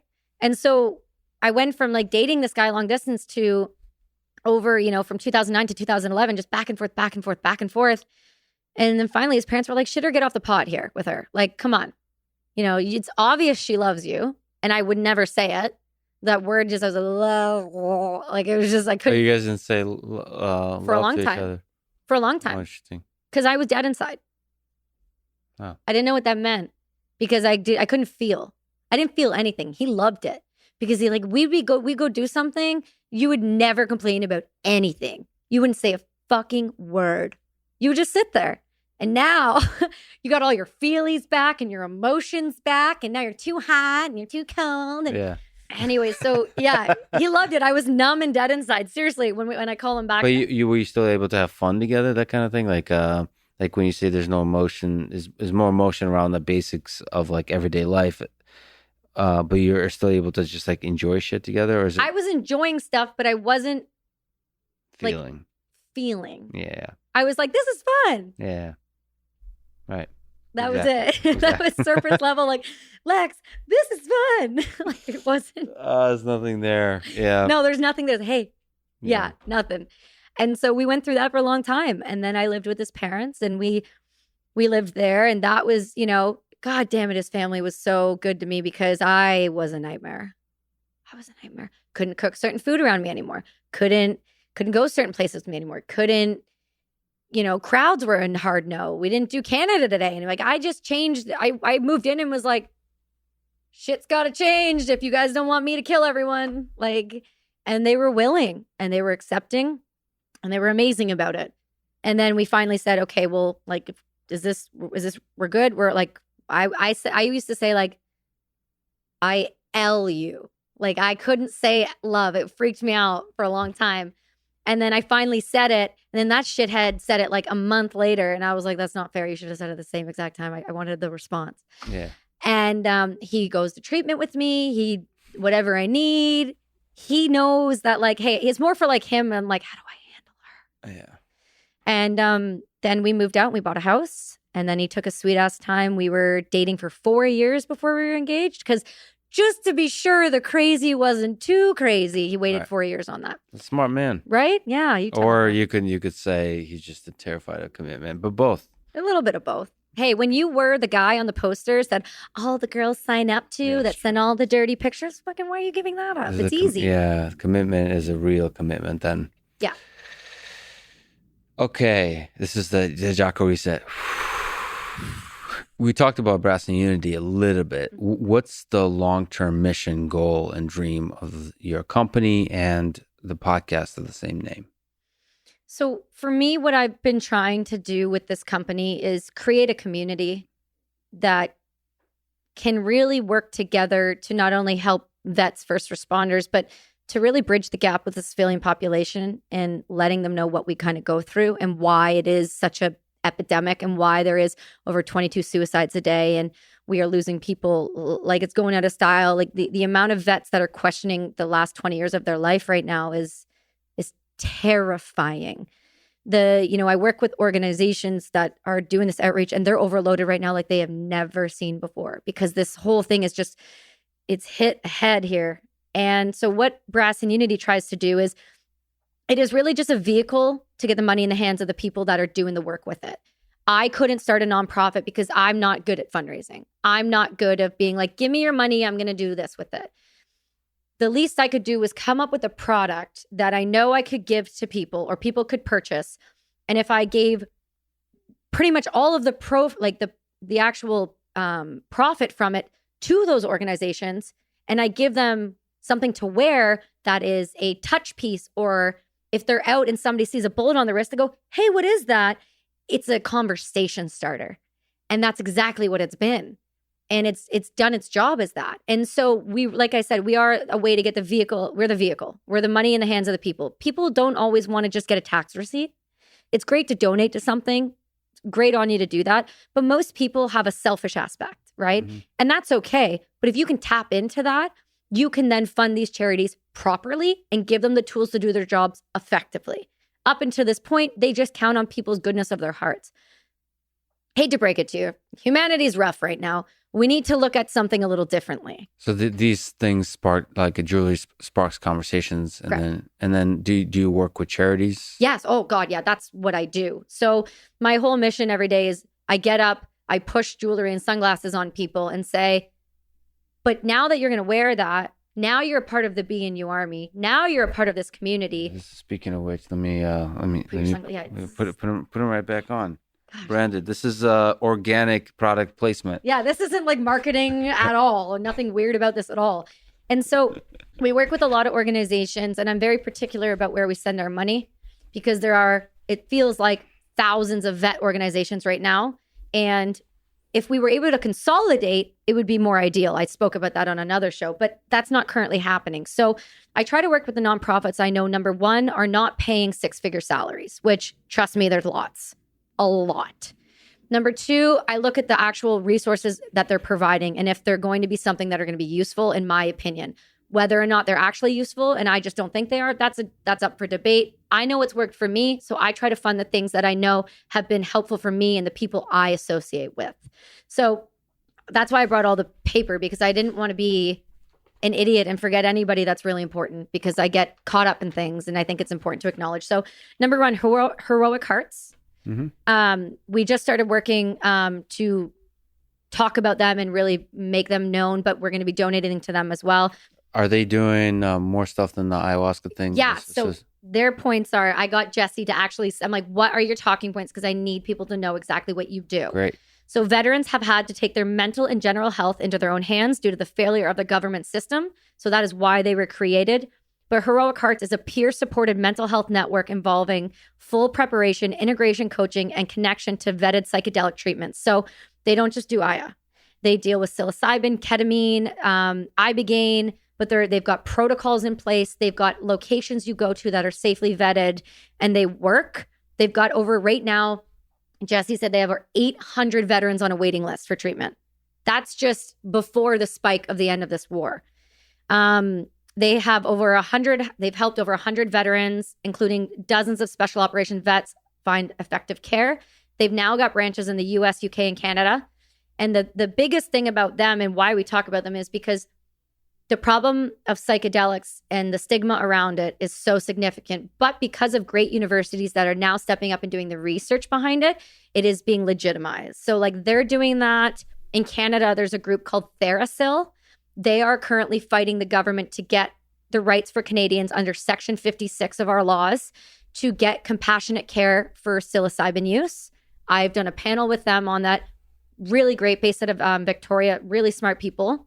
One of the other bigger charities that we work with, and they were my first and foremost charity that I ever worked with, and they're a big component in the veteran community in Canada. They're called Honor House. And Honor House was started by Honorary Colonel Al DeGenova. It was started because of a guy named Trevor Green. He was a Canadian soldier who deployed.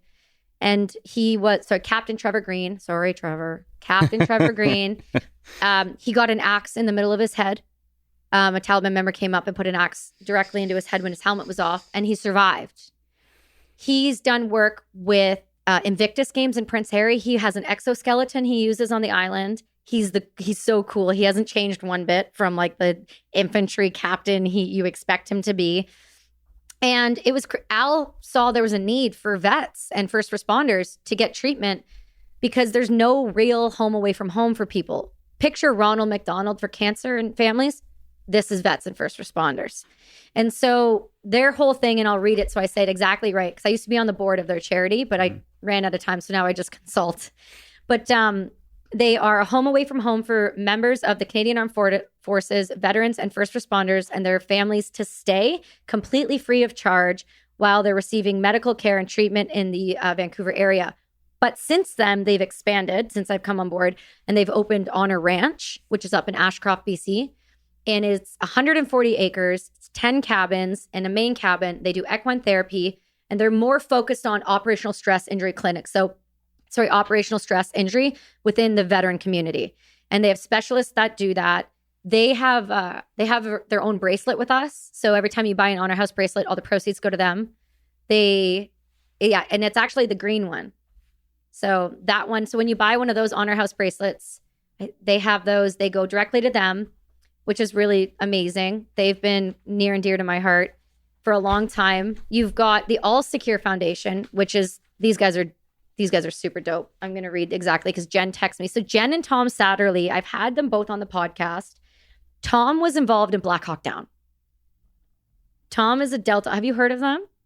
No. So Tom was involved in Black Hawk Down. It was one of his first operations. He's a Delta operator. And I asked her, I said, listen, I'm going to be doing these shows and I think it's great that we talk about you more. So I said, give me your 3 points of importance. So the All Secure Foundation serves special operations combat families in healing from post-traumatic stress injury and secondary post-traumatic stress. So that's often what the wife or the other husband or the other spouse suffers from. And we're starting to see that be more and more of an issue now. So they also are devoted to rebuilding the couple's relationships on the home front after the separations of war. And 80% of their warriors 80% of their warriors want their families to be more involved with the healing. The problem is very often vets don't realize that they can have, or just because the system doesn't pay for it, actually have their spouse as a part of things. And the biggest thing that we find with special operations families, I think the divorce rate's like 95%. Wow. And so they work so hard with these families. They take them on retreats, these husband and wives, and they get them to connect again after being separated over such a long period of time. There's other places like Children of Fallen Patriots out of DC where they fund education, university for people who have lost their parents in deployments, whether their kid's even born yet. If they're still in utero, they still pay. They do not care. Then you've got people like in Canada, you've got Vets Canada. You've got in the States, you got True Patriot Love. You've got who else in the States is really great that we've worked with? I know there's a Green Beret Foundation that's great. One More Wave gives amputees, teaches them to surf with amputees. Like, they're really great. There's so many organizations, but at the end of the day, I focus on a small subset because you cannot fix everyone's problems. The least you can do for people is focus. If you can provide focus, you can provide the proper amount of funding. Proper amount of funding can give the proper amount of tools. those tools can actually be implemented properly. And then those people can go on to hopefully have successful marriages and families. And we don't have to watch our parents drink themselves to death and wonder why daddy's yelling at mommy all the time and daddy storms out and leaves. Well, daddy had some shit happen in his life and mommy had some shit happen, but that does not mean that's who they are. And yes, so trauma has completely destructive effects on family and relationships. Correct. And like correcting that has like ripple effects. Oh, just yeah, astronomical ripple effects. Because the problem is we are so quick to tell people they're suffering from PTSD. We're so quick to give them drugs. We're so quick to kick them out of the military. We're so quick to let them be homeless on the street. We're so quick to let them fucking kill themselves. We're so quick. And then all of a sudden, when a politician goes, veteran suicide's an issue, that's when it's a problem. Well, if you prevent the problem from happening in the first place, or you give people the right funding and tools to do the job, you won't have this problem. Do you have advice for young people? Think high school students, maybe undergrads, college students, about career, life, how to live a life they can be proud of. You've had one heck of a life. Some of them are really cheesy, but they're true. Live a life you can be proud of. Number one, if you wake up every morning and you hate what you do, change the fucking station. Do not live and stay in that perpetual cycle of bullshit. It's not worth it. It's not what you're on this planet for. You're worth more than that, than the monotony of waking up, going to work, hating your life, drinking yourself to sleep, and functioning.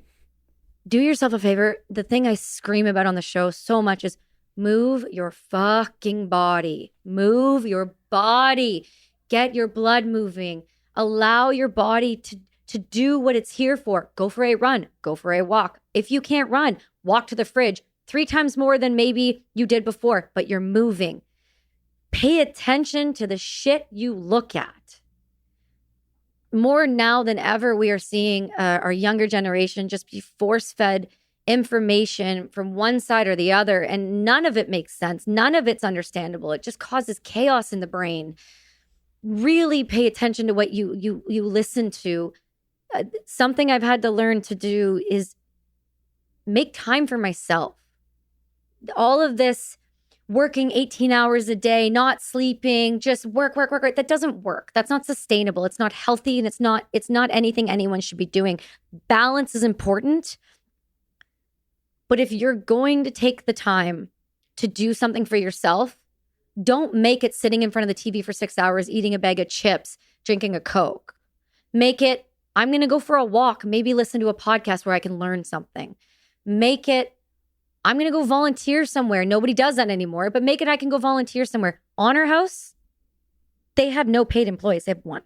Everybody is a volunteer. They're fucking phenomenal.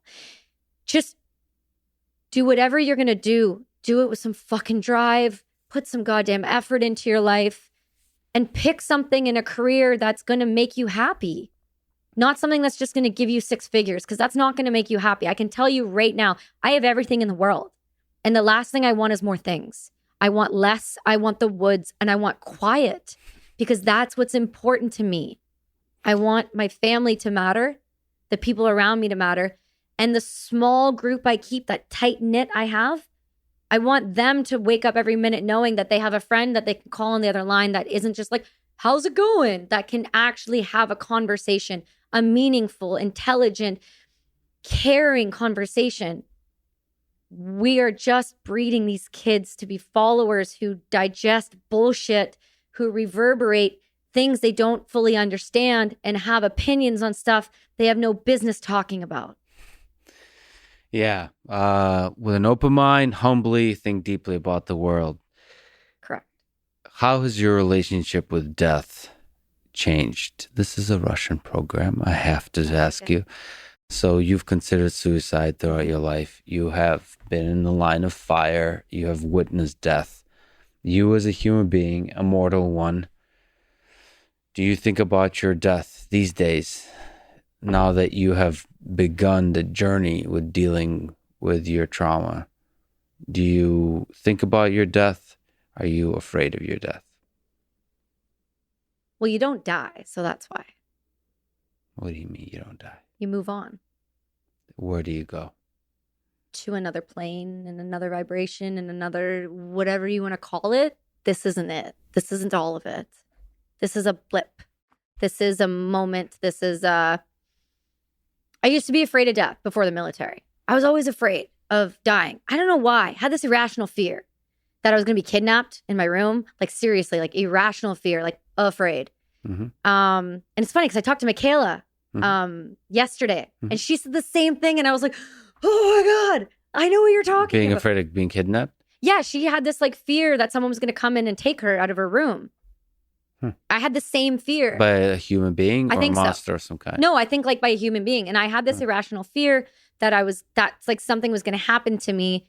And like I said, I don't know if it's because like my parents were always made me aware of my surroundings. Like people take people. This is a real thing that happens. Yeah. And I was really small. So, and I looked like a little boy. My hair was like that when I was training. I had short, no hair. I was flat as a board. You would have thought I was a 12-year-old boy. And so my mom's like, people take people, sweetie. That's just the reality of life. You need to be aware. So I don't know if I had this ingrained in my mind. I was always like training to protect myself or fight someone off. So I was like afraid of like this irrational thing. And then I went overseas and then I realized that I could just be literally there talking to you, having a conversation, and I could just be taken off the face of the earth. And there's nothing I can do about it. And then I adapted this idea that when it's my time, it'll be my time. But the difference is now, at least I know that if I do go and I do cross and I do move on, I know that I live my life the way that I always hoped I would be proud to live. Can I ask you a dark question? Yeah. Because you mentioned Robin Williams, you mentioned Anthony Bourdain, and your own struggle with suicide. Why do you think they ultimately lost that battle?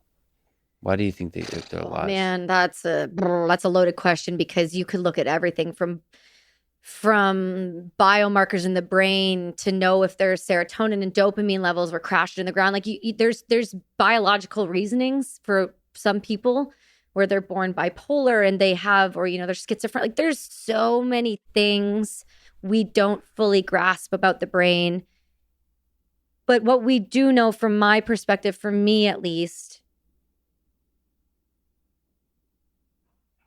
there really is no rhyme or reason why I survived and others didn't.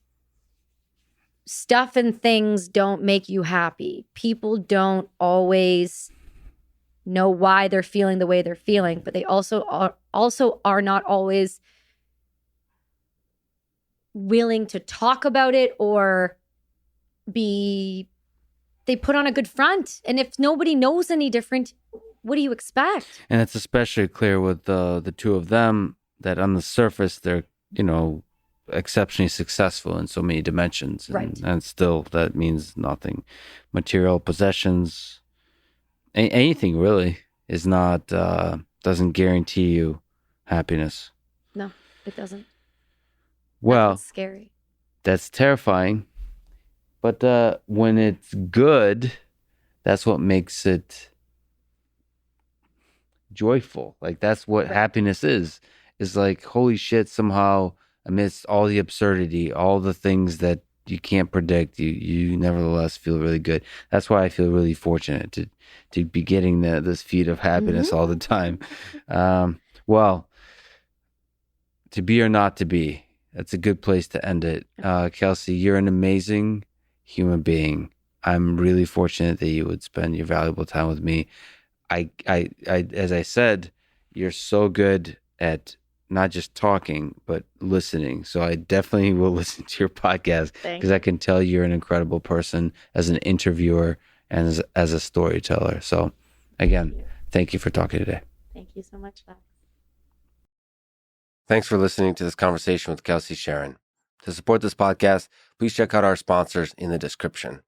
And now, let me leave you with some words from Herbert Hoover.